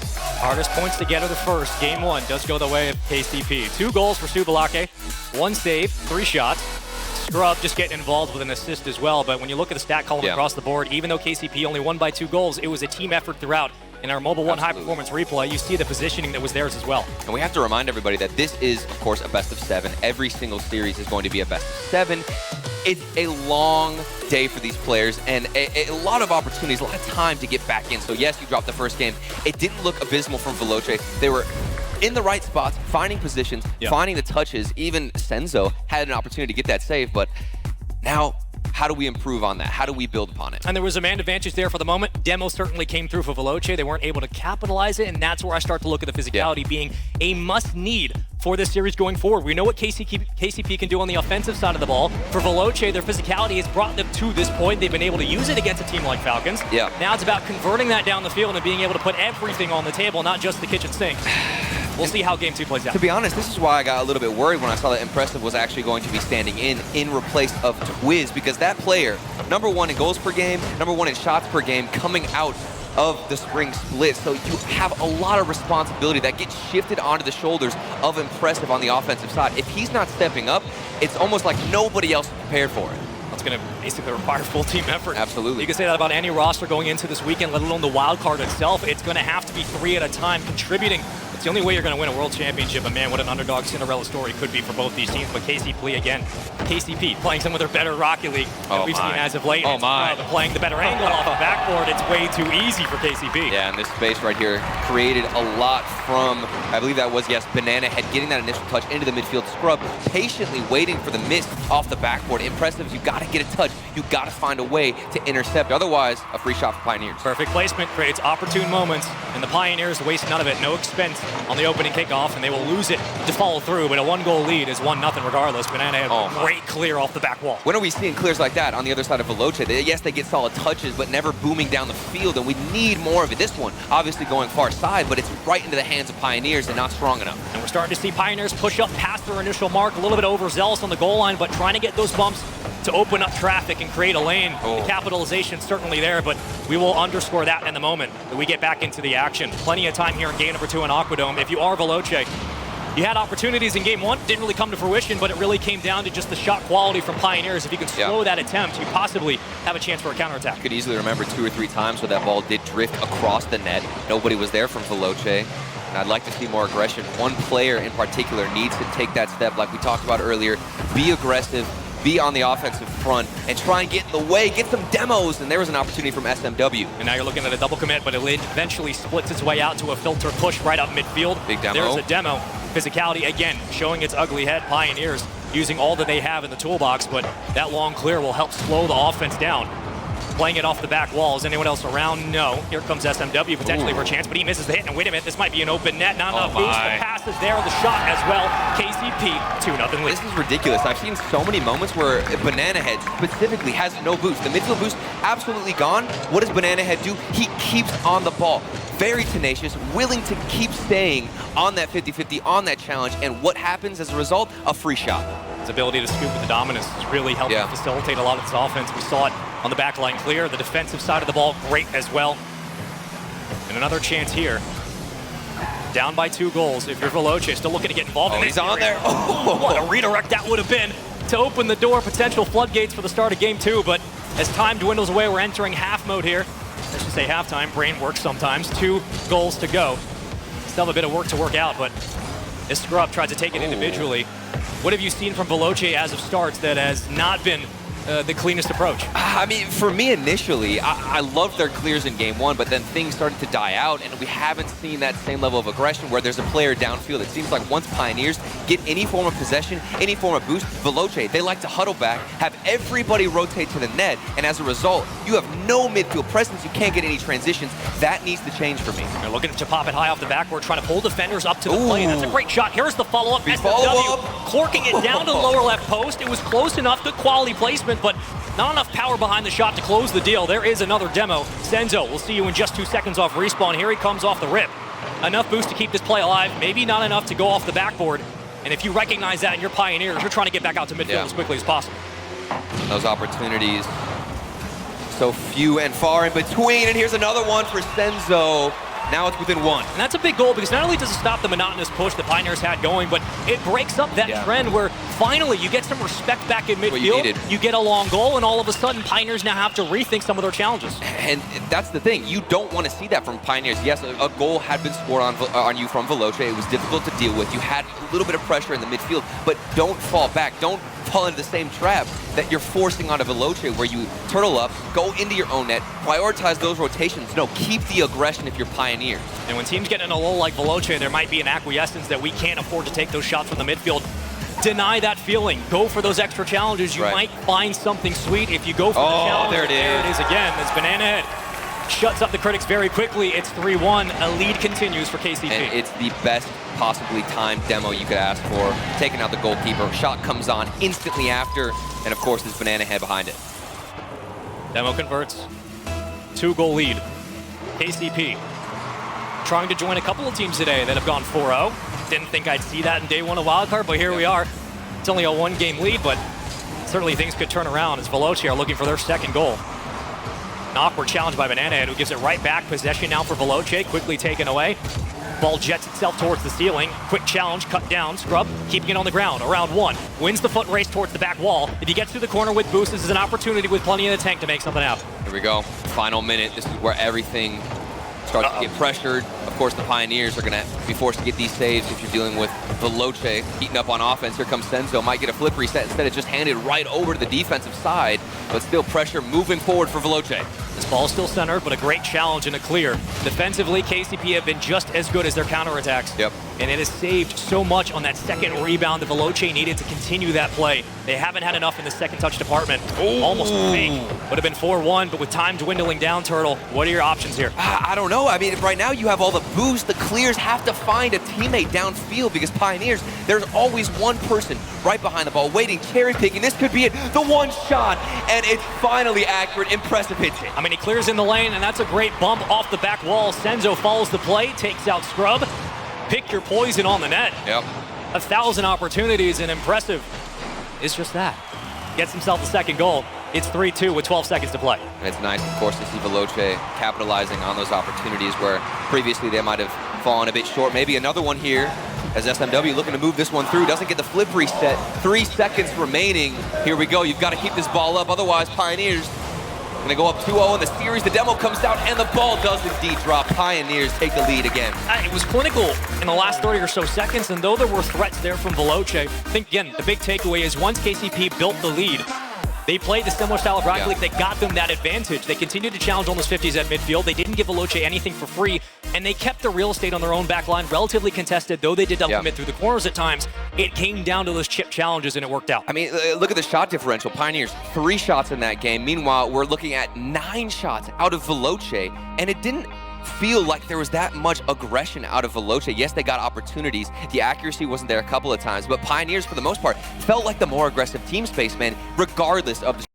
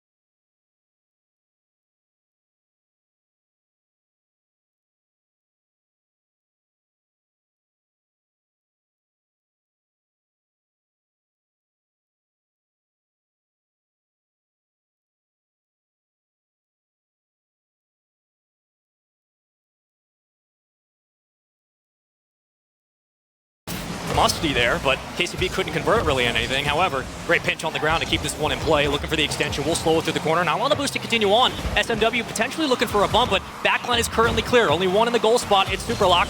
Can he get it back out to midfield? No. Quickly cut down. Where's the transition for Veloce? It won't be there as SMW goes for boost. Yeah, and it was a bit surprising because that was such a good 50 win.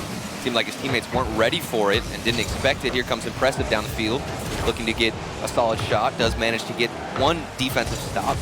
Still Pioneers transitioning rather nicely. Still looking to get out of their own half. I'm looking at the boost consumption for KCP. It's quite nice back up to midfield. Oh, the demo. Great demo, and there it is. It's so easy. 2 games in a row. The timing has always been flawless with the defensive game, and then move out forward with a demo, catch them off guard, and then boom, you've got yourself a free goal. The Pioneers rinse and repeat. As quickly as you get a lead if you're Veloce. It's now 1-1. Yeah. This is probably the biggest test they're going to have in this series. Off the timeout, and now a chance to potentially take the series right back, but you're going to have to slow KCP, and that's a tough task. And you usually say in a best of 7 that, you know, game 3 feels almost as a must win for Veloce. Getting a reverse sweep in a best of 7, it's possible. We've seen it happen, but it is exhausting. And of course, Veloce haven't had too much time to acclimate themselves to a lot of the time zone and just energy draining things that can happen here on the field. And of course, it's been a struggle in this series. And granted, it's only day 1, but these games are taxing, and the more you go through, the harder it will be to make that Cinderella run. If it does happen, even more credit to you. But as of now, still fighting for possession. Okay. Off the back wall, a chance. Impressive just folds it right over, and Veloce steal themselves a lead. And there was a third element here with Senzo taking the boost, getting aggressive, and probably making the defense shake a little bit. Banana had to do a little bit more of a rotation, couldn't get the proper spot, and then a good follow-up from Veloce to take back the lead. I don't think they expected that back wall bounce to be as direct as it was. Depth perception is tough for everybody, but that close with such little boost, it's going to be even more ridiculous to read. A lot of time in game number 3 of our best of 7. If you're just joining us, welcome into the final match here on day 1 of the wild card of the Rocket League Championship Series. This is Worlds. If you didn't know, we're in for a great event, and so far it's been an amazing day 1, and it's a 2-0 lead in the series for Pioneers. Every single game, every single series, so important here at the World Championship. Impressive now looking to build something in the corner, maybe extend that lead, but the Pioneers say no and move down the other side. So speed has been the antithesis of Veloce. When they've gotten upfield, they have struggled to maintain that pace up into the offensive third. If they can turn that around, there's certainly a chance. Great cross to double commit and clear that ball away. Superlock trying to keep it up. Might have done just enough. Scrub underneath, you have Banana Head in the wing. He will get the call, running 2 for the moment. The point now falls out of the play. You have Boost as well at midfield. Plenty of resources and opportunities for KCP to keep this ball in play. And I will say, to your point, we have seen so much more mechanics out of Veloce in this game individually than the rest of the series. We saw that initial play, that initial shot, and first goal for Veloce was incredible. Then to come out, get some aggressive plays, demos, and then speaking of mechanics, here comes one of the best passes I think we've seen all day. My man just jumped from the back to slow that one. Banana Head puts it away. You don't even see him coming. Can't run from the monster in that spot.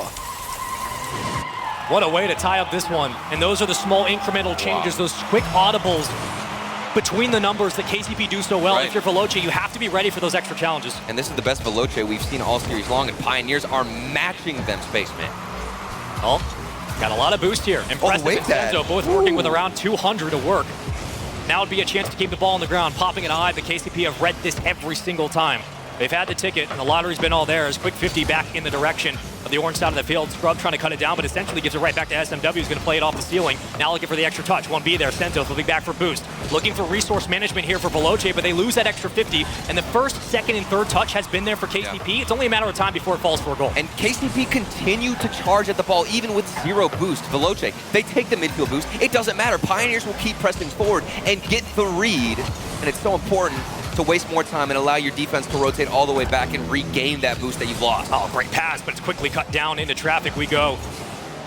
Just congesting the lane. I love what I'm seeing from Veloce on the ground, but can they convert that to an aerial game that certainly becomes more threatening? It's entirely possible. It's just going to take a bit of time to develop. Can't quite get it over, but Banana Head did his job, plays it down to the corner, quickly clear it out, and a booming one at that. Senzo trying to meet it right on target. Great save. That save definitely needed for Pioneers as it was falling in. Banana Head looking to get the follow-up on the transition, getting stopped out from Veloce. Good midfield presence, and We'll see one player maybe fly forward. I wanted to see more solo plays. Here comes the shot at the top corner. It was on, but saved from Banana Head. We saw a cross on the fake, and he tried to pull the safety out of the goal line, but it just didn't land. I still like the idea from Veloce. Only question is now, can they put it to good use? Senzo right upfield, and he's been getting over-aggressive. He was looking for a bump, but also just playing off that boost. A potential chance to cut into the lane and make something nice happen. 5 seconds to go. You got to keep it up, but we're going to golden goal opportunity. It's game number 3, and this one's towards the backboard. We might end it here. Trying to cut it down. Senzo. Oh, he kept it up. High. A lot of boost here if you're KCP. Oh, what a drop down. Oh, come on. I don't think, have we gotten a buzzer beater today? I don't think so. I wanted something special. Baseball. You always think it's going to happen. Something special on our first cast. I wanted it. Would have been an incredible way to end this game 3, but a big game number 3 for Veloce. They'll take it. SMW, great flip. Just to get it towards the backboard. Now we go into ping pong as boom ball comes out, and you're just trying to raggle this in and get possession back. Oh, no. Oh, impressive. Opted to go for the boost instead of the ball. Went to the backboard, then missed the shot. Thankfully, his teammate had him covered, but that was almost the end of OT. One goal to decide it. Veloce have their opportunities here, but at the midfield, it has been all KCP. They're going to play this laterally now. Scrub trying to find the redirect. He'll do so. It's centered. It's another great touch. A follow-up from Scrub. Just careens it around to the opposite side. And now Banana Head will try to make the most out of it. On the fake, keeps it on the ground. Still a potential chance for KCP, but still just kind of hanging this one around precariously.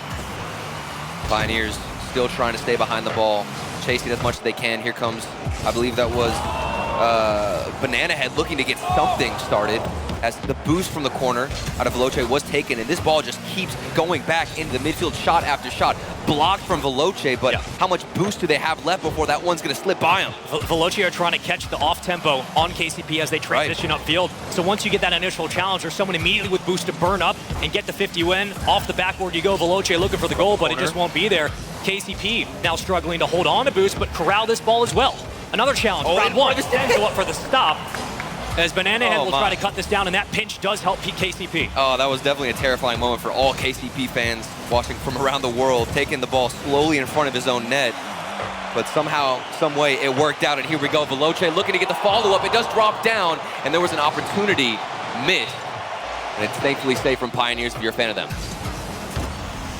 Pressure being mounted for Veloce. 2 up at a time, 1 falling back for boost. Here comes Senzo, slowing it down to the ground, maybe looking for a bump. There's a demo on the opposite side. Scrub will fall out of the play, back off respawn, now back to full strength for both teams. We've killed 2 minutes in OT.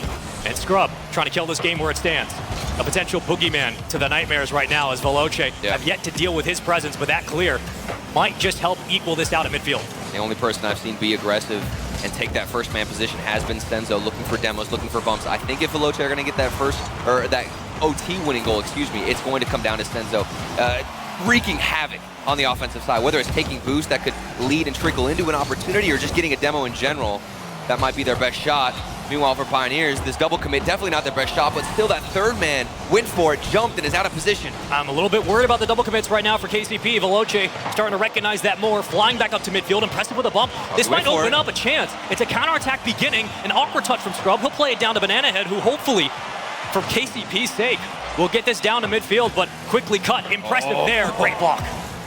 Almost got too predictable for Veloce, but they're still hammering the net with a couple of shots. Impressive. He's rushing back to get into position as that third man does get the touch and bumped out of the way. Pioneers looking to create something on offense. The pressure is building for both teams. 1.5 games have played Rocket League in game number 3. And we are no closer to deciding a victor, but hold on, what a 50. Dangerously careens around the net, quickly kicked out to no man's land, but Banana Head is ready to read it. Oh my. Tried to play it with very little boost, did a good job at it. Scrub killer, scrub killer, scrub. Wow.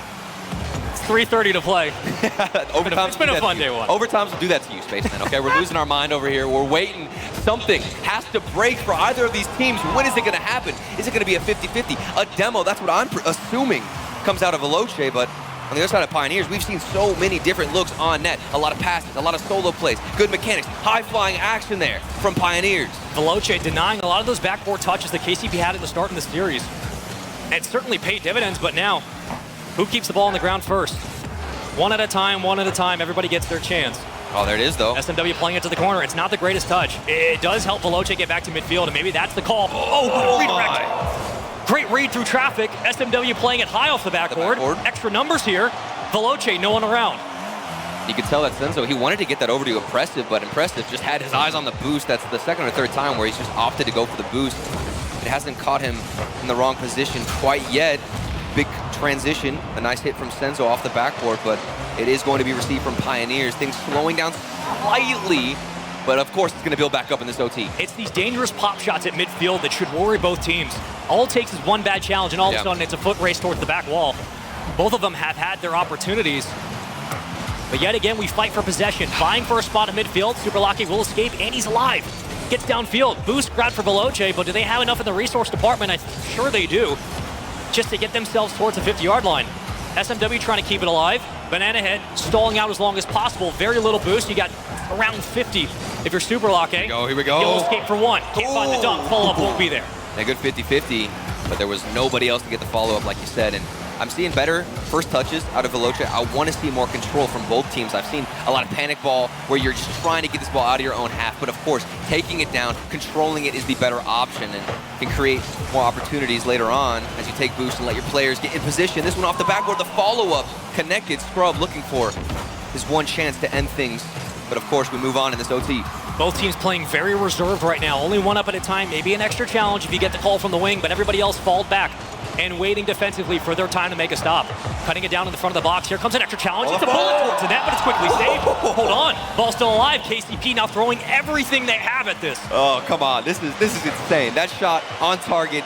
The last man rotating in. Picture perfect timing. Gets the save, but they're still stuck on defense space, man. Maybe a double tap could end things, and it does. 6 minutes into OT, and Banana Head puts this beauty in. That's a grueling OT winner, and the golden goal goes to KCP. 3-2 with a ridiculous double tap from Banana Head, and more importantly, Turtle. They slow the mental of Veloce. All of a sudden, Veloce thinks they're getting back into it. It's a 3-0 series lead. And that was after the timeout had been taken from Veloce, where you think they're going to win. They started out strong, got the first goal. Things were moving in their favor, but the Pioneers, that defense, able to stop them and, of course, put things on match point. This is it for Veloce. They need to start winning now, otherwise they can say goodbye. I mean, look at the shots across all. Granted, we played 6 minutes OT. 15 for Pioneers. You're looking at about 14 for Veloce. Literally a one-shot difference, and it shows up in the stat card as well. But our Mobile One High Performance replay basically shows you the tug-of-war that was this game. Oh, it was back and forth. There were several moments, I think, for both teams where you're expecting a goal to come out, expecting an opportunity to finally hit the back of the net. Veloce, it was good movement. They like to prioritize the midfield, but I'm not as convinced. It's been much more programmed from Veloce, where you can expect the same thing. It's habitual from them. Pioneers, they're mixing it up. Sometimes they'll go for demos. If it doesn't work, they're willing to adapt. I can't say the same out of Veloce. There were attempts to adapt, but it was not nearly as effective and as efficient as the Pioneers. Yeah, outside of the shot creation, I think there was a lot of room for creativity from both offenses, and really that comes down to just the grueling nature of that game. It was so back and forth, and I think when players get into that spot, that rut, that trench, they do struggle to kind of break out of that monotonous grind because you're worried about making that first mistake. Absolutely. Because you're basically just trading blows back and forth.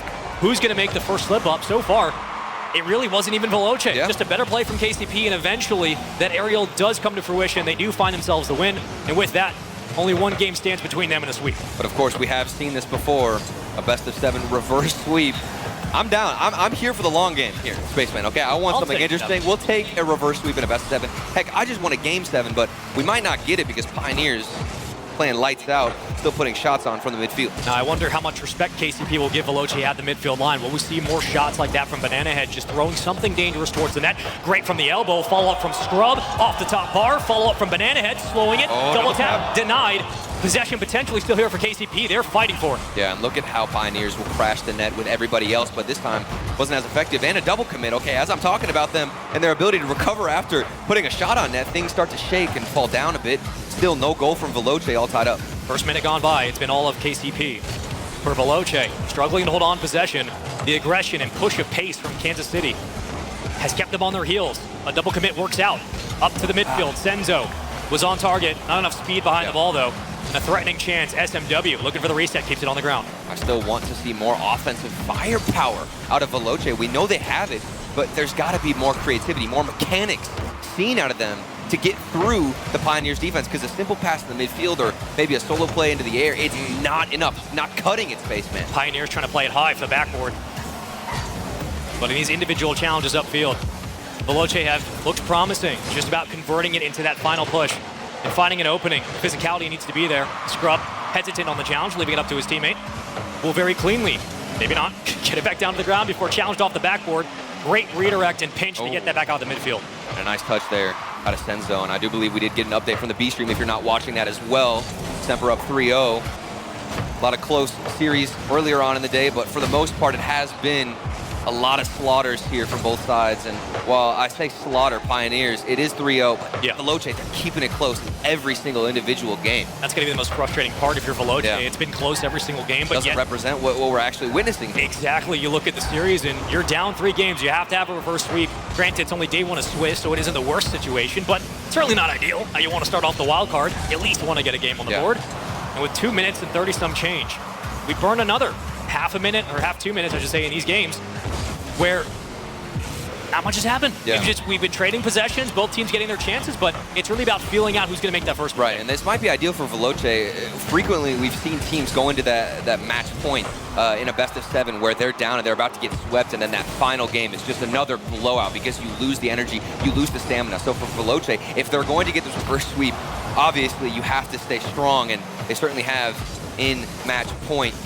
However, still scoreless. They need to start putting something in if they want to even have a shot at taking down the Pioneers. As the Pioneers roster, they get 9th through 12th at the London Major. They've had their fair chances. They know what it takes to make the run. And SMW plays it high off the left post, bounces off the corner. And now the ball is alive for anyone's grabbing, but we see how things play out for the moment. Great follow-up, falls all the way in.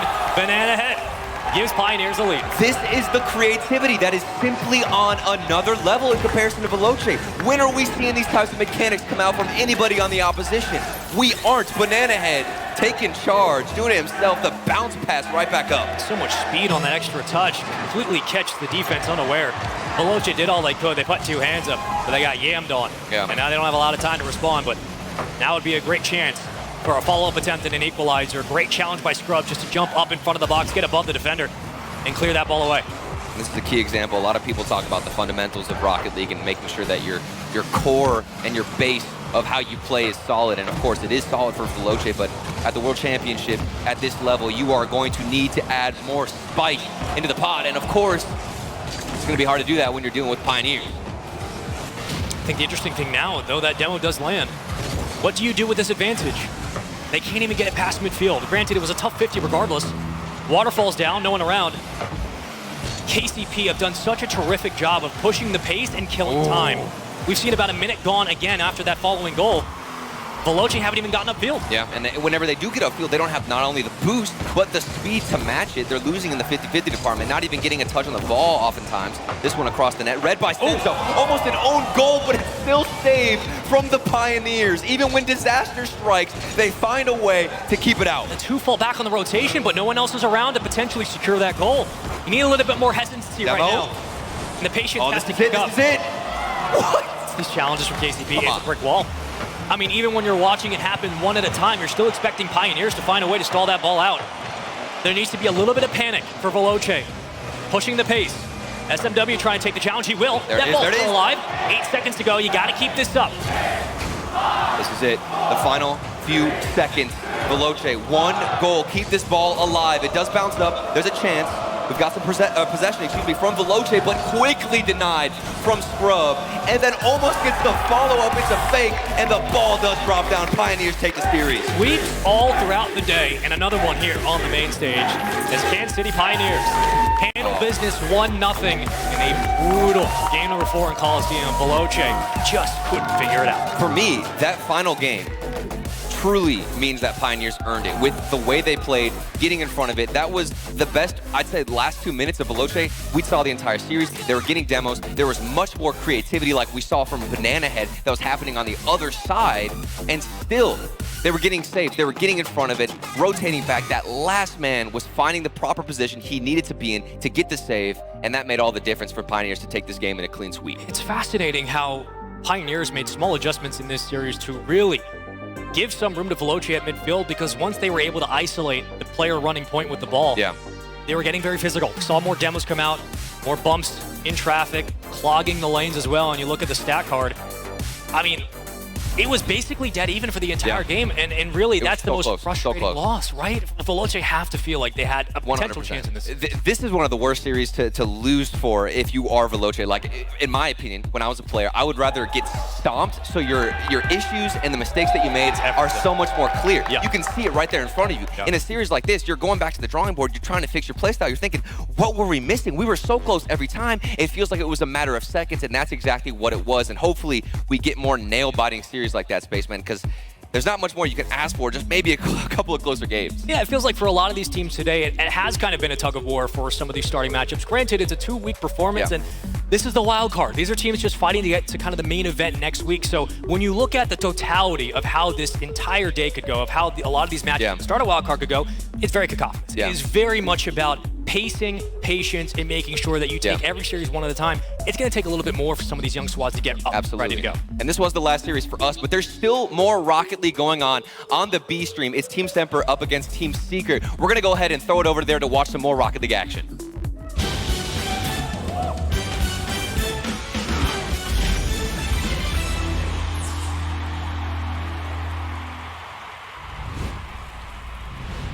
Shot set to 50-50 the ball into the middle, and Exotic just did enough. If he doesn't force Sad all the way back into the goal like he did, then that 50-50 bounces into the corner. But the fact it was so close to the line means that it does just go into the goal. Exotic chasing Sad into an uncomfortable position. Once again, Semper have tied it. I mean, they just keep coming back. Even though Secret are trying everything here. It's been a bad day for them, but they're talented enough to get goals on a bad day, clearly. And definitely the best game that we've seen from Secret. I mean, that last goal notwithstanding, because, hey, nobody's stopping that one. Can Secret at least get themselves that crucial one-game win and give themselves an easier draw for tomorrow? Or are Semper just too consistent and too strong? Zero boost for Sad. His opponent doesn't quite know that, however. Shostek trying to find a way out. Not going to happen just yet. Knight off the backboard. Brilliant from Castillo. Guides it out, gets his body in the way, but we might still have one more shot at this. Castillo's still downfield. And Math had enough wherewithal to make sure he was around to put some pressure on the shot, but this is not over just yet. Team Secret probably happy to see the ball hit the floor. We go to overtime. Secret can really help themselves out here by just getting one game. The series win seems so far away, but one game is just one goal away. And if they can get that, they give themselves a better win-loss than 5 other teams who have lost in day one in a sweeping fashion. They can put themselves into the top half here. Math had a chance, but he's too close, couldn't react. Still Secret with the pressure, miss comes through, but again, Secret can't capitalize. That's huge for Secret as well, because if that was contact made, hey, we're going to have people scrambling to get back, maybe not in time. Castillo, I mean, Shostak, I should say, can't get in front of the ball. It's rather unfortunate for him, out of boost. Castillo, though, daring towards a challenge. Is that going to go in? Yes, it is! Sweep for Semper! What a goal by Castillo to finish things off. That last touch absolutely necessary to beat Knight to the punch and to get the ball on target. They have all shown up. Huge series for Semper. They were consistent. They came back from behind in 2 games there, even when Secret started to rally after the timeout, and they sweep their opponents. That is a huge surprise. I mean,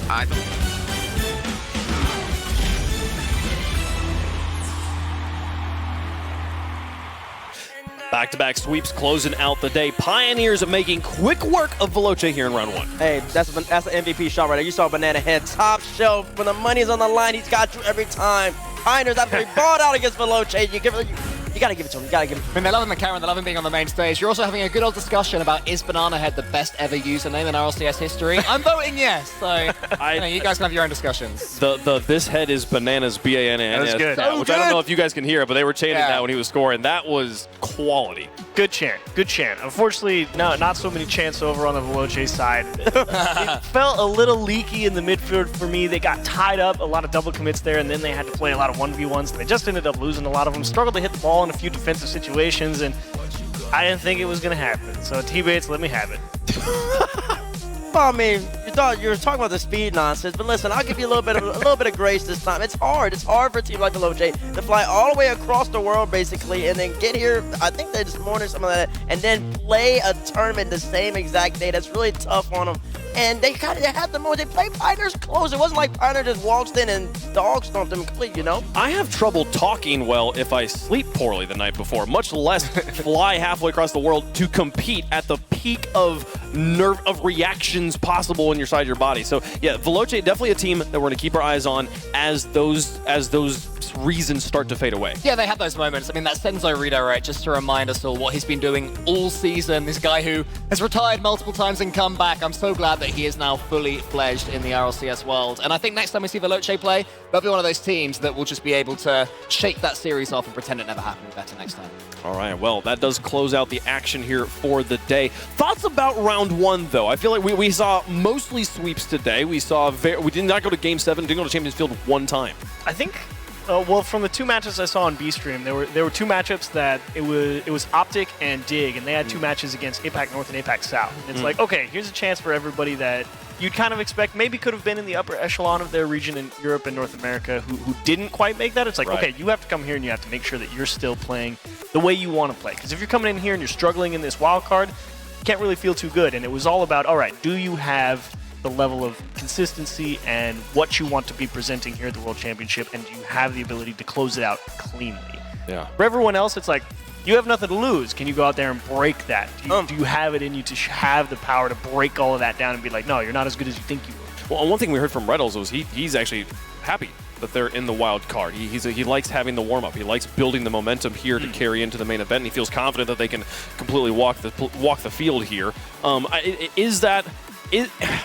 Is that really an advantage in this situation? Is that something that, especially for the main event teams, looking back here, do you feel like they wish they were playing in the wild card? I've contemplated this a lot because on one hand, you're getting experience, you're getting games, and you're going to be warmed up somewhat going into next week. But on the other hand, there's only so many teams in the wild card itself that are even equivalent to a main event team. So it's just like you're going from like AAA, and now you're going to the MLB. Like, there's just levels to this. I think it depends on the team a lot as well. I think for these emerging regions teams, every game they have, as we've seen throughout the day, every game they have is massive, being able to play against opponents that are so good, so much faster than they are, and they will build upon that. I think we'll see later on for the teams that do make it through how much momentum they would have built as well. I think if you're a main event team, I think you're still happy about it. Yeah, that you don't have to play this. Because, yeah, you can say, like, yeah, it's nice to play all these games here and get settled in, but here in front of a couple 100,000 people versus There's one team, like, come on. There's one team that I think would have done better being in this stage right now. That's NRG. I think they need to get some wins in a LAN environment to feel good about themselves again. I think it would have benefited NRG because NRG kind of ended off a little shaky rather than like SSG and V1. They've been playing so well to the point where you expect them to get to this point anyway. Exactly. They're absolutely slap teams as expected. And then if they're not playing SSG V1 or SSG K Corp, where's the like really good practice for them going up against the Moist later on and stuff like that? Well, I think a team like Version 1 who expects to go 3-0 in this event, that 3-0 helps them carry momentum into the second week. But to me, the fact that it's a 2-week event, this is unprecedented for any team to compete in. Will the fatigue of playing 2 weeks of having to kind of keep that mental edge of I'm at the World Championship and I've got to you do that big inhale and you scream through the entire competition, right? And it's to scream for an extra week longer than usual. Like, will that start to peter out towards the end of the event? They're going to have to be disciplined as well. I mean, because a lot of these players are in a different country. There's so much to see. There's sightseeing. There's excitement, and they have to say, no, we are professionals. We're going back to the hotel. We're scrimming. We're staying good. Listen, if they can't stay disciplined for 600,000, I don't know. I can't help you. I don't want to tell them. Listen, I'll stay disciplined. Listen, I'll come pick up the controller right now. The bands. You want to see me outside the practice room. For the teams that made it to the main event, there is the added benefit of you are just genuinely like 3 pay grades higher than the teams already. That's a nice thought. That's a nice thought. Yeah. There is a lot, but there's also a lot. There's a lot of good food here. There's a lot of good. I don't know. I think if you made main event, you're here to try and win it, not just to ladder up. Have you not tried the barbecue at Cheese? It's true. Listen, I can get the barbecue after I walk home with my cheddar cheese. Okay. You can buy a lot of barbecue. You can indeed. That's true. You buy a lot of barbecue here for about $5. They just keep piling it on. Like, we went to barbecue yesterday. What was your impression? It was Vast. That was the word. It was tasty, and there was just so much of it. Shogun encouraged me to get 3 meats. I didn't need 3 meats, Wave Punk. I needed about 1 meat. But, you know, I did my best of it.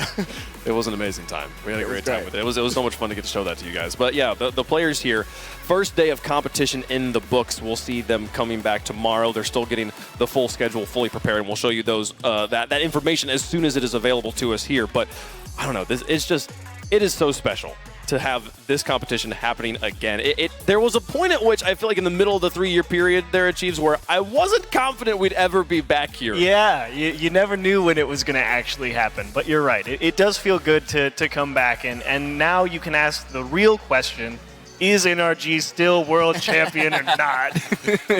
I'm just going to say, when Envy picked up Turbo, I put out a tweet saying I'd like to congratulate Envy on their inevitable World Championship, which I'm going to say that now transitions to Optic. That is the same org, same team, and Turbo is still on the team, just in a coaching role. They are here. They went 4-0 this morning.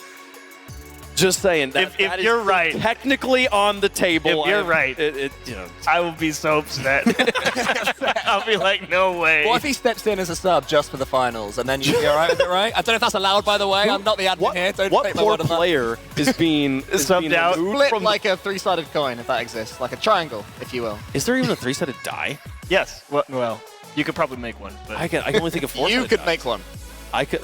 Forge one in the fires of somewhere. Yeah, the fires of barbecue Texan pits. Volcano. The barbecue pits. Yes. Yeah, there we go. Forge the barbecue pits of Fort Worth. I don't know about that, but yeah, no. I mean, so what was the biggest surprise of the day for you guys? I mean, I feel like it was most of these matches went the way we expected them to. For me, it was maybe just the lack of Game 7s that with how close all the matches were, we didn't actually make it to one. I mean, even then, I don't think we were that surprised to not. I think this one actually went exactly as. Maybe that's the biggest surprise. It went the way we thought it would. Yeah, like what happened. People all of our saw the predictions business. correct. Right. Apart from how could it have possibly gone the way we thought it would? Yes, besides for Speed falling for Johnny Boy propaganda. Yeah, that's okay. Other than that, everything this exactly what you said. Yeah. So everything went the way it should have. Unprecedented. Yeah. Which is really weird. I don't trust it. It's very strange. It's very strange to the favorites to come in, handle business, and then move on to another day. Because in London, especially, a lot of favorites come in and do anything of that sort. So I feel like tomorrow's gonna be really interesting, especially, and then the fact that everybody's so many 4-0s. I'm really interested and intrigued to see just how this next stage is round 2 of Swiss is even gonna look. Because a lot of teams, just losing one game kind of makes the seeding a little bit easier, but everybody 4-0. I don't even know how the tie breaks. I think, is that just seeding? The 4-0s versus the 4-1s makes a big difference in how it seeds in round 1. But yeah, or going into round 2 here. Were there any dark horses, any underdogs that you saw today that have gained power ranking X Factor points in your mind? I liked the way Simbai Strikers looked versus Optic. I mean, they got 4-0'd, but there were opportunities for them to look good. Do they gain like power ranking? I don't know about that per se, but I would be curious to see them see. How did Optic look, by the way? We did not get to catch them at all here on the A stream. Optic, I really thought it was going to be the most like ABC series. Like, you don't have to press. Like, you guys know that you're probably the better team here. You have to make Simbai come and beat you, and they did literally exactly that. They didn't press super hard. They were like, we have a lead. We're just going to control the clock. That's what Optic looked like.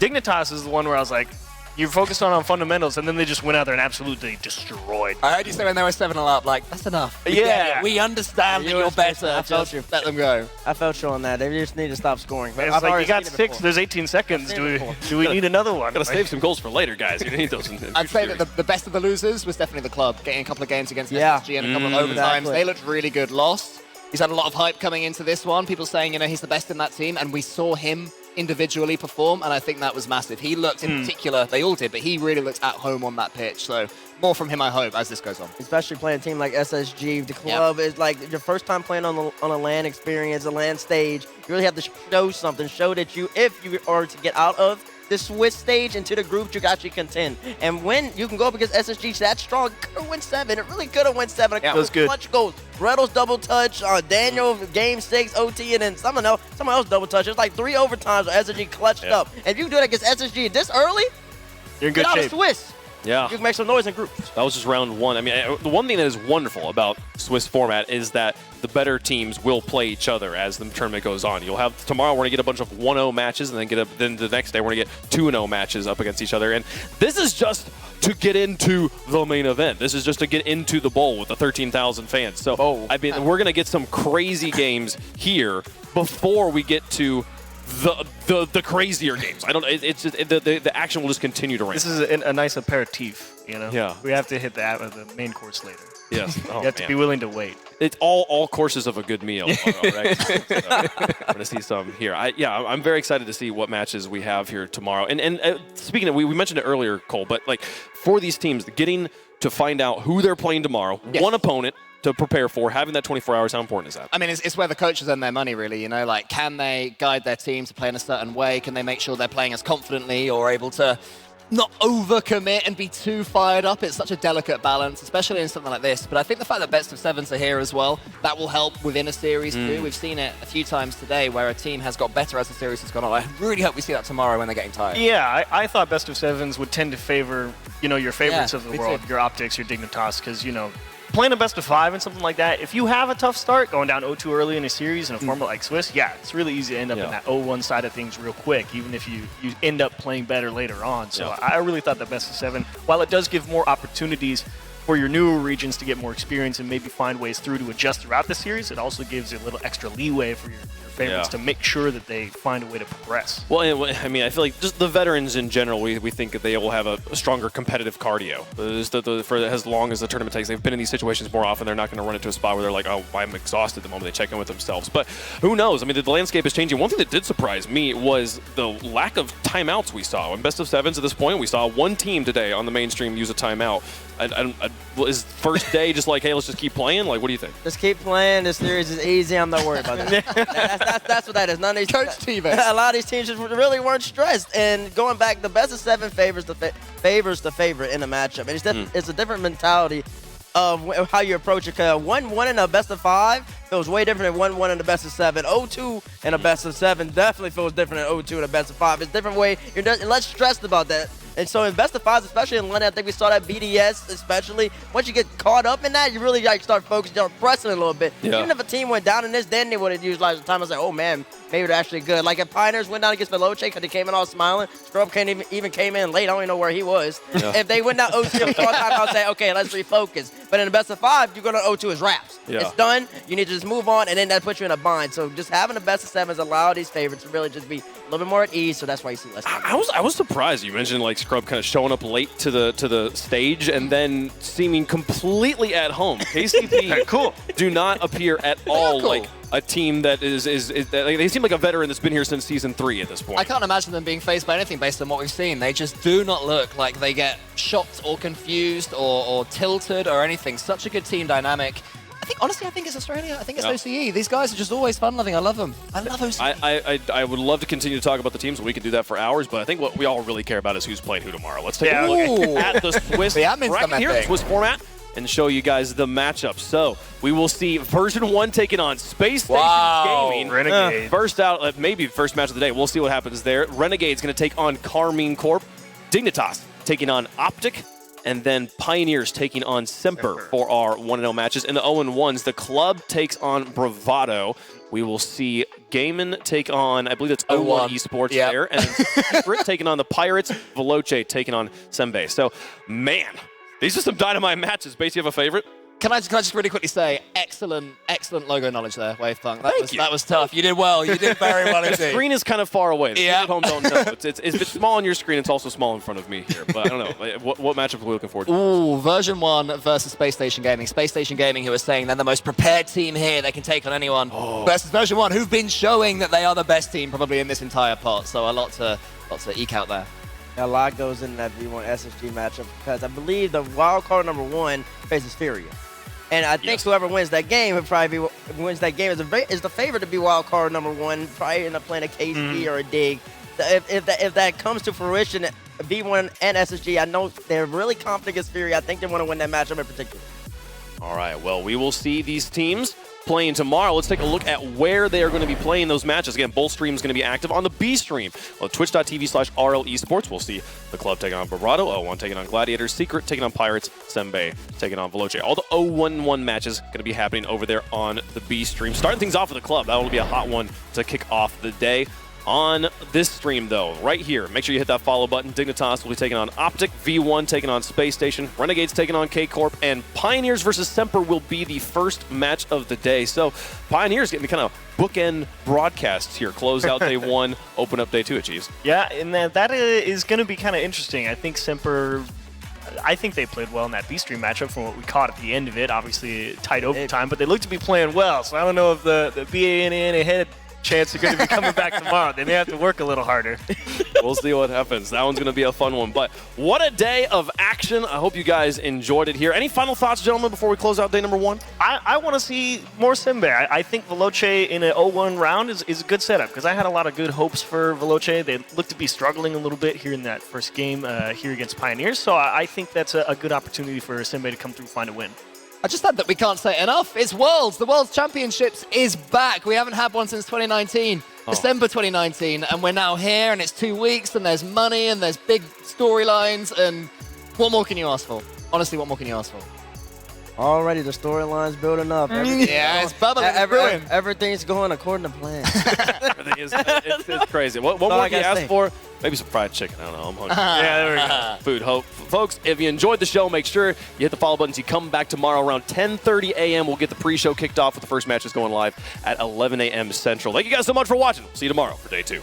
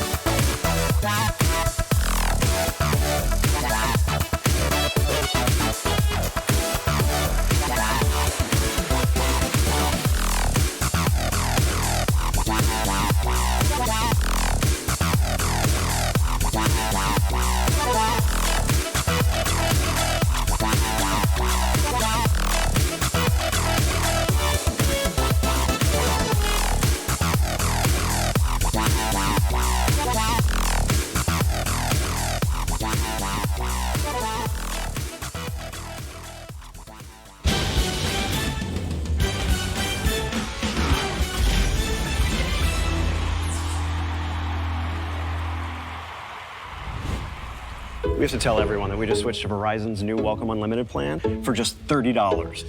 I've already told everyone.